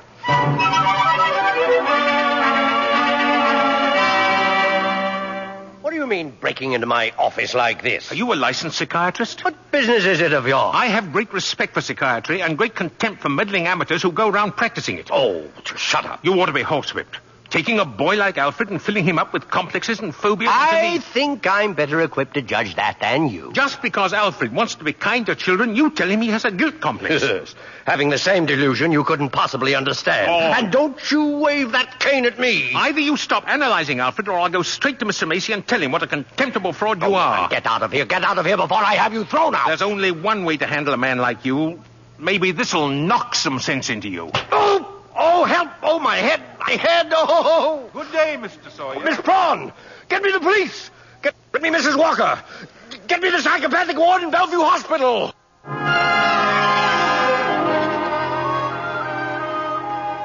You can see Mr. Kringle now, Mr. Gailey. Thank you, nurse. Hello, Chris. Hello, Fred. Chris, I've been speaking to the doctors. They said they've given you some tests. Oh, yes. Same old tests. Except this time you failed to pass them. Chris, you deliberately failed. Why? Why? Well, because I had great hopes, Fred. I had a feeling Mrs. Walker was beginning to believe in me, and now I discover she was only humoring me all the time. But this wasn't Doris's idea at all. Mr. Sawyer had you sent up here before she even knew about it. But why didn't she come to me and explain things? Because she didn't want to hurt you. Oh, well, it's not just Mrs. Walker. Well, now, take Mr. Sawyer. He's contemptible, dishonest, deceitful, yet he's out there and I'm in here. Well, if that's normal, I don't want it. But you can't just think of yourself, Chris. What happens to you matters to a lot of other people. People like me who believe in what you stand for, and people like Susie, who are just beginning to. Chris, you're letting us down. Well, Fred, maybe you're right. Of course you're right. I ought to be ashamed of myself. Let's get out of here. Now, wait a minute. You flunked your mental examination, but good. Oh, yes, so I did. Oh. Well, anyway, you're a lawyer. You fix it. Hey, look, I can't just... Now, I won't let you down, and you won't let me down. Chris, now take it easy. Look, there'll have to be a hearing. If you're going to be committed, it has to be before a judge. Well, if I can do anything at all, it'll have to be in courtroom. Now, sit tight, Chris. I'll get an idea. I have to get an idea.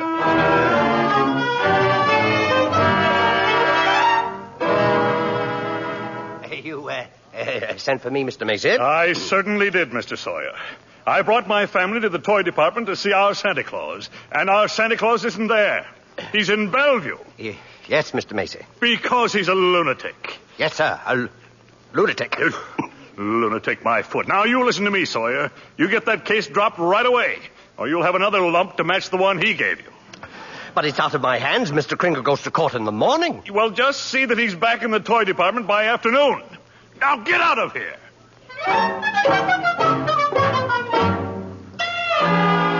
Oh, Mr. Gailey. Mr. Gailey. Yes? I've been looking all over for you. I'm Mr. Sawyer. Oh, so you're Sawyer? Yes. I was just speaking to the court clerk, and he said you represent Mr. Kringle. Well, I represent Mr. Macy. Oh, then I'll see you in court. Oh, no. That's what I wanted to speak to you about. Now, Mr. Macy would like to drop the whole case right now. You see, we're most anxious to avoid any publicity. No publicity, huh? Well, that's very interesting. Oh, then you'll cooperate? You know something, Sawyer?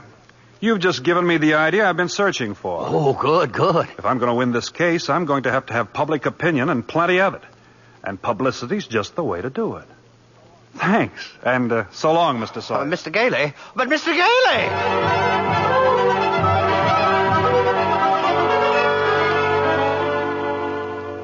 Look at these newspapers, Chris. Here. Evening Dispatch. Doctors doubt sanity of Santa who launched goodwill campaign. Oh, my. Daily Bulletin. Macy's Santa Claus to have lunacy hearing. Oh. What's this one? The New York Express. Is Kris Kringle crazy? Court case coming. Kiddies cry calamity. You've driven the United Nations clear back to page 5.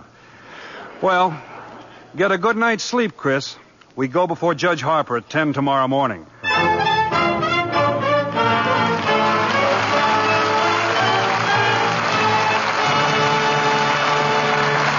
We pause now for station identification. This is CBS, the Columbia Broadcasting System.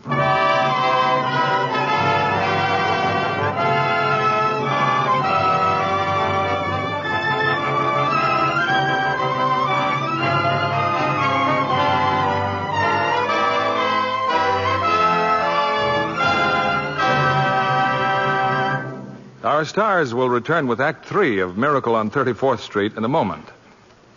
When a new player signs a contract with 20th Century Fox, she soon gets well acquainted with Miss Helena Sorrell, head dramatic coach.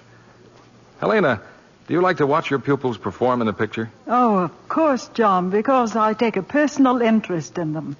I'm especially proud of Betty Grable in her new picture, When My Baby Smiles at Me. Betty's become a really fine dramatic actress. She certainly has. She and Dan Daly are magnificent as a couple of vaudeville hoofers. And Betty's costumes in When My Baby Smiles at Me gave me a thrill. And I was amazed how many things the wardrobe department washed with Lux Flakes. It reminded me of my theatrical days when I was on the road and lived in a couple of trunks. A box of Lux Flakes in each? That's absolutely true, John. I was never without it, in my hotel or at the theater. Well, then you've probably discovered that the new tiny diamonds of Lux are more wonderful than ever. They're so much faster and richer. Do more for you, too. They remove soil which other types of suds can't. Leave things cleaner, fresher. And Lux Flakes keep colors lovely. You're right there. That's why it's foolish to risk wrong washing methods that may fade colors. Actual tests show that with gentle Lux Flakes care, colors stay lovely up to 3 times as long. That's a good tip for girls who get nice blouses and sweaters for Christmas. Right you are. And thank you for coming tonight, Helena Sorrell. We return you now to William Keighley. The curtain rises on the third act of Miracle on 34th Street, starring Maureen O'Hara as Doris, John Payne as Fred, and Edmund Gwenn as Chris. For a few weeks, a jolly elderly gentleman named Kris Kringle has been working minor miracles as Macy's Santa Claus. But now his sanity has been seriously questioned. And in a crowded courtroom, Judge Harper listens patiently as the assistant district attorney summons Chris to the witness stand. Now, this is not a trial, Mr. Kringle. It's just a hearing, so you don't have to answer any questions. Now then, where do you live, please? Well, it seems to me that's what this hearing will decide, won't it? Mr. Kringle, do you believe that you are Santa Claus? Of course I do. That's all, Your Honor. The state rests its case. Well, Mr. Gailey? Your Honor, Mr. Mara contends my client is not sane because he believes he is Santa Claus. An entirely logical conclusion. Anyone who thinks he's Santa Claus is crazy. Your Honor, you believe yourself to be Judge Harper. Yet no one questions your sanity because you are Judge Harper, do they? Mr. Kringle is the subject of this sanity hearing, not I. Well, Your Honor, I intend to prove that Mr. Kringle is Santa Claus. Mr. Mara, I thought you said this was a cut-and-dried sanity hearing. I thought it was, Your Honor. In view of Mr. Gailey's statement, I'll have to review the entire background of this case. Court's adjourned till tomorrow morning.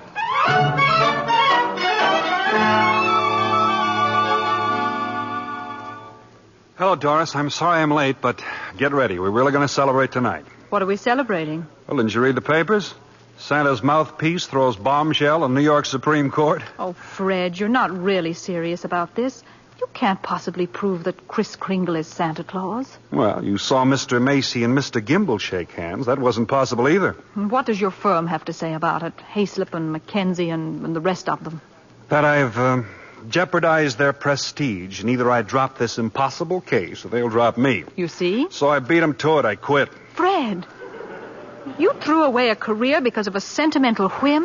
Well, I'll open my own office. And what kind of clients will you get? Oh, probably a lot of people like Chris who are being pushed around. That's the only fun in law anyway. Doris, look. Don't you have any faith in me at all? Oh, it's not a question of faith. It's just common sense. But faith is believing in things when common sense tells you not to. It's not just Chris that's on trial. It's everything he stands for. Human kindness and love and dignity. Fred, listen. We've seen a lot of each other the last couple of weeks. I've become fond of you. We've talked about some wonderful plans, haven't we? And then you do this. Go on an idealistic binge, throw away your security, and expect me to be happy about it. And I expect too much. Is that it? Well, that's that, I guess. Good night, Doris.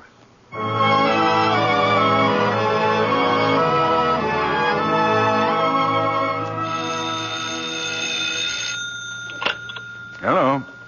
Yes, this is Mr. Mara. Well, can't it wait till tomorrow? I'm eating dinner. Who's been subpoenaed? Well, how do you think I feel about it? I'll see you tomorrow.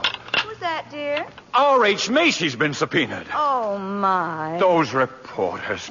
They make me look like a sadistic monster who likes nothing better than to drown pussycats and tear wings off butterflies. Quiet, dear.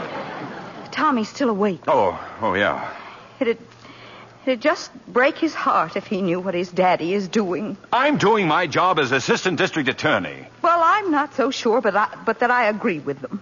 Mr. Kringle looks like a very nice old man, and I don't see why you have to keep persecuting him. I'm not persecuting him. I'm prosecuting him. I like the old man, too, but there's nothing I can do about it. You know something, Thomas? Sometimes I wish I'd married a butcher or a plumber. Well, if I lose this case, it's very possible you'll get your wish. R.H. Macy, I wonder what he's going to pull tomorrow. Proceed with the witness, Mr. Gailey. Now then, Mr. Macy, if you recognize the defendant, please tell us who he is. Why, Chris Kringle, of course. Do you believe him to be of sound mind? Sound mind? I wish I had a dozen like him. Mr. Macy, you are under oath. Do you believe that man is Santa Claus? Well, now, that's a rather delicate... Just think of those headlines tomorrow. Macy admits his Santa Claus is fraud. You keep out of this, Campbell. What did you say? Nothing, Mr. Barber, nothing. Well, I wish you would. Is that man Santa Claus? Yes, in my opinion, he most certainly is. Your Honor, there is no such person as Santa Claus, and everybody knows it. Can you prove there isn't any? I won't even try. I'll not waste the court's time with such childish nonsense. Your Honor, the prosecution requests an immediate ruling from this court. Is there or is there not a Santa Claus? Well, now, the court will take a short recess to consider the question.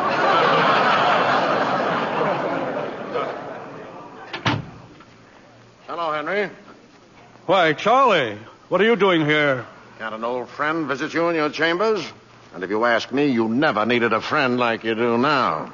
This Kringle case? Well, I certainly don't see what they're making such a fuss about. Henry, that's Santa Claus you've got out there. On trial for lunacy. This case is dynamite. And you're coming up for re-election soon.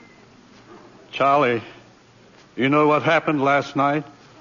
Martha brought the grandchildren over. They wouldn't kiss Grandpa. They wouldn't even talk to me. You see what I mean?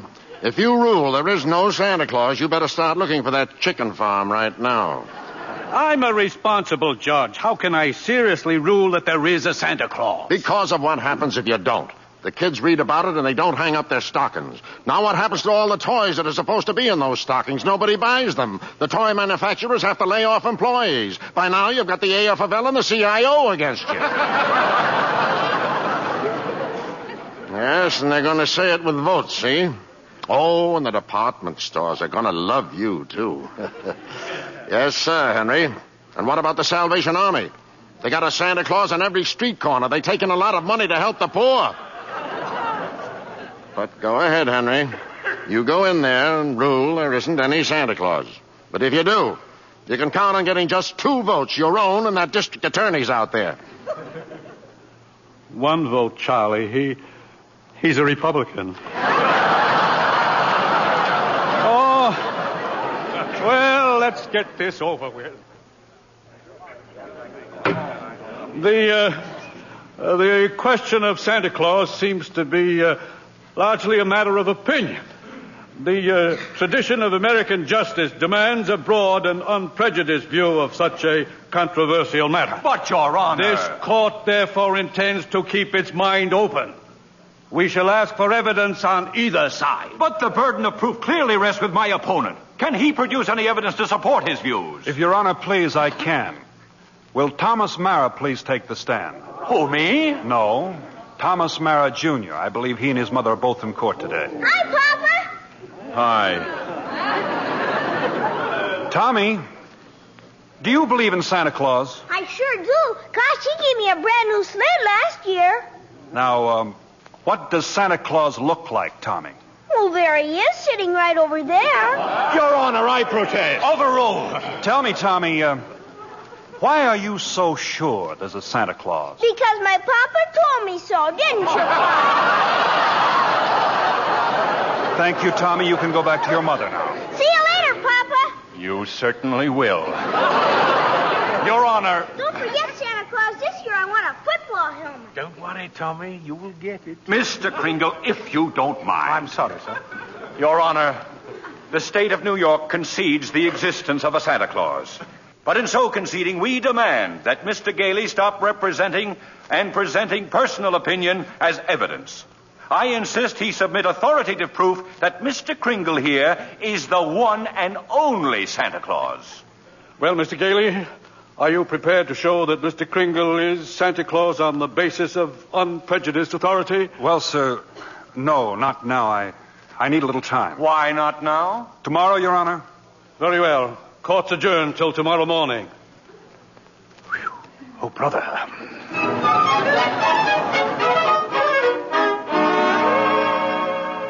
Now come, Susan, dear, finish your supper. But I can't, Mother. All those things they're saying in the newspapers about Mr. Kringle and Mr. Gailey. They're having this trial because he says he's Santa Claus. He's so kind and nice and jolly. He's not like anyone else I know. He must be Santa. You know something? I think perhaps you're right. Is Mr. Kringle sad now, Mother? I'm afraid he must be. Then I'll write him a letter. Maybe that'll make him feel better. I'll cheer him up.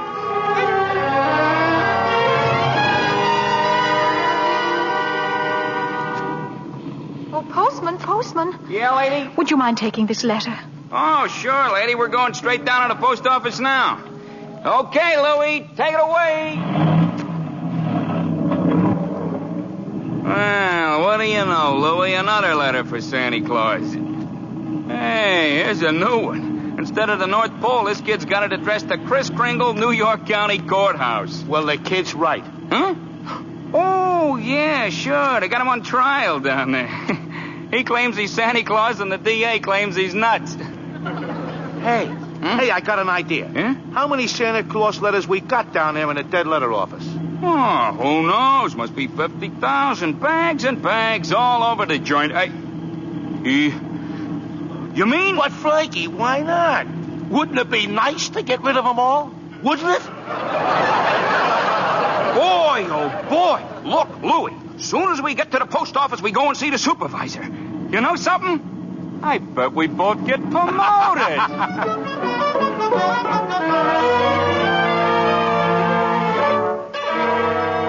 And since the defense has been unable to submit one shred of proof that Chris Kringle is the one and only Santa Claus, and since tonight is Christmas Eve, I ask Your Honor that this hearing be terminated without further delay. I protest. I do have evidence. 5 minutes ago, you said you didn't. During Mr. Mara's oration, the bailiff handed my client the evidence I refer to. What evidence? This letter, Your Honor.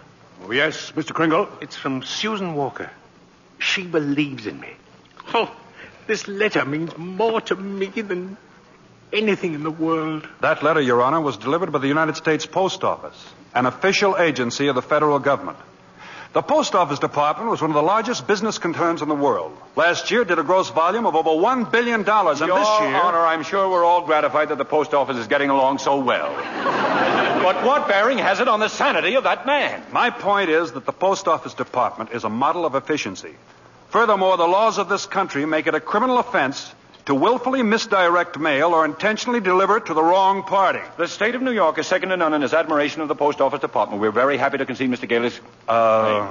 For the record, Mr. Mara? For the record. Anything to get on with this case. Thank you. Your Honor, that letter just received by Mr. Kringle is positive proof that a competent... One letter is hardly positive proof. I have further exhibits, Your Honor, but I hesitate to produce them. Come, Mr. Gailey. Put them here on my desk. But, Your Honor, I don't... I said put them on my desk. All right, boys, bring them in. Your Honor, what is this? Empty those mail sacks on Judge Harper's desk. Bring them all in or be fined for contempt of court. No, just a second here. We'll do it, Your Honor, through rain, through sleet, through courtrooms, anything. We deliver. Mr. Gailey. Your Honor, every one of those letters and every one of those mail sacks is addressed to Santa Claus. The post office is to deliver them. Therefore, the post office department recognizes Kris Kringle to be the one and only Santa Claus. Since the United States government declares this man to be Santa Claus, this court will not dispute it.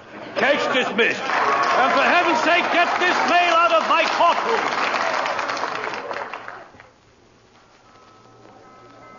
So as soon as I got out of court, I came straight to Macy's to see you, Doris. Oh, Chris, I'm so glad you won. Well, we're having a big Christmas party at the Brooks home tomorrow morning. I'd like so much to see you and Susan there. We'll be there, Chris. Oh, Chris, couldn't you come home now and have dinner with us? Now? Tonight? Me? My goodness, Doris, it's Christmas Eve.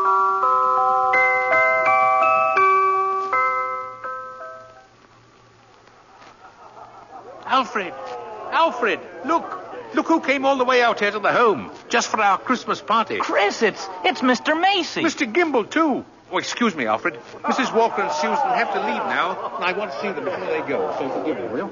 But, Susie, darling, you've got so many presents. Not the one I wanted. Not the one Mr. Kringle was going to get for me. Well, what was it? Doesn't matter. I knew I wouldn't get it, but I thought he'd at least tell me why. Susie. I'm sorry, Susie. I tried my best, but... You couldn't get it because you're not Santa Claus. Susan. Just a nice old man like Mother said. But I was wrong when I told you that. You must believe in Mr. Kringle and keep right on doing it. You must have faith in him. But that doesn't make sense, Mother. Faith is believing in things when common sense tells you not to. What? I mean, just because things don't turn out the way you want them to the first time, you've still got to believe in people. I found that... Hello, Doris. Fred. Mr. Gailey. Merry Christmas, Susie. Gosh. You just get here and we're ready to leave. Oh, I've been here. Oh. And if you're ready to leave, I'll drive you home. Before you go, here's a map I've made for you. You'll miss a lot of traffic. About 4 miles south, you will see Ashley Avenue. Now, that's the street you want. Ashley Avenue. Thanks, Chris. And Merry Christmas. Merry Christmas to you, Fred. And to you, my dear. And to you, Susie. I believe Mr. Kringle. I do.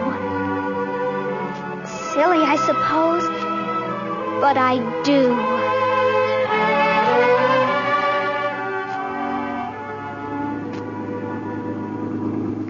I don't understand it, Fred. The map Chris gave definitely says Ashley Avenue. We've been on Ashley Avenue now for... Stop the car, please! Susie, what is it, darling? What's the matter? There it is! The house! Susie! What in the world? She's running into that house. But at least there's no one home. It's brand new. It's just been built. Yeah, for sale, it says. For sale. What on earth is that child up to? Susie! Hey, Susie! Here I am! Upstairs! Now, come right down. You know you shouldn't run around in other people's houses. That's strange. I'll say. No. I mean this house. I've seen this house somewhere. I know I have. Maybe in a magazine or... Mother, it's our house. It's the one I asked him for, Mr. Kringle. Mr. Kringle? I know it is. Oh, you were right, Mommy. You were right. Susie. Mommy told me that if things didn't turn out just the way you wanted them at first, you've still got to believe. And I kept believing. And you were right, Mommy. Mr. Kringle is Santa Claus. Now where are you going? In back to see if there's a swing. There is one. Oh, there is one. You told her that? About believing? Well, you told me, Fred. The sign outside. For sale, huh? Well, we can't let her down, can we? I never really doubted you. It was just my silly common sense. It even makes sense to believe in me now. I must be a pretty good lawyer. I take a little old man and legally prove to the world that he's Santa Claus. Now, you know that couldn't be... Fred! What's the matter? There. In the corner. By the fireplace. Oh, no. No. It can't be. It couldn't. A cane. Chris's cane. Well, there couldn't be two canes like this anywhere in the world. Silver handle and all. Hey, you know something? maybe I didn't do such a wonderful thing after all.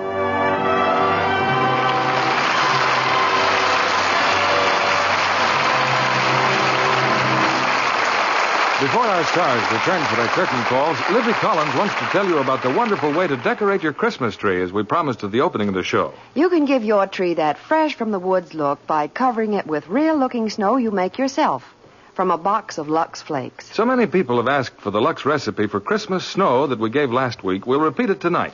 Listen carefully. Take a large box of Lux Flakes.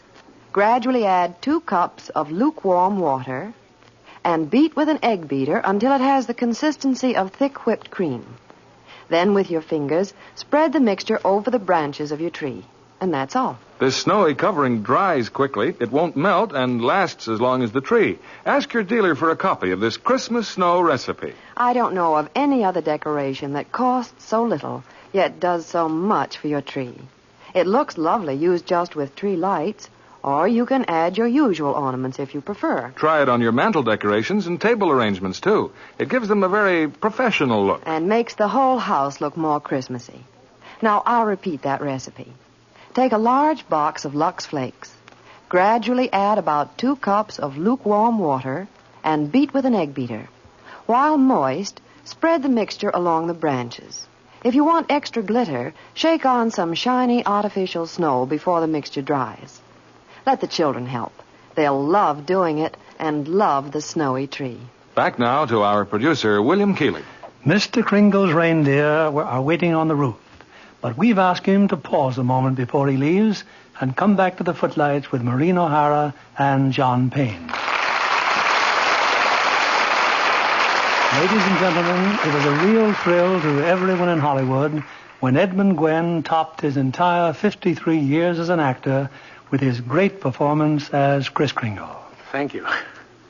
Thank you very much, Bill. Everyone connected with Miracle on 34th Street, from George Seaton, the author-director, to the prop man, helped me.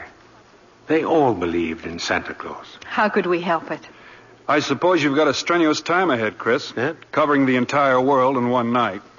John, if everyone believed in Santa Claus, peace would break out all over the world in 30 seconds.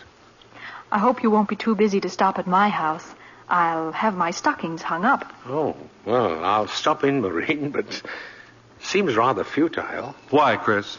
Well, I couldn't possibly fill her stocking as well as she does. I see what you mean. Bill, after that, I think you'd better tell us all about next week's play. Next week, Maureen, a play straight from your native land. It's the 20th Century Fox picture, The Luck of the Irish. And the stars? Well, we have a superb cast. There's Dana Andrews, Ann Baxter, and Cecil Calloway. This is a delightful romance, presided over by a most mysterious leprechaun in the person of Cecil Calloway. I know you'll all enjoy it. We'll be looking forward to it, Bill. And good night. Good night. Good night. Can I give anybody a lift in my sleigh? Good night and a Merry, Merry Christmas.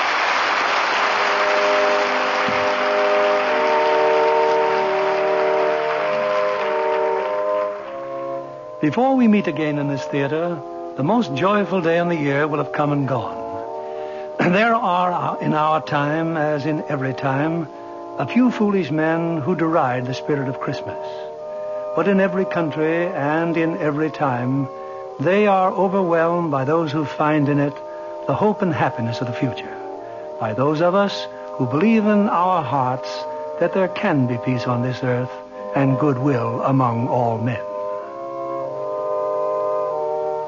On behalf of Lever Brothers Company and of us in the Lux Radio Theater, may I wish all of you the happiest of holidays.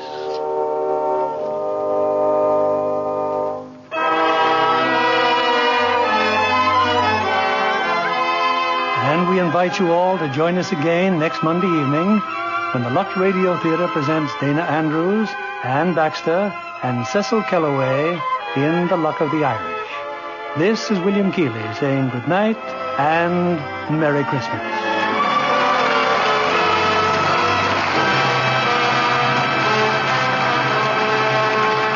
Maureen O'Hara appeared through the courtesy of 20th Century Fox, producers of The Snake Pit, starring Olivia de Havilland and Mark Stevens. Edmund Gwenn appeared by arrangement with Metro-Goldwyn-Mayer, producers of the all-star Technicolor musical Words and Music, based on the lives and music of Rodgers and Hart.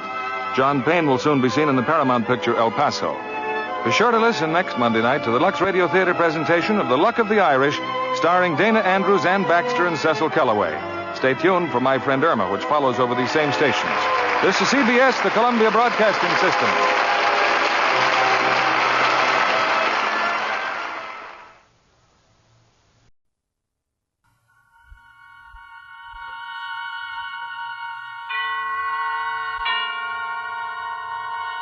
And now, tonight's presentation of radio's outstanding theater of thrills, Suspense.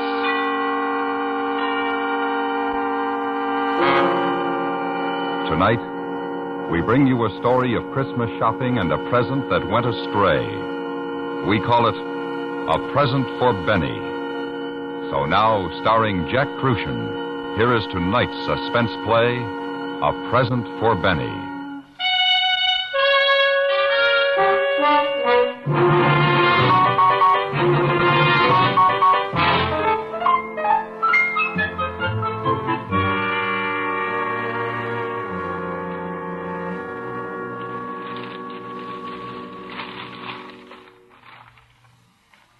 Honey lamb. They got a gorgeous ermine on sale at Halgrim's. Just gorgeous. Look. Later. Give me the rest of the mail. And not the bills.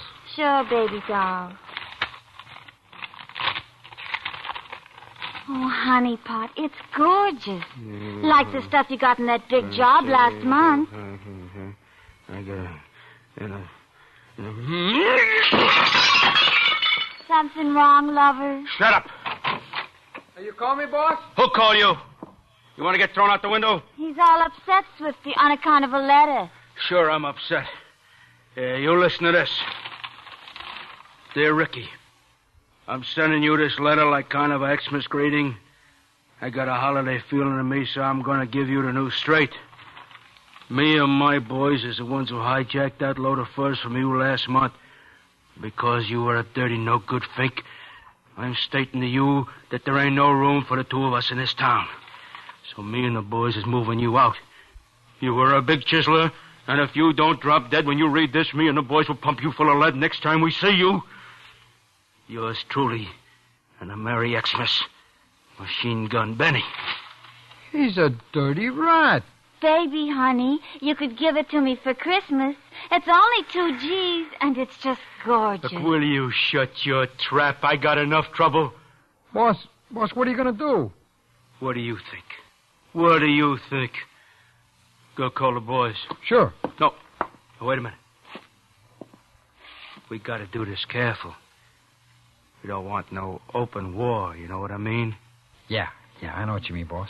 Just a couple of us. See, 2 good heads, and you and me. That's the best.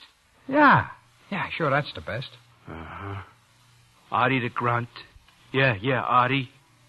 And No-Nose Firebush. That's it, just them. Artie the Grunt and No-Nose Firebush. Okay, Rick. That small-time thing. Sure, there's room for only one of us, and he's going to find out which one it is. You tell him, honey lamb. Didn't I tell you to make me a drink? No. You calling me a liar? Honey lamb, I ain't calling you a liar. You never told me to make you a drink, did he, Swifty? I told you to make me a drink a minute ago. I got ears. You never I'm told telling me... you again, go make me a drink. Okay. Big thing. Giving orders like a general or something. And don't get so smart!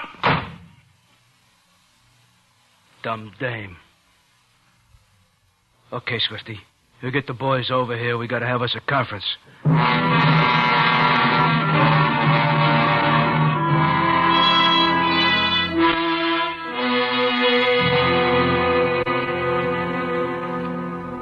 All right, now, the way I see it, it's Machine Gun Benny or me, see? And it's gonna be me. Yeah, right. Yeah. Sure. He wants trouble. He found the right party. You want we should go over and rub him out, boss? What's the matter with you, No-Nose? He may be stupid, but he ain't dumb. Yeah, that's what he figures. We'll go gunning on him. That's what he figures, see? Yeah. So we ain't gonna. We're gonna play it smart. Artie. Hmm? You got any ideas? I No nose? Well, cheap, boss, you don't want to use no choppers.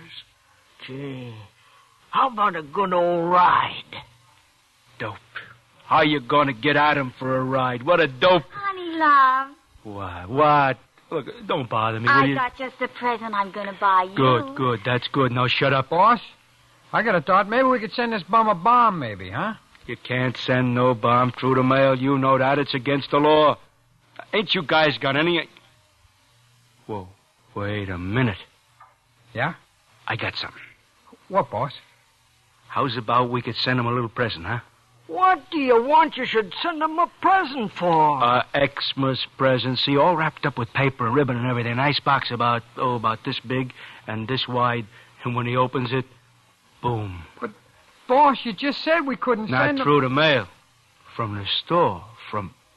Hey, Mill, what's the name of that store you always buying at? Halgrim.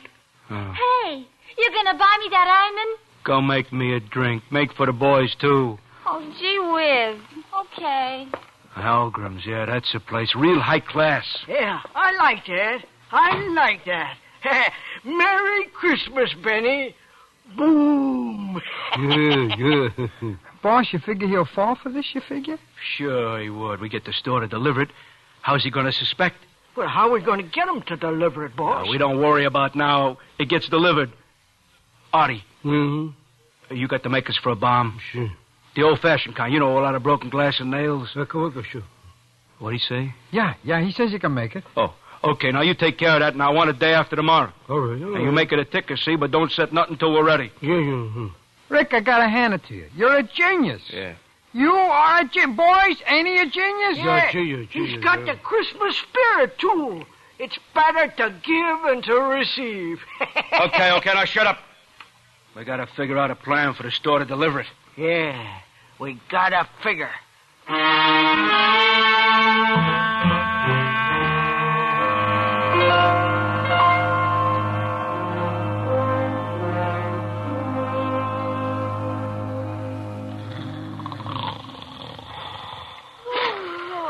Honey lamb, ain't you coming to bed? No, I ain't coming to bed. But it's 2:00 a.m. I'm tired. Go make some coffee. Honey. Sandwiches, too. I'm hungry. Why don't you finish thinking tomorrow so I can get some sleep? Don't you never think about nothing else but sleeping? Sure. I've been thinking all day about that ermine and Halgrim's I was telling you of. Baby, oh, baby.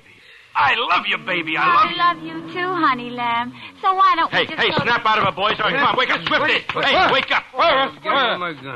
Fellas, I got it. What, boss? Mill is going to get an ermine from Halgrim's. Oh, baby doll. Oh, lover. Will you get your claws off of me and make some coffee? Now, listen, boys. Here's how we do it.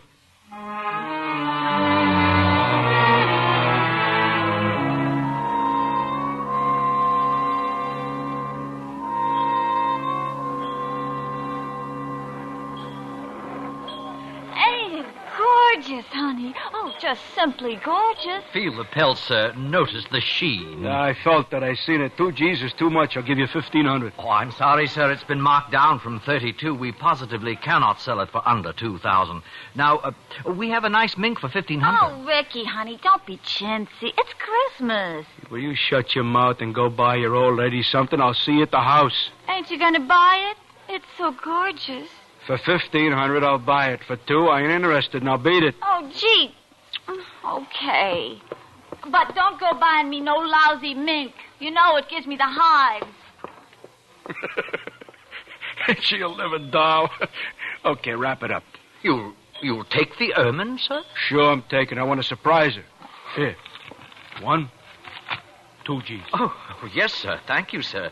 Would you like it wrapped as a gift for the lady? Yeah, I want it in a box with lots of ribbon and Xmas junk all over, you know. And I want you should give me another box the same size, see, ribbons and everything. It's going to be kind of a Xmas joke on a pal. You get what I mean? Empty box, you know. Oh, and give me a couple of cards to write on, too. Yes, sir. Will you have them sent? No, I'll take 'em both with me. Well, it'll just take a few minutes, sir. So I'll wait.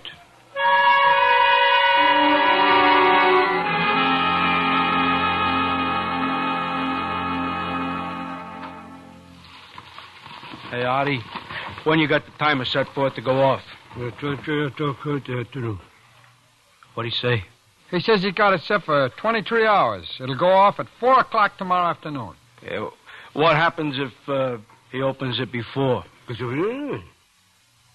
What'd he say? He says it'll go off anyway. Oh, that's good. Nice work, Artie. Nice work. Hey, I bet you he opens it. Don't worry. I bet he ain't got no patience.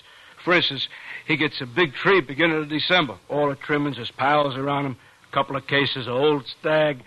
Christmas presents mean something to a guy like that. It is going to this year, that is for sure. Okay, yeah. All right, now you carry it, Swifty, and I'll take the ermine home. All right, sure, boss. Yeah, I got it. Now you know what you got to do. I am to take the bomb back to the store. There, I'm to find a guy what sold you the ermine. Yeah, the Mr. Minchie. Minchie. Yeah. Then I give him the bomb and I tell him that he's to send it on to Benny. And you tell him it's the gag that I was talking about, and you give him a C-note for doing you the favor, right? I got it. Okay.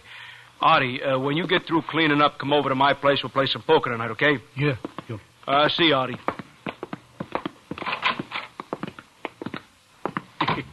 He's a good boy, that Artie. You know, I'm going to get him one of the new 45s for Xmas.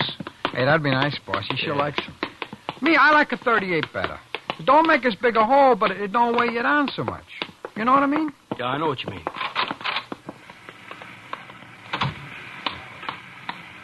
Here, will you hold my box a minute? I want to get a cigarette. Oh, sure, boss.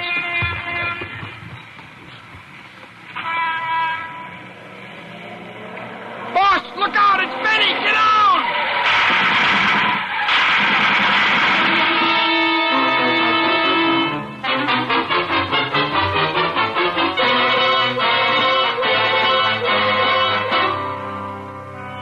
You are listening to A Present for Benny.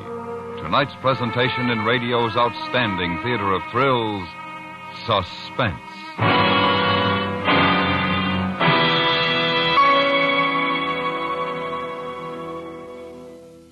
Let's look ahead to 1966, and there you are in your beautiful new home. You've got automatic gadgets everywhere. There's a sparkling new dream car in your garage. The youngsters are in a fine college. All's right with the world. Is this just an idle dream?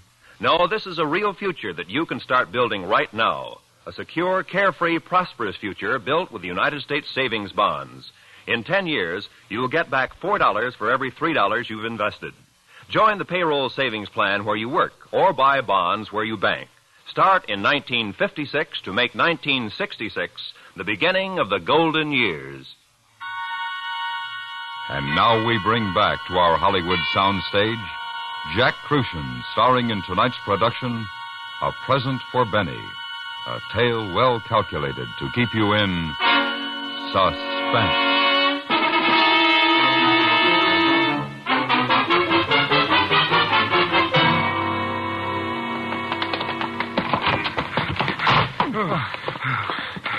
Boss, that was close. Oh, that's no good, dirty no good. Benny, he was not kidding about his kitten.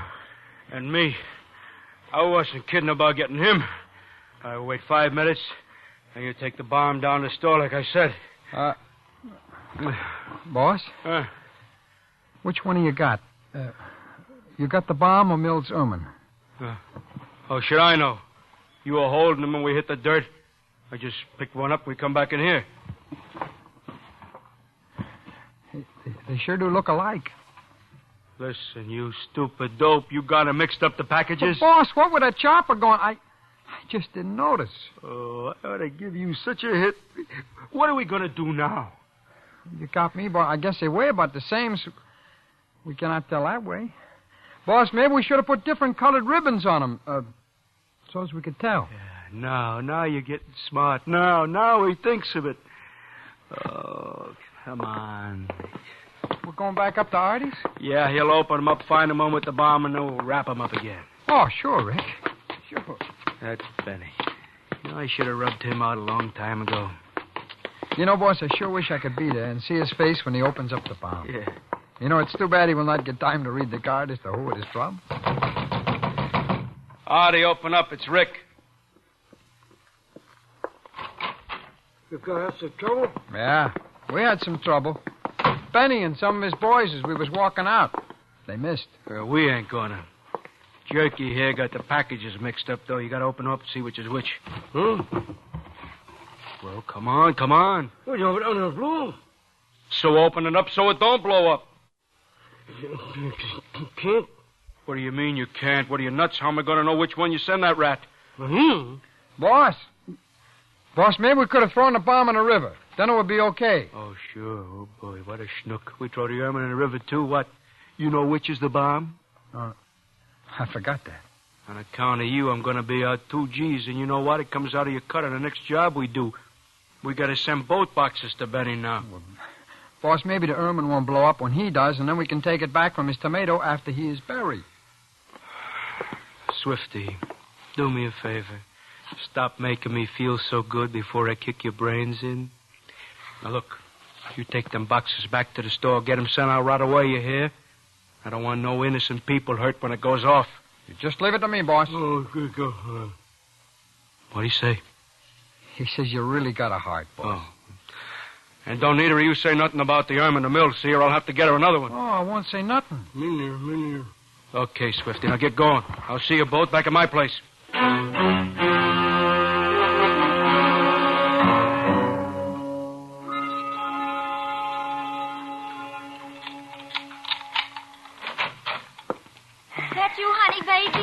Yeah. Oh, me and No-Nose was having a game of gin. I couldn't wait for you to get back. Gee, I love you. Did you get it? What? The Iman. No. Go make me a drink. Oh, baby lamb. You didn't really? Oh, you're kidding. You're going to make it a surprise. It ain't going to be no surprise on account of I didn't get it. Now go make me a drink. Hey, No-Nose. Yeah, boss. Gee, I bought you a pretty... Oh, well, you're sure going to look like something in it. Oh, wait till you see. Okay. Guess what I got you, guess. Look, I don't feel like no games. It's been a tough day. I'm tired. Do me a favor, make me a drink, then go to a movie or something, will you? Gee. Yeah, Rick? Where was I? Oh, yeah. Look, you better call the rest of the boys and tell them that Benny's out gunning for us. Tell them to stay hid out until they hear from me, see? And I don't want no trouble with the D.A. He's up for re-election. You got Benny's present sent off okay, huh? Yeah. Boy, when he croaks, he'll die laughing if he opens the other box first. The other box? Yeah, I'll tell you about it when Mill's gone out. Oh. Yeah? Boss, this is Swifty. Yeah? You've got nothing to worry about. Everything is taken care of. The stuff goes off the first thing in the morning. Okay, come on back. Sure, Rick. I just thought that you should like to know. So long.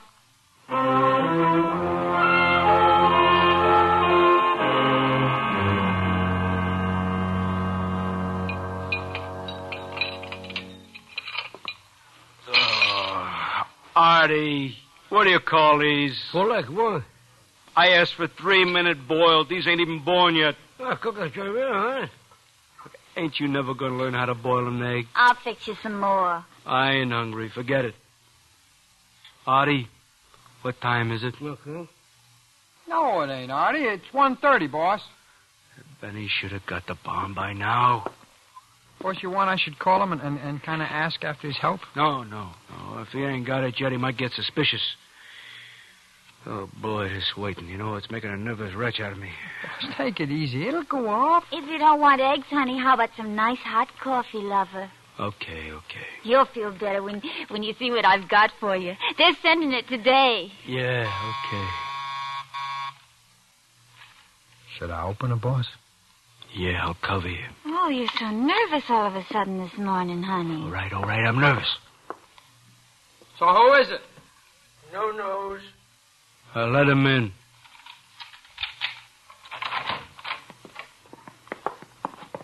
Yeah, what do you say, boss? What's in the package? Oh, this? Well, it just come up for you from Holgram's. Elevator was bringing it up. Oh, now don't you spoil it, honey lamb. That's my present to you. You can take the wrapping paper off, but you can't open the box. We got to put it under the tree when we get the tree.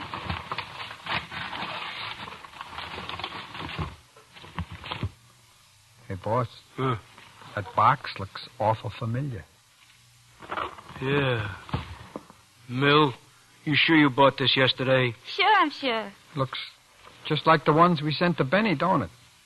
Same size, same ribbon, same everything. It kind of makes you wonder. Don't be silly. They got millions of boxes like this. Oh, it happens there's something very special in there for my sweetie lamb. What's in it?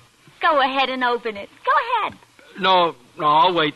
I ain't like Benny. I can wait. Oh, honey, you open it. It's okay. I'll get you something else to open on Christmas. Ah, sure, why not, boss? You need something to make you feel good. I feel good now. I don't want to feel no better. Oh, and I thought you'd like it so much, you'd go with me and maybe buy a chinchilla they got on sale at Halgram's. It's only $1,500, just what you wanted to pay for the ointment.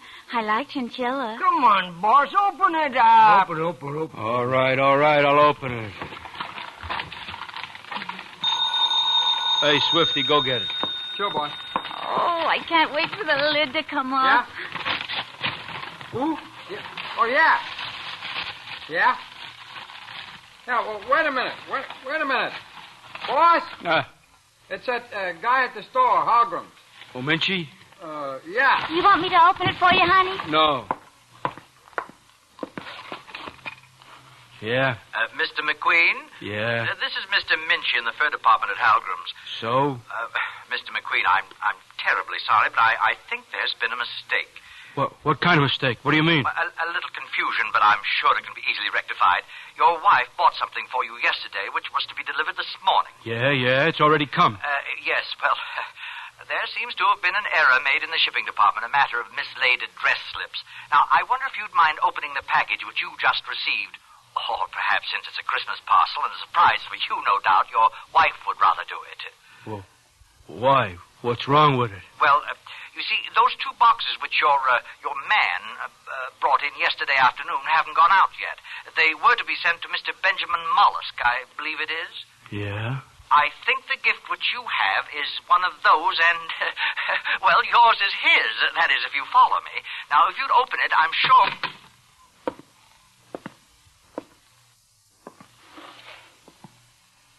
Boss, there's something wrong? Hey, you're pale. You sick? What's the time? It's 1:45. Ain't you going to open your present? Don't nobody touch that box. It's loaded. The bomb? Yeah, the bomb. Well, of course, it could have been... You shut up, Swifty. I got enough trouble without her hearing that. Oh, yeah, I get you. Are you talking about me? Oh, you get that thing out of here. Get it down to the store. They got to send a special messenger. Let him send all 3 boxes to that punk Benny. Well, what do I care? Maybe I should send him a Cadillac to go with it. You know what I think? I think it'd be cheaper to kill myself.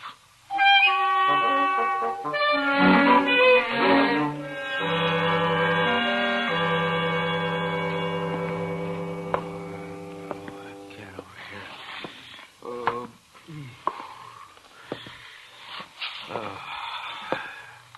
Hey, what's the time? 10:04, baby. Where's that Swifty? Don't worry, he'll be here. Maybe Benny got him. Yeah, maybe I should have sent you and Artie with him. Get it, Artie. No nose of meal cover you. Hey.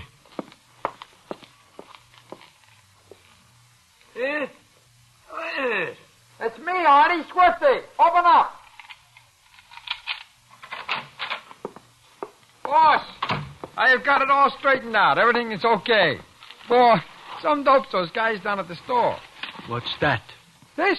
Oh, this is your present that Mill got for you. I told you they have got it all straightened out okay now. You know how it is, Christmas rush, everybody's meshuggah, you know? So now they have found the right slips, wrapped up the boxes again, and Benny's presents have been delivered right now, and this is yours. You're sure this time, are you sure? Boss, would I make a lie out of myself? This box you can open, I guarantee it. Yeah, 'cause you might not like the color I got you.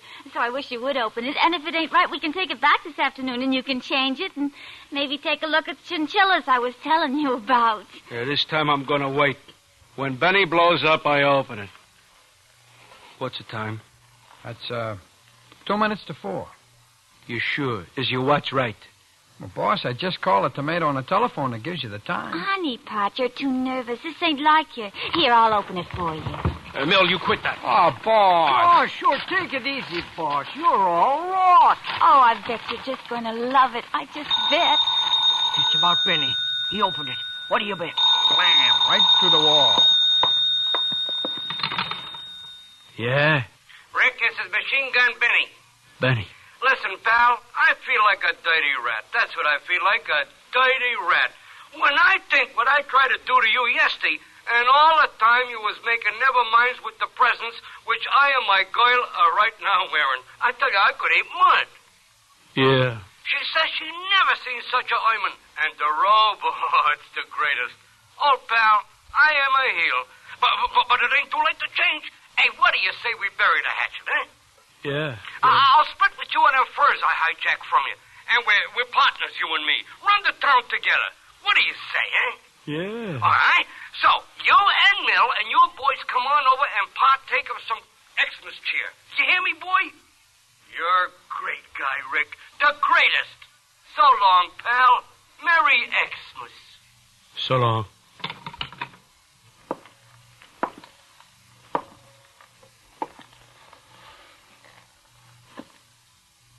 Benny, huh? Yeah. This one's the bomb. Yeah. Too bad. What's the time? It's 3 minutes after 4. 3 after. Artie, the time has come and gone. How come it didn't go off? Come on, Chris. What'd he say? He says he did not want to blow nobody up so near to Christmas. Then what's in the box? I'll go show. Huh? He's going to show us.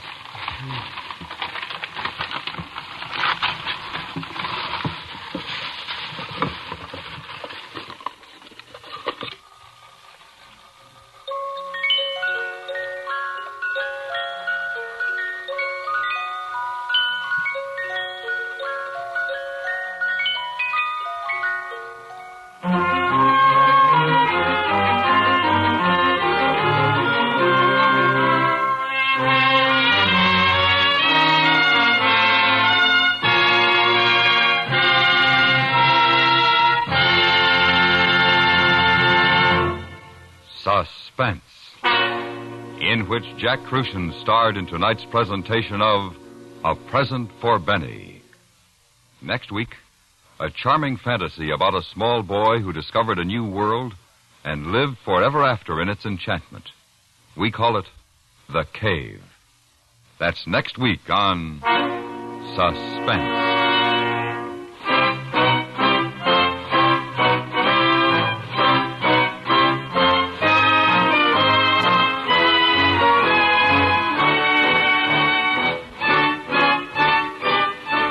Suspense is produced and directed by Anthony Ellis, who also wrote tonight's script.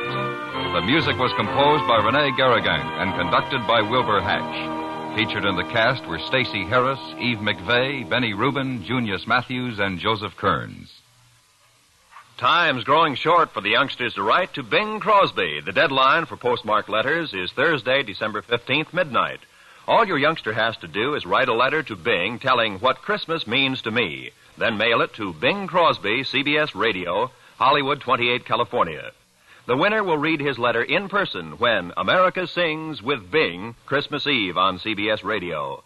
All youngsters 12 years of age and under are eligible. That address once again, Bing Crosby, CBS Radio, Hollywood 28, California. Be sure the young letter writer puts his name and address on the letter. Stay tuned now for 5 minutes of CBS Radio News to be followed on most of these same stations by The Jack Carson Show.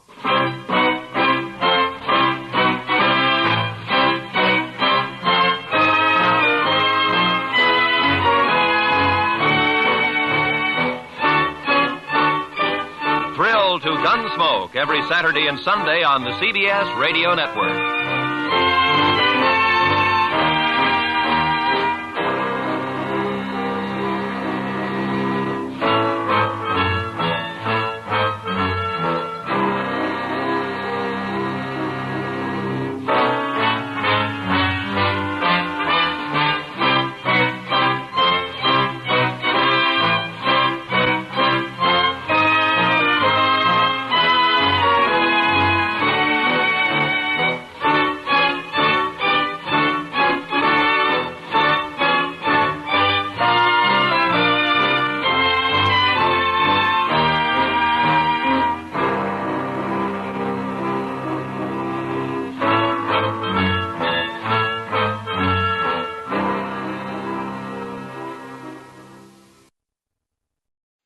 everybody.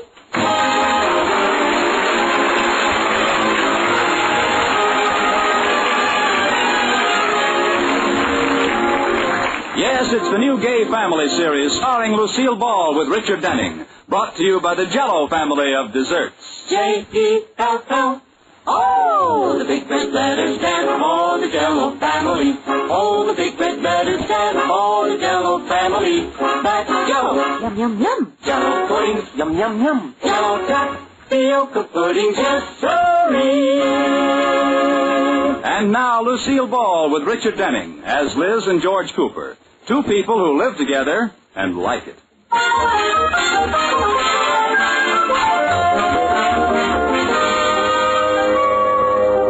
As we look in on the Coopers today, they're in the living room preparing to decorate their Christmas tree. George is snipping a twig here and one there to balance the tree, and Liz is just bringing in the ornaments. Here are the Christmas tree ornaments. Oh, George, you never know when to stop. Look what you've done to that tree. Oh, I just want it to be symmetrical, that's all. I only cut a few twigs off the top. A few twigs. I'm up to my spine in pine.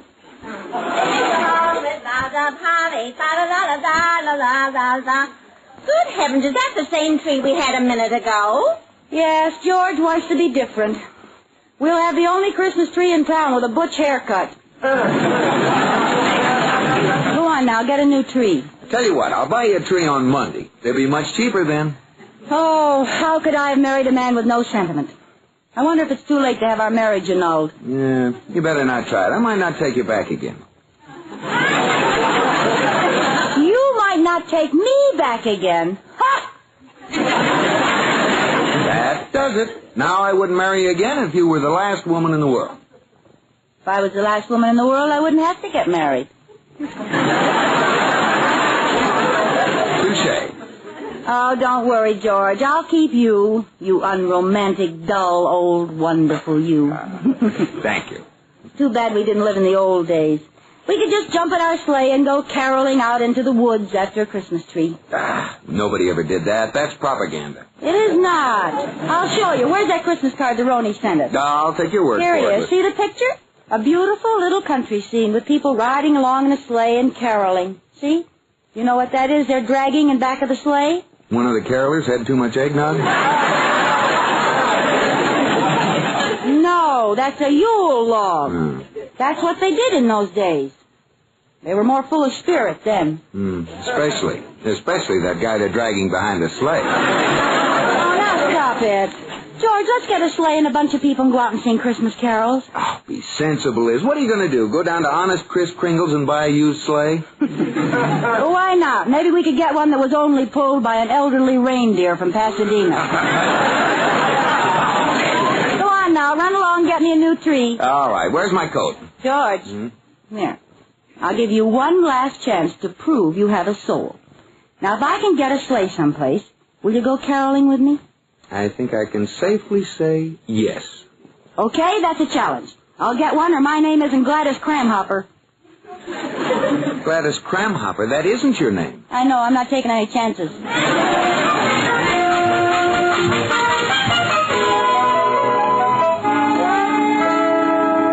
Hello. Sam's Livery Stable? I'd like to rent a sleigh. Sleigh.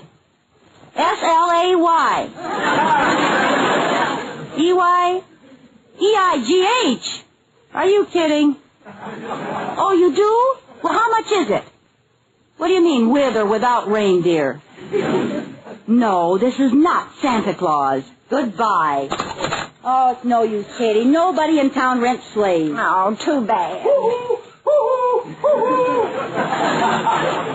Have we got a cuckoo clock? Oh, it's Mr. Wood from next door. Oh, I'll let him in. Close the door. What's the matter? Mrs. Cooper, could I hide out in your house for a few minutes? Hide out? What's wrong, Mr. Wood? It's Christmas vacation, and my 11 children are with me 24 hours a day. My house is like living in the... My, it's quiet in here. 11 children must be quite a problem on Christmas. Tell me, do they all hang up their stockings? You wouldn't believe it. Stockings on the mantel, stockings on the chairs, stockings on the curtains. It looks like the washing machine exploded in the living room. Oh, I'll bet you love every minute of it. Well, I must admit it's nice on Christmas morning when we all gather in front of the tree. Mrs. Wood, myself, and the 11 children. I'll bet you can't see the tree for the woods. You get it? See, your name is Wood, and then Mrs. Cooper. What?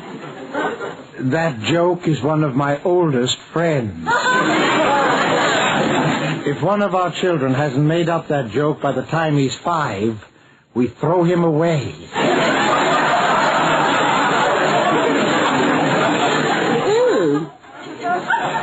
Well, I guess it's safe for me to go home now. The Battle of Santa Claus should be about over. Battle? Yes. Every year the believers beat up on the non-believers. Of course, there are more believers, counting Mrs. Wood and myself. You believe in Santa Claus? Certainly. I don't know who's been filling my children with those lies about his not being real.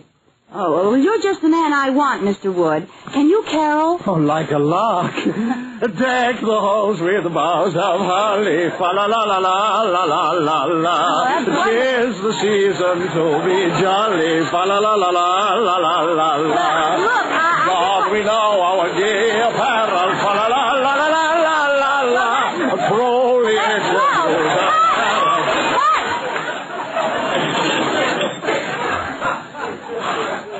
I'm sorry, I got carried away.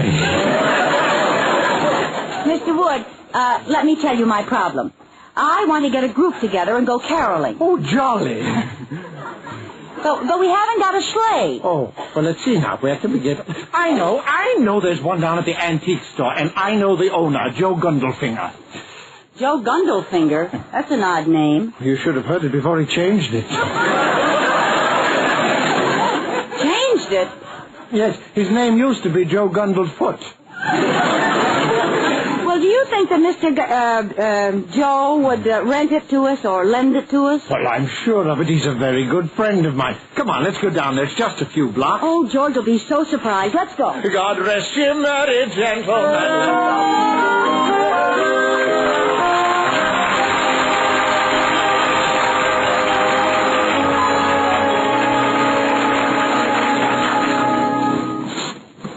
Here it is, Mrs. Cooper. Gundlefinger's antique shop. Oh, and there's the sleigh.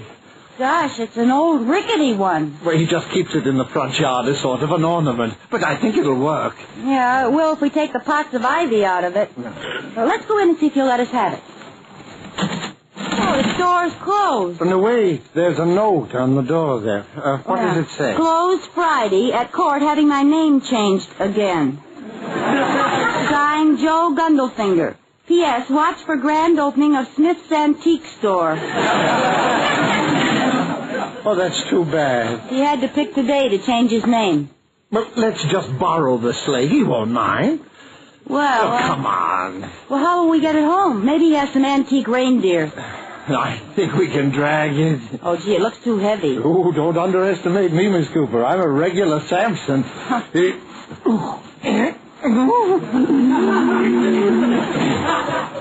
What's the matter, Samson? Have your hair cut? Oh, here comes Mr. Negley. Maybe he can help you pull it. Little Mr. Negley, Mrs. Cooper. If Samson can't pull it, what help will Delilah be? Mr. Wood, you shouldn't talk like that. He can't help it if he's small. Good morning, Mrs. Cooper. Good morning, Delilah. Mr. Negley. Good morning, Mr. Negley. Good morning, Mr. Wood. Mr. Negley, you're just in time. We're trying to get this sleigh home. Will you help us pull it? Oh, I'd like to, but I just couldn't. I've been delivering mail since 7 o'clock this morning. I'm plumb pooped. Well, I guess you mailmen have to expect a lot of work at Christmas time. Christmas? So that's what it is. Mr. Negley, you're pulling my leg. Oh, Mrs. Cooper.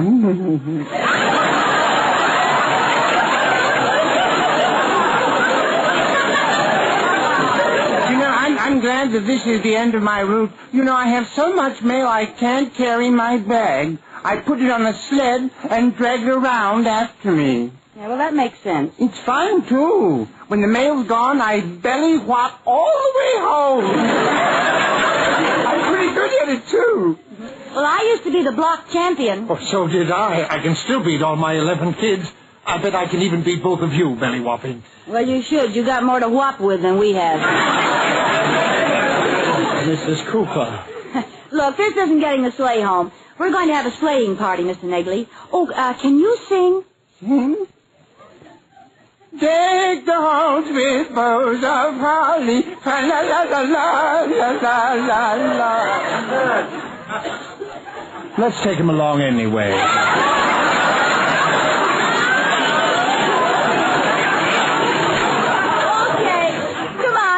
Pull this thing. Oh, say, I have a better idea. Let me run home and get my motorcycle. We can pull the sleigh with that. Oh, good. I'll sled home. That'll be faster. Okay.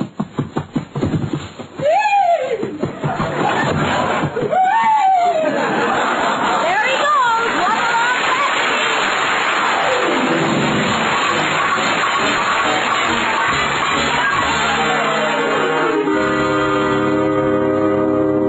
Everybody ready to go? We can leave as soon as Mr. Cooper gets here. Oh, where is George, anyhow? Well, I'm all set. I brought my blanket, my mittens, my earmuff, and a hot toddy bottle. You mean a hot water bottle? Just for that, you can't drink out of it. I've got a thermos full of hot chocolate. Will you be warm enough, Turtle Dove? Oh, yes. I've got on my galoshes and an extra pair of longies. Oh, here comes George. Hi, George. Hey, what's going on? I told you I could get a sleigh. Come on, we're going caroling and bring home a Yule log. Oh, now, Liz. You promised. Come on, get in the sleigh. Hang on tight, everybody. All set, Mr. Negley? Captain! Here we go. Up, yonder, down, Negley. Up, motor, down, cycle. Hey, Mr. Negley, come back for us. You forgot to put the harness on it.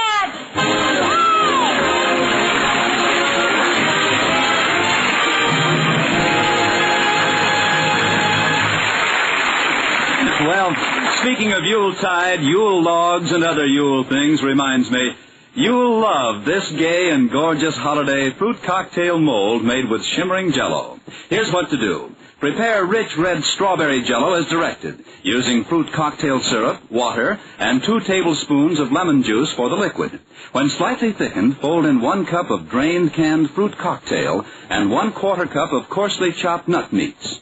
Chill until firm in a star mold. Then unmold and garnish with whipped cream and holly leaves. It's a beauty. All 6 delicious Jell-O flavors are rich with wonderful locked-in goodness, and all 6 sparkling colors are gay as Christmas candles. Strawberry, raspberry, cherry, orange, lemon, and lime. Look for those big red letters on the box. They spell Jell-O, a registered trademark of General Foods Corporation. J-E-L-L-O.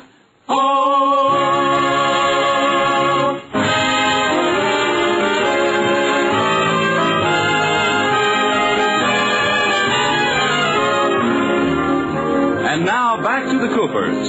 The sleigh proved too much of a load for Mr. Negley's motorcycle, and we find our old-fashioned carolers heeding that old-fashioned advice, get a horse. They're trudging down the street, horseward bound. It's only a couple of blocks further. Katie, are you sure the milkman will lend us his horse? He said he would on the phone. Oh, it's cold. Let's keep moving, huh? Yeah, my goosebumps are nudging each other to keep warm. Gee, look in that window. Those people have a fire in the fireplace. Doesn't that look good? Yeah. Oh, I bet it's warm in there. Hey, I got a wonderful idea. We're supposed to be carolers. Well, let's serenade this house, and maybe they'll ask us in. Oh, good idea. What'll we sing? Well, how about Jingle Bells? Okay, give us the key. Huh? Give us the key. Oh, I don't bother with keys. I just sing. Here we go. 1, 2, jingle bells, jingle bells, jingle all the way. Oh, what fun it is to ride in a one-horse open sleigh. Jingle bells, jingle bells, jingle all the way. Oh, what fun it is to ride in a one-horse open sleigh. Oh, look, someone's coming to the window. Oh, carolers. Yes? Come a little closer to the window. Oh, come on, he wants to thank us. Well, mister, how did you like it? Oh, we had to pick Scrooge's house. Are you enjoying your old-fashioned Christmas, Liz? Oh, shut up and help me chip this water off. Would you like some hot chocolate? I brought the thermos along. Oh, Katie, you're a lifesaver. Oh, the cork is stuck. Here, I'll hold the top. I don't know what he got so mad about. Sounded pretty good to me. Jingle bells, jingle bells, jingle all the way. Oh, what fun. Well, how do you like that? What? I had this thermos cup in my hand, and that man dropped a quarter in it. This may be the start of a great new business. Jingle bells, jingle bells, jingle all the way. Oh, what fun. What have we here? Oh, hi, officer. Hey, let me see your license. License? What for? Caroling? No, panhandling. Now, just a minute. We weren't panhandling. This cup is for hot chocolate. Sure, and you always sweeten it with a lump of money. Oh, that was just a coincidence. Katie was trying to get the cork out, and I was just holding the cup out like this, and I... Merry Christmas, lady. Now, wait a minute! Not panhandling, eh? I knew the minute I looked at you were a bunch of bums. Oh, yeah? Well, this bum here happens to be George Cooper. Now, let me handle this, Liz. Officer, I'm George Cooper, Vice President of the Sheridan Falls National Bank. What? Yeah, and these other bums are important people, too. Liz, please. We were just caroling, officer. Well, I don't know. Oh, listen to that beautiful speaking voice. Huh? Oh, I'll bet you sing a wonderful bass. Oh, it's not so good. Oh, come on, give us the honor of singing one song with you. Well, I'm on duty, but, jingle bells, jingle. Oh, go on and get out of here, and no more caroling. Oh, well, Merry Christmas.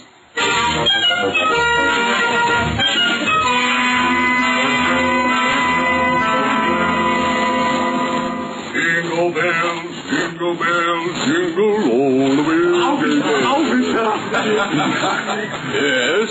What is it? What's the matter? I'd like to report it a stolen vehicle, please. Yeah. Well, wait till I get my book out and I'll take down all the details. Okay. What's your name? Schmidt. No. No? No, my name is Gundelfinger. It wouldn't be Schmidt for a couple of weeks yet. Why? Are you getting married? No. I'm just changing my name. It's still Gundelfinger. Gundelfinger? Yeah. You wouldn't like to come back in a couple of weeks and report this, would you? No. I want to catch the thieves right now. Okay. What was the license number? It didn't have a license number. It was put out in front of my shop with ivy in it. Ivy who? Just ivy. Little leaves and stems.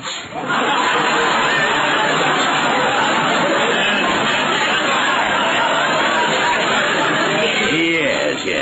Yeah, what was the make? A flexible flyer. Huh? Yeah, was their big model. Oh, sedan, huh? No, one horse open. What kind of an automobile was this? It wasn't an automobile, it was a sleigh. And I gotta get it back. I need that sleigh for Christmas. Yes, of course. When did you first notice it was missing, Mr. Claus? No, please, Gundelfinger. You don't understand. It's an antique sleigh, and I got a customer who's going to buy it for a Christmas present. He's going to make a lamp out of it. Yes, of course. I'll keep my eyes open. I'll look in back of every horse I see. Oh, thank you. Stille Nacht, heilige Nacht.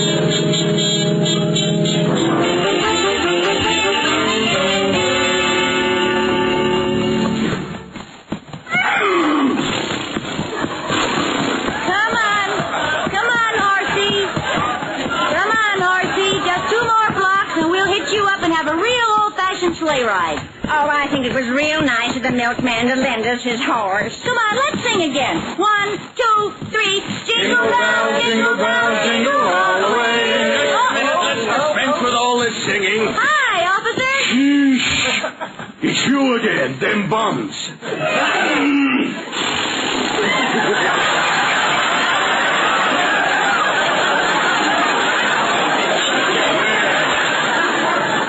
I see you got someone to sing in my place. Oh, the horse. Well, I can explain. No, let me guess. You just happened to hold out a cup, and someone dropped a horse into it.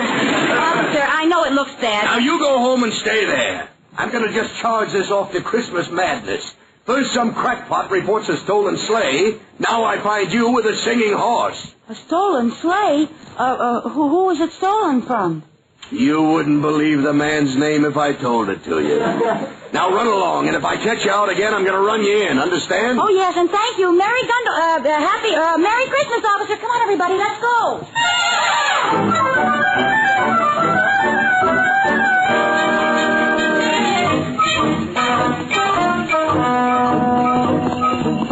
Well, we're finally on our way. Oh, no, we're taking this sleigh back to Ginnelfunger. Oh, George, let's take a little ride. Nothing doing. Just a little eensy-teensy one. You heard what the cop said. This is stolen property. Oh, but that cop's the only one who knows, and we'll be out of his district in a minute. We can take the sleigh back later. No. Well, let's take a vote. What do you three in the back seat say? Oh, I'd like to go for a long ride. I like holding your hand under the blanket, Katie. Why, Katie. I like holding your hand, too, Katie. Why, Katie. I don't know what either of you are talking about. Both my hands are in my pockets.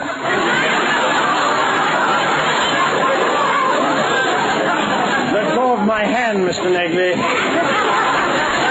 Sorry. Come on, horse. This is no time to stop. Get up. What's the matter with him? Stop that sleigh! Oh, look down at the corner. Here comes that cop. Let's get out of here, Liz. Come on, horse. Get going. Oh, no, he stopped again. Get up, darn it. This is no time to play games. Get up! Stop in the name of the law! Oh, that's better. Hey, this horse is a stool pigeon. He's turning us over to that cop. I'm afraid this is part of the milkman's route. Oh, no! Oh, fine. The horse is stopping at each house to deliver milk. Let's get out and run for it. No, give me those reins, Liz. I'll get him off the route. Turn left at this corner. That'll do it. Okay. Stop around, shoot! Come on, horse. We're turning here. Oh, maybe he won't turn. Oh, come on, horse. We're going left. Left, do you hear? Careful, George. He's breaking loose.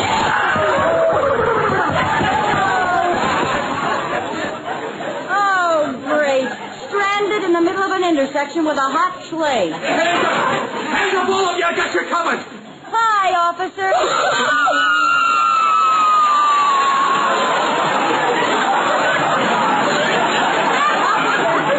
Officer, we can explain. It all started because I wanted to go and get a Yule log. Save your breath. You're coming to the station. But it's Christmas time. I know, and I'm going to give you a little present. It's a cell marked do not open till after Christmas. Look, officer, we were really on our way back to Gundelfinger's to return the sleigh. He's a very good friend of mine. Well, I'll go with you and be sure you do return it. And I'll give you exactly 10 to get it out of this intersection. 1. But we don't have a horse. How can we get it out? 2. That's your worry. 3. All right, fellas, get down there. What? 4. Oh, if you get down there and pull, I'll steer. 5. Oh, wait till I get you home, Liz. I'll take this shaft. Wood, you and Negley take the other. 6. Come on, boys. This is the old Yule spirit. 7. Hey, you're moving it. Yule train. Hiya, hiya, Yule train.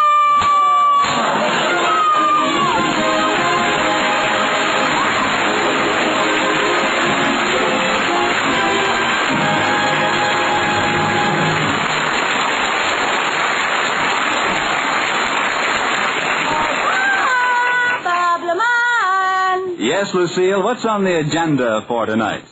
Well, you don't have to get nasty about it. I just wanted to tell you what we're going to do. We're going to the North Pole. The North Pole? Yes, to visit Santa Claus. I'll be a little girl who's waited all year for Santa.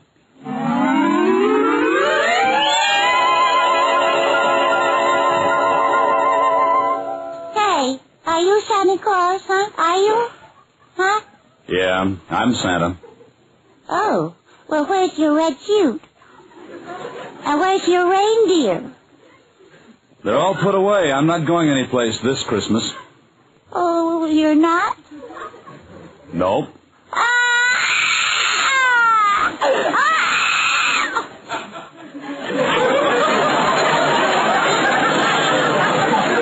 Well, why should I? I've been giving away things for as long as I can remember. Nobody ever gave me anything. Well, if you'll go, I'll give you a live frog.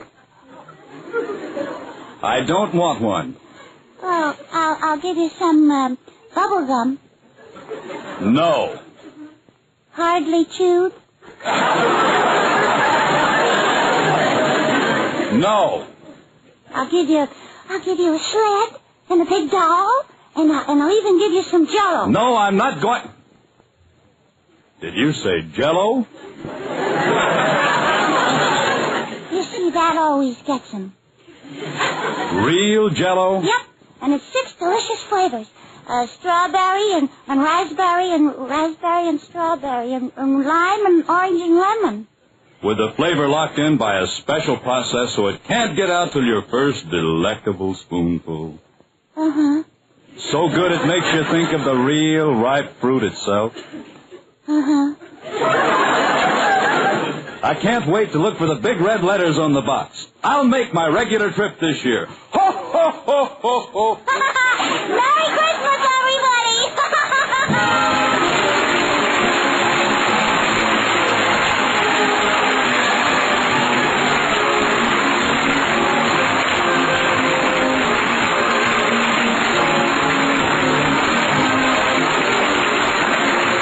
You have been listening to My Favorite Husband, starring Lucille Ball with Richard Denning, and based on characters created by Isabel Scott Rorick. Tonight's program was produced and directed by Jess Oppenheimer, who wrote the script, with Madeline Pugh and Bob Carroll, Jr. Original music was composed by Marlon Skiles and conducted by Wilbur Hatch. The part of Katie, the maid, was played by Ruth Parrott. Watch for Lucille Ball in the Columbia picture Miss Grant Takes Richmond. And be sure to listen to Lucille Ball in My Favorite Husband again next week, presented by J-E-L-L. Oh, the big red letters stand for the Jell-O family. Oh, the big red letters stand for the Jell-O family. That's Jell-O. Yum, yum, yum. Jell-O puddings. Yum, yum, yum. Jell-O duck. Fioca pudding just slowly.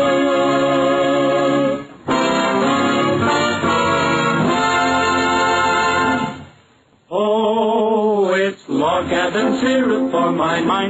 With that real Northwoods flavor so fine, oh so fine, blended cane and pure maple. It tops on your table. That real maple flavor does pancakes a favor. It's log cabin syrup for mine. Yes, Log Cabin is the syrup with that delicious Northwoods maple flavor. It's America's most popular quality table syrup. Enjoy it on waffles or pancakes for Sunday night suppers, as well as at breakfast. It's log cabin syrup for mine. Listen to Lucille Ball in My Favorite Husband again next week. Bob Lamont speaking. This is CBS, the Columbia Broadcasting System.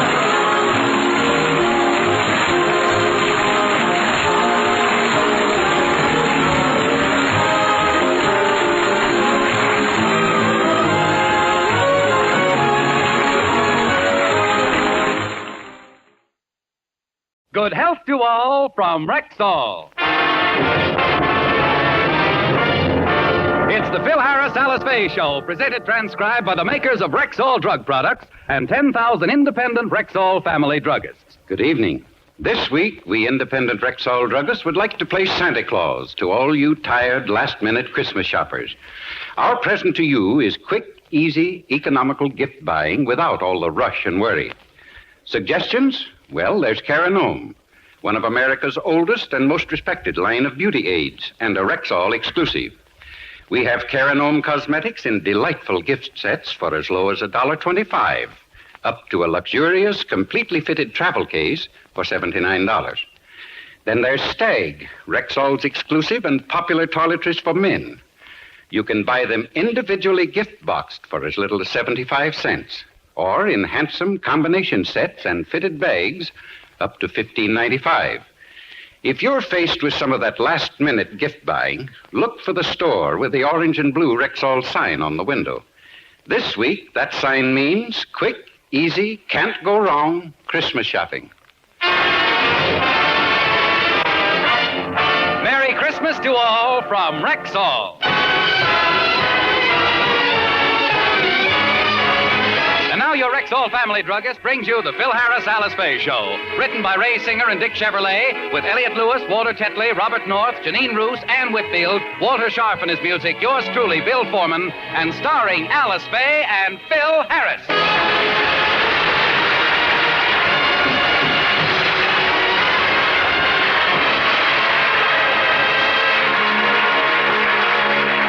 With Christmas just a week off, the Harris family is busily engaged putting a few Yuletide decorations around the house. Alice is hanging a holly wreath in the window, and Phil has just finished hanging some mistletoe over the door. There. Mistletoe. Ah, Philip, the many girls whose toes you've curled under this little sprig of greenery. Daddy, what do you call that green stuff you just hung over the door? Oh, mistletoe, honey. Better known as smooching spinach. Why do you hang it over the door? Well, it's like a game, baby Alice. The idea is for a fella to get a girl under the mistletoe and then kiss her. Did you ever play the game, Daddy? Did I ever play? I was All-American 12 years in a row.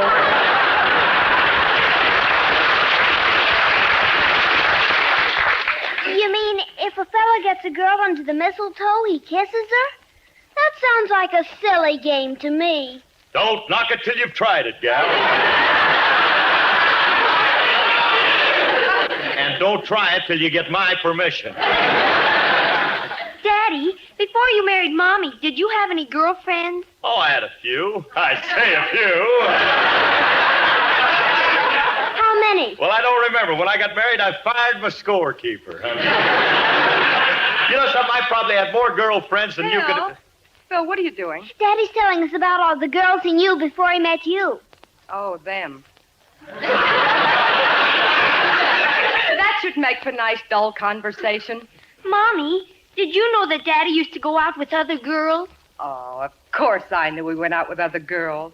I say girls. Supposed to look like until he met me. Now, look, Father, stop bragging about your former... Hello there. Where is everybody? Oh, hello there. Good morning, children. Howdy doody, Philip. Howdy doody. Oh, you dimpled darling, you. You know, sometimes, Willie, you're so cute I Philip, could just... stop chucking me under the chin. I ain't chucking you under the chin. I'm groping for your windpipe. You have your decorations up, Alice, and they look wonderful. The holly and the berries. What's that green stuff hanging in the doorway there? That's mistletoe. What do you hang that up for? What do you... Oh, this kid really lives. Why, I don't know, but he does. Look, Willie, you're supposed to get a girl under... Look, didn't your father ever tell you about the birds and the bees? Naturally. Birds. A bird is a warm-blooded, feathered, egg-laying vertebrate commonly known as the avian sauropsida. Huh? Bees. A bee is a honey-gathering hymenopterous insect of the genus Apis. All right, Willie, all right. So that's the scientific definition of the birds and the bees. Well... I must have a talk with my father. Papa is away off the beam. Look, Alice, your brother always I also know about fish. Now, shut up! Willie, do you really like our decorations? Oh, Alice the Beautiful. And I'm glad to see that you people are imbued with the Christmas spirit.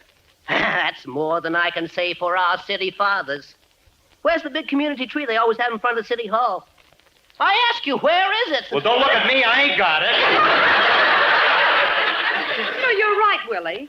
I wonder why they don't have the tree up this year. That's what I'm going to find out. I'm on my way down to City Hall right now to get to the bottom of this.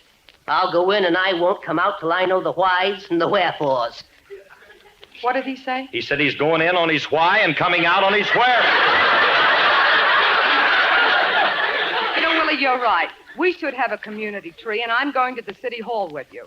You're coming too, Phil. If enough people protest, we'll get results. But, Alice, I can't go. I've got a date with Frankie. Well, we'll pick him up and take him, too. Oh, all right. But I don't know if I'm in favor of this. Gee whiz, in order to put a tree up, you got to chop one down. What's wrong with that? I don't believe in it. You see, I've an affinity for our little green brothers. And if you'll lend me your big flapping ears, I'll proceed to tell you why.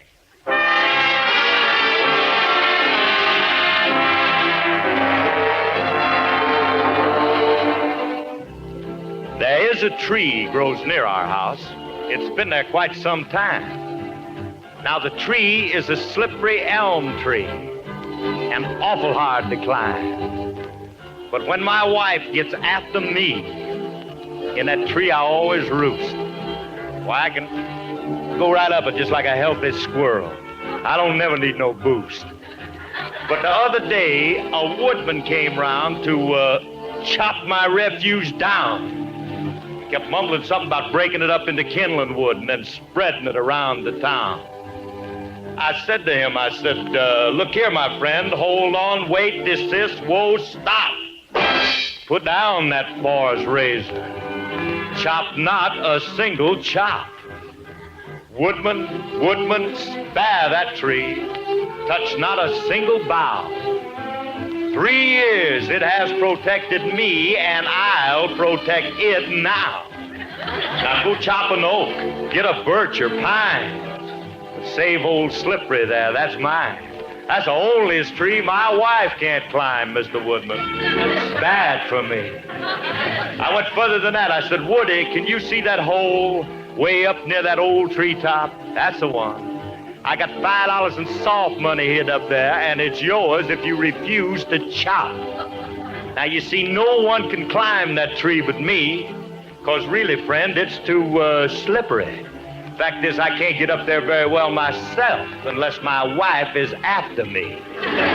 So you go home and get my little woman and bring her here, and I'm going to proceed to call her a very naughty word. Then all you have to do, Mr. Woodman, is stand by incognito while I do that perfect imitation of a bird. Now, you ain't going to know just where I go. That is, while my wife's around. But the only thing I ask you, Mr. Woodman, the only thing I ask you, if you don't see me here on the ground, Woody, you gonna spare that tree. Touch not a single bough, because I'm gonna be up there and I'll drop old 5 down to thee, the one I promised thou. You must make that axe behave, because old Slippery there just must be saved. Man, that's a borderline twixt me and the grave. Mr. Woodman, Woody, spad. Please spad for me.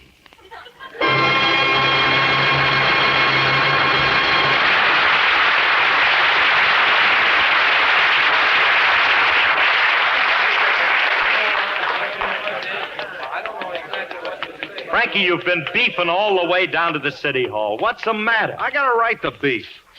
You're all very inconsiderate. Dragging me out of a warm, homey pool room. But if you want a tree, I'll talk to the mayor. He don't make a move without me. I'm here to see him every day. Hey, you know Mayor Baldwin? Intimately. We're old friends. I call him Baldy, and he calls me... You wouldn't think a man in his position would use that kind of language. I see he knows you well. Yeah. Look, Remley, I tell you, on thinking it over, you'd better wait here, and we'll go in and see him without you, huh? We'll be back.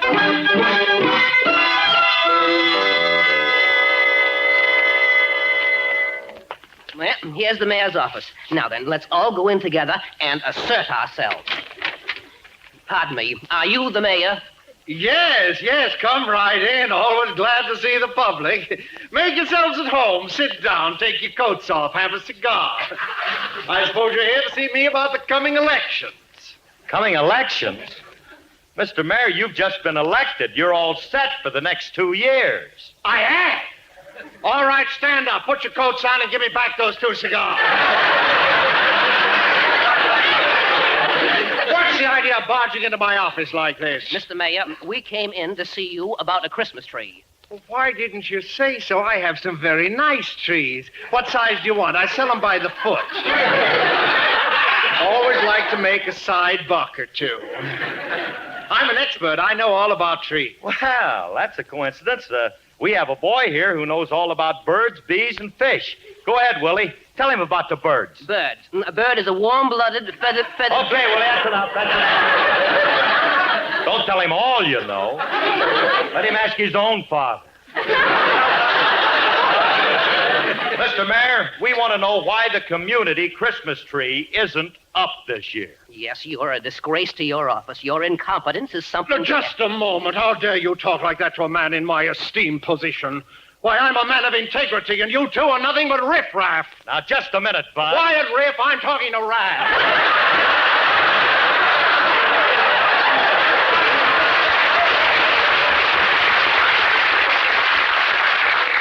Mr. Mayor, why don't we have a tree this year? Well, I'm sorry, madam, but it slipped our minds, and I'm afraid it's too late to put through an appropriation. Well, isn't there something you can do about it? Please? No, Alice, don't ask him. Demand it.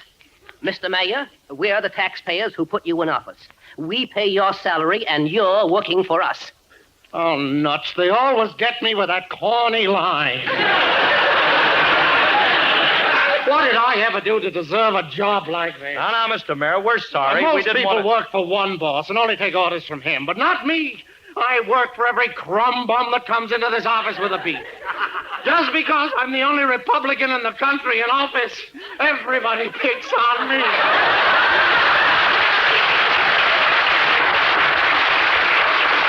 Oh, I'm so unhappy.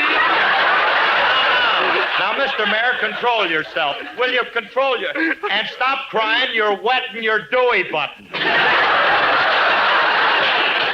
Well, it's enough to drive a man crazy. Everybody's always coming in here asking for favors.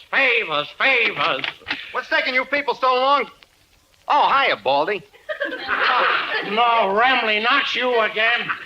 How many times do I have to tell you we can't keep the saloons open all night?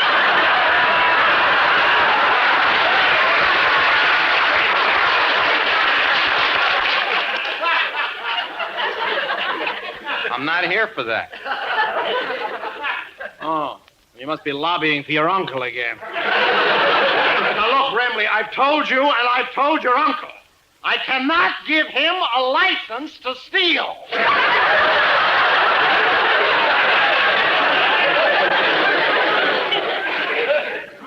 Frankie, your uncle wants a license to steal? Yeah. It's the only way you can be law-abiding and still make a living. Mr. Mayor, if we buy a tree, will you allow us to put it up?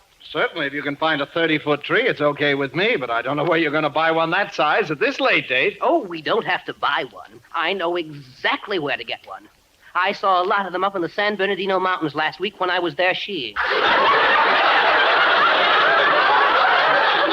I'll leave it to him to pronounce it that way. Hey, honey, let's go up there and get a tree. Might be fun to spend a day in the snow, huh? Okay. While Willie is skiing in the snow, you and I can go ice shading on the lake. I love to ice shade. Let's do it. We can get Julius's delivery truck to bring the tree back. Hey, Rem, come on up with us, will you? No, thanks. I'm not a cold weather man. Now, wait a minute. I hear the lake's frozen over, and we can do a little ice skating. Sorry, Curly. Once you take ice away from ginger ale, it loses all its sex appeal. True. Besides, I don't like cold weather. Now, wait a minute. You won't mind it if you dress warm. Look, you go home and get all the heavy clothes that you can find, and then meet me at Julius's. And Alice, you better dress warm, too, because I hear they're having some storms up there. Oh, as long as you're with me, Phil, I won't have to dress warm. What do you mean, and why are the musicians picking up their instruments?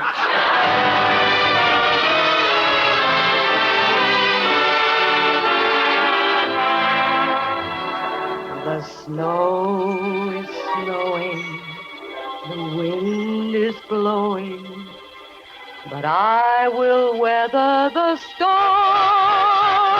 What do I care how much it may storm? I've got my love to keep me warm. I can't remember a worse December. Just watch those icicles fall. What do I care if icicles fall? I've got my love to keep me warm. Off with my overcoat, off with my gloves. I need no overcoat, I'm burning with love. My heart's on fire, the flame grows higher, so I will weather the storm. What do I care how much it may storm? I've got my love to keep me warm.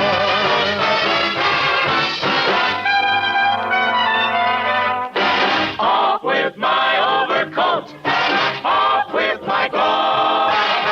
I need no overcoat, I'm burning with love. My heart's on fire, the flame grows higher, so I will weather the storm. What do I care how much it may storm? I've got my love to keep me warm.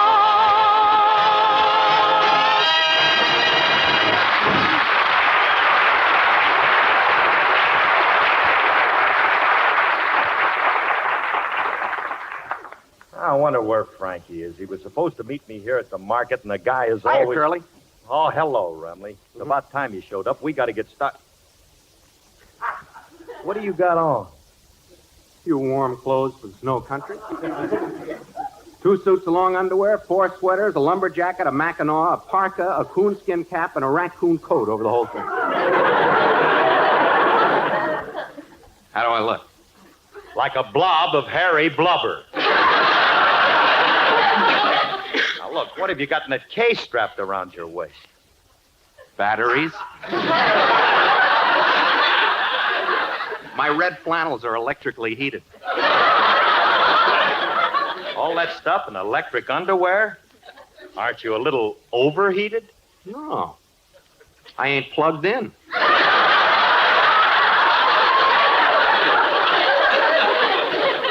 And another thing, Remley, you got that coonskin cap on wrong. The tail's supposed to be in the back.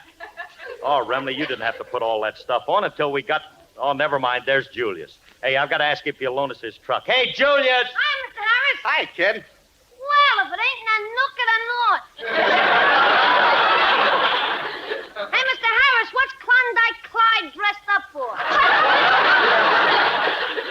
Well, we're going up to the snow country, and he's prepared for it. Oh. What's that ridiculous-looking thing hanging down in front of his face? That's his nose. I mean, that other ridiculous-looking thing. That's a tail. Oh. On his face, it's very becoming.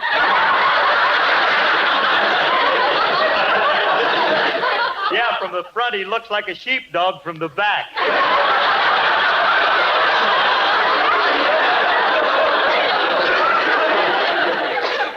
Oh, I am just convulsed by this hilarious routine, huh? What's the matter with you guys? You think you never saw somebody wearing a nose muff before? What are you going up to the snow country for? Well, we're going up to get a community tree for the town, and, well, we want to borrow your delivery truck to bring it back. Julius, can we have it? What kind of a question is that? For such a noble cause to help humanity, To bring Yuletide cheer to my fellow townsmen, I'd have to be the lowest kind of heel to refuse permission for you gentlemen. All right, never mind the speech, never mind. Where are the keys to the truck? In my pocket, but you might have a little trouble getting up to the mountains. Why? I ain't gonna lend you the truck.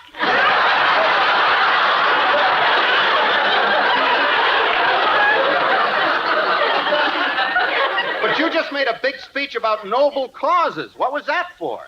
I like to hear myself talk. I'll lend you the truck if I do the driving. Okay, you can do the driving. Now, come on, will you? We got to pick up Mrs. Harrison, Willie, and then, fellas, we're off to the mountains.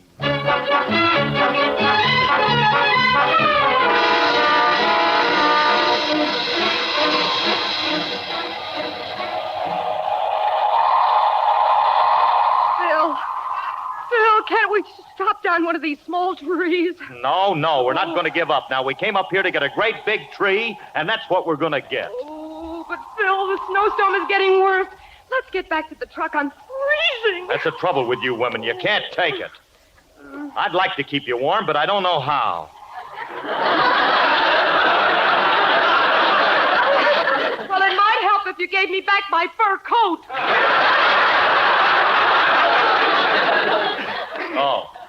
Well, if you want to be selfish, take it. Here. Ooh. Hey, you're right. It's freezing without that coat. How do you feel, Frankie? Very comfy. I just plugged myself in.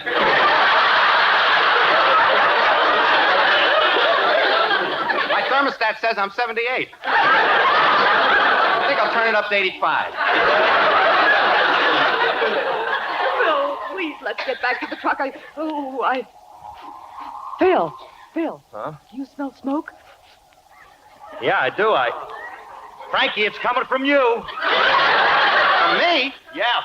How do you like that? I got a short circuit in my red flannels. Phil, we've got to get out of here. I'm freezing. I'm freezing, too. I'm sweating.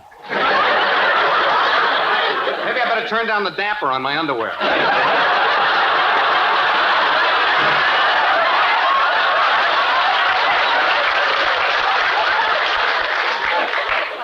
Frankie, will you be quiet a minute? I'm freezing to death. Oh, Alice, I might as well confess. I hate to tell you this, but, honey, we're lost. I don't know where we are. Well, what are you worrying about? If we're not back at the truck soon, Willie and Julius will come looking for us. Yeah, but suppose they get here late. It's getting colder every minute. We're lost in this bleak, desolate wilderness, and I'm freezing. Freezing. Do you hear me? Freezing. Huh? What are you getting excited about? Take it easy. How can I? I'm starting to get numb, and my feet are frozen. Look at my little ankles. They're blue. My ankles are blue. Those are your socks.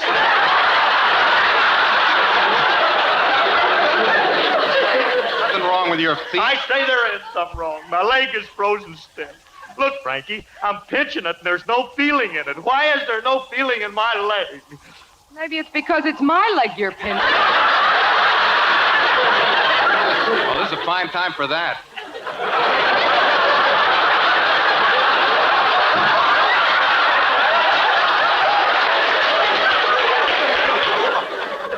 He's right, honey. Drag it out of the way. Now, look, kids, don't worry, because I'm going to get you out of this. And Alice, honey, control yourself. Don't get hysterical. Please don't get hysterical. I'm not hysterical. Don't argue with me. And as for you, Remley, will you keep calm and stop blubbering like a baby? Who's blubbering? I'm happy as a bird dog. Don't change the subject. Now, wait a minute, Frankie. Get a grip on yourself, because we're a couple of big, strong men, and it's up to us to rescue this frail woman. You're right. Let's get this frail out of here.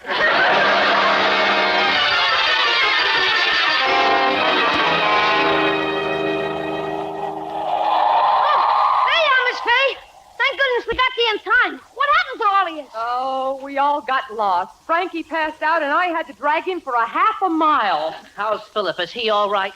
Lift him off my back and see. Oh, for goodness sake. Julius, give me a hand. All that trouble, and we didn't even get a tree. Oh, well, we got one. Julius and I found a big one right near where we parked truck. Oh,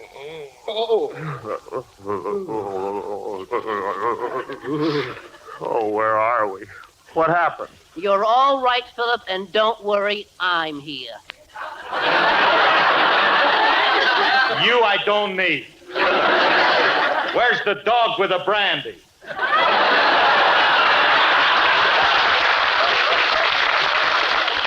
Hey, I need a drink, too. Pass the St. Bernard around. I got something to warm you up. Here, Mr. Emily, take a short swig of this. Yep. All right, that's enough, Mr. Emily. I said that's enough. Let go of the bottle! Julius, that stuff's terrific. And I ought to know because I'm a judge of good liquor. What's the name of it? Antifreeze. Poison, I'm dying. Now, take it easy, Remley. Take it easy. Don't get excited. Take it easy. You'll only... Look at him boil over.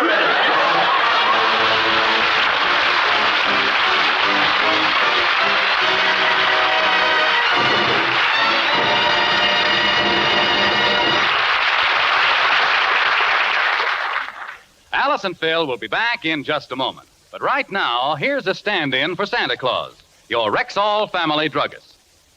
Yes, friends, there are 10,000 such stand-ins for Santa this week. 10,000 independent family druggists who are ready, willing, and able to take the rush and worry out of your last-minute Christmas shopping. I need a gift idea for the ladies. Okay. How about Cara Gnome?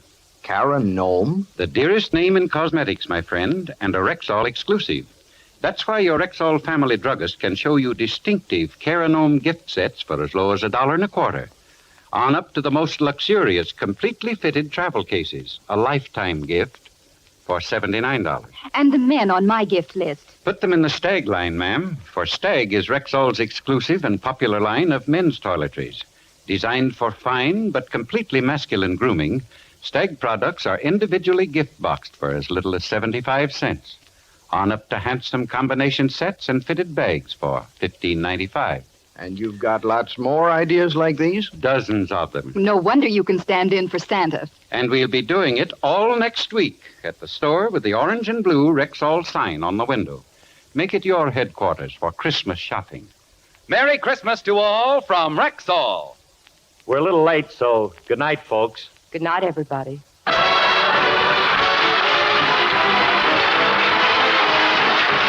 This program was produced and transcribed by Paul Phillips. Be happy on Christmas Day. Eliminate the rush and worry, the disappointments of last-minute Christmas shopping. Tomorrow, take your gift list to your Rexall family druggist. His store is filled with distinctive, sure-to-please gifts for the home, for the children, for the entire family. Gifts it's a pleasure to give, economical to buy.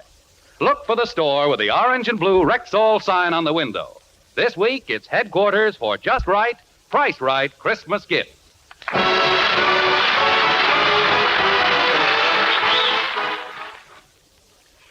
Stay tuned for Sam Spade, then Maurice Evans on Theater Guild on NBC.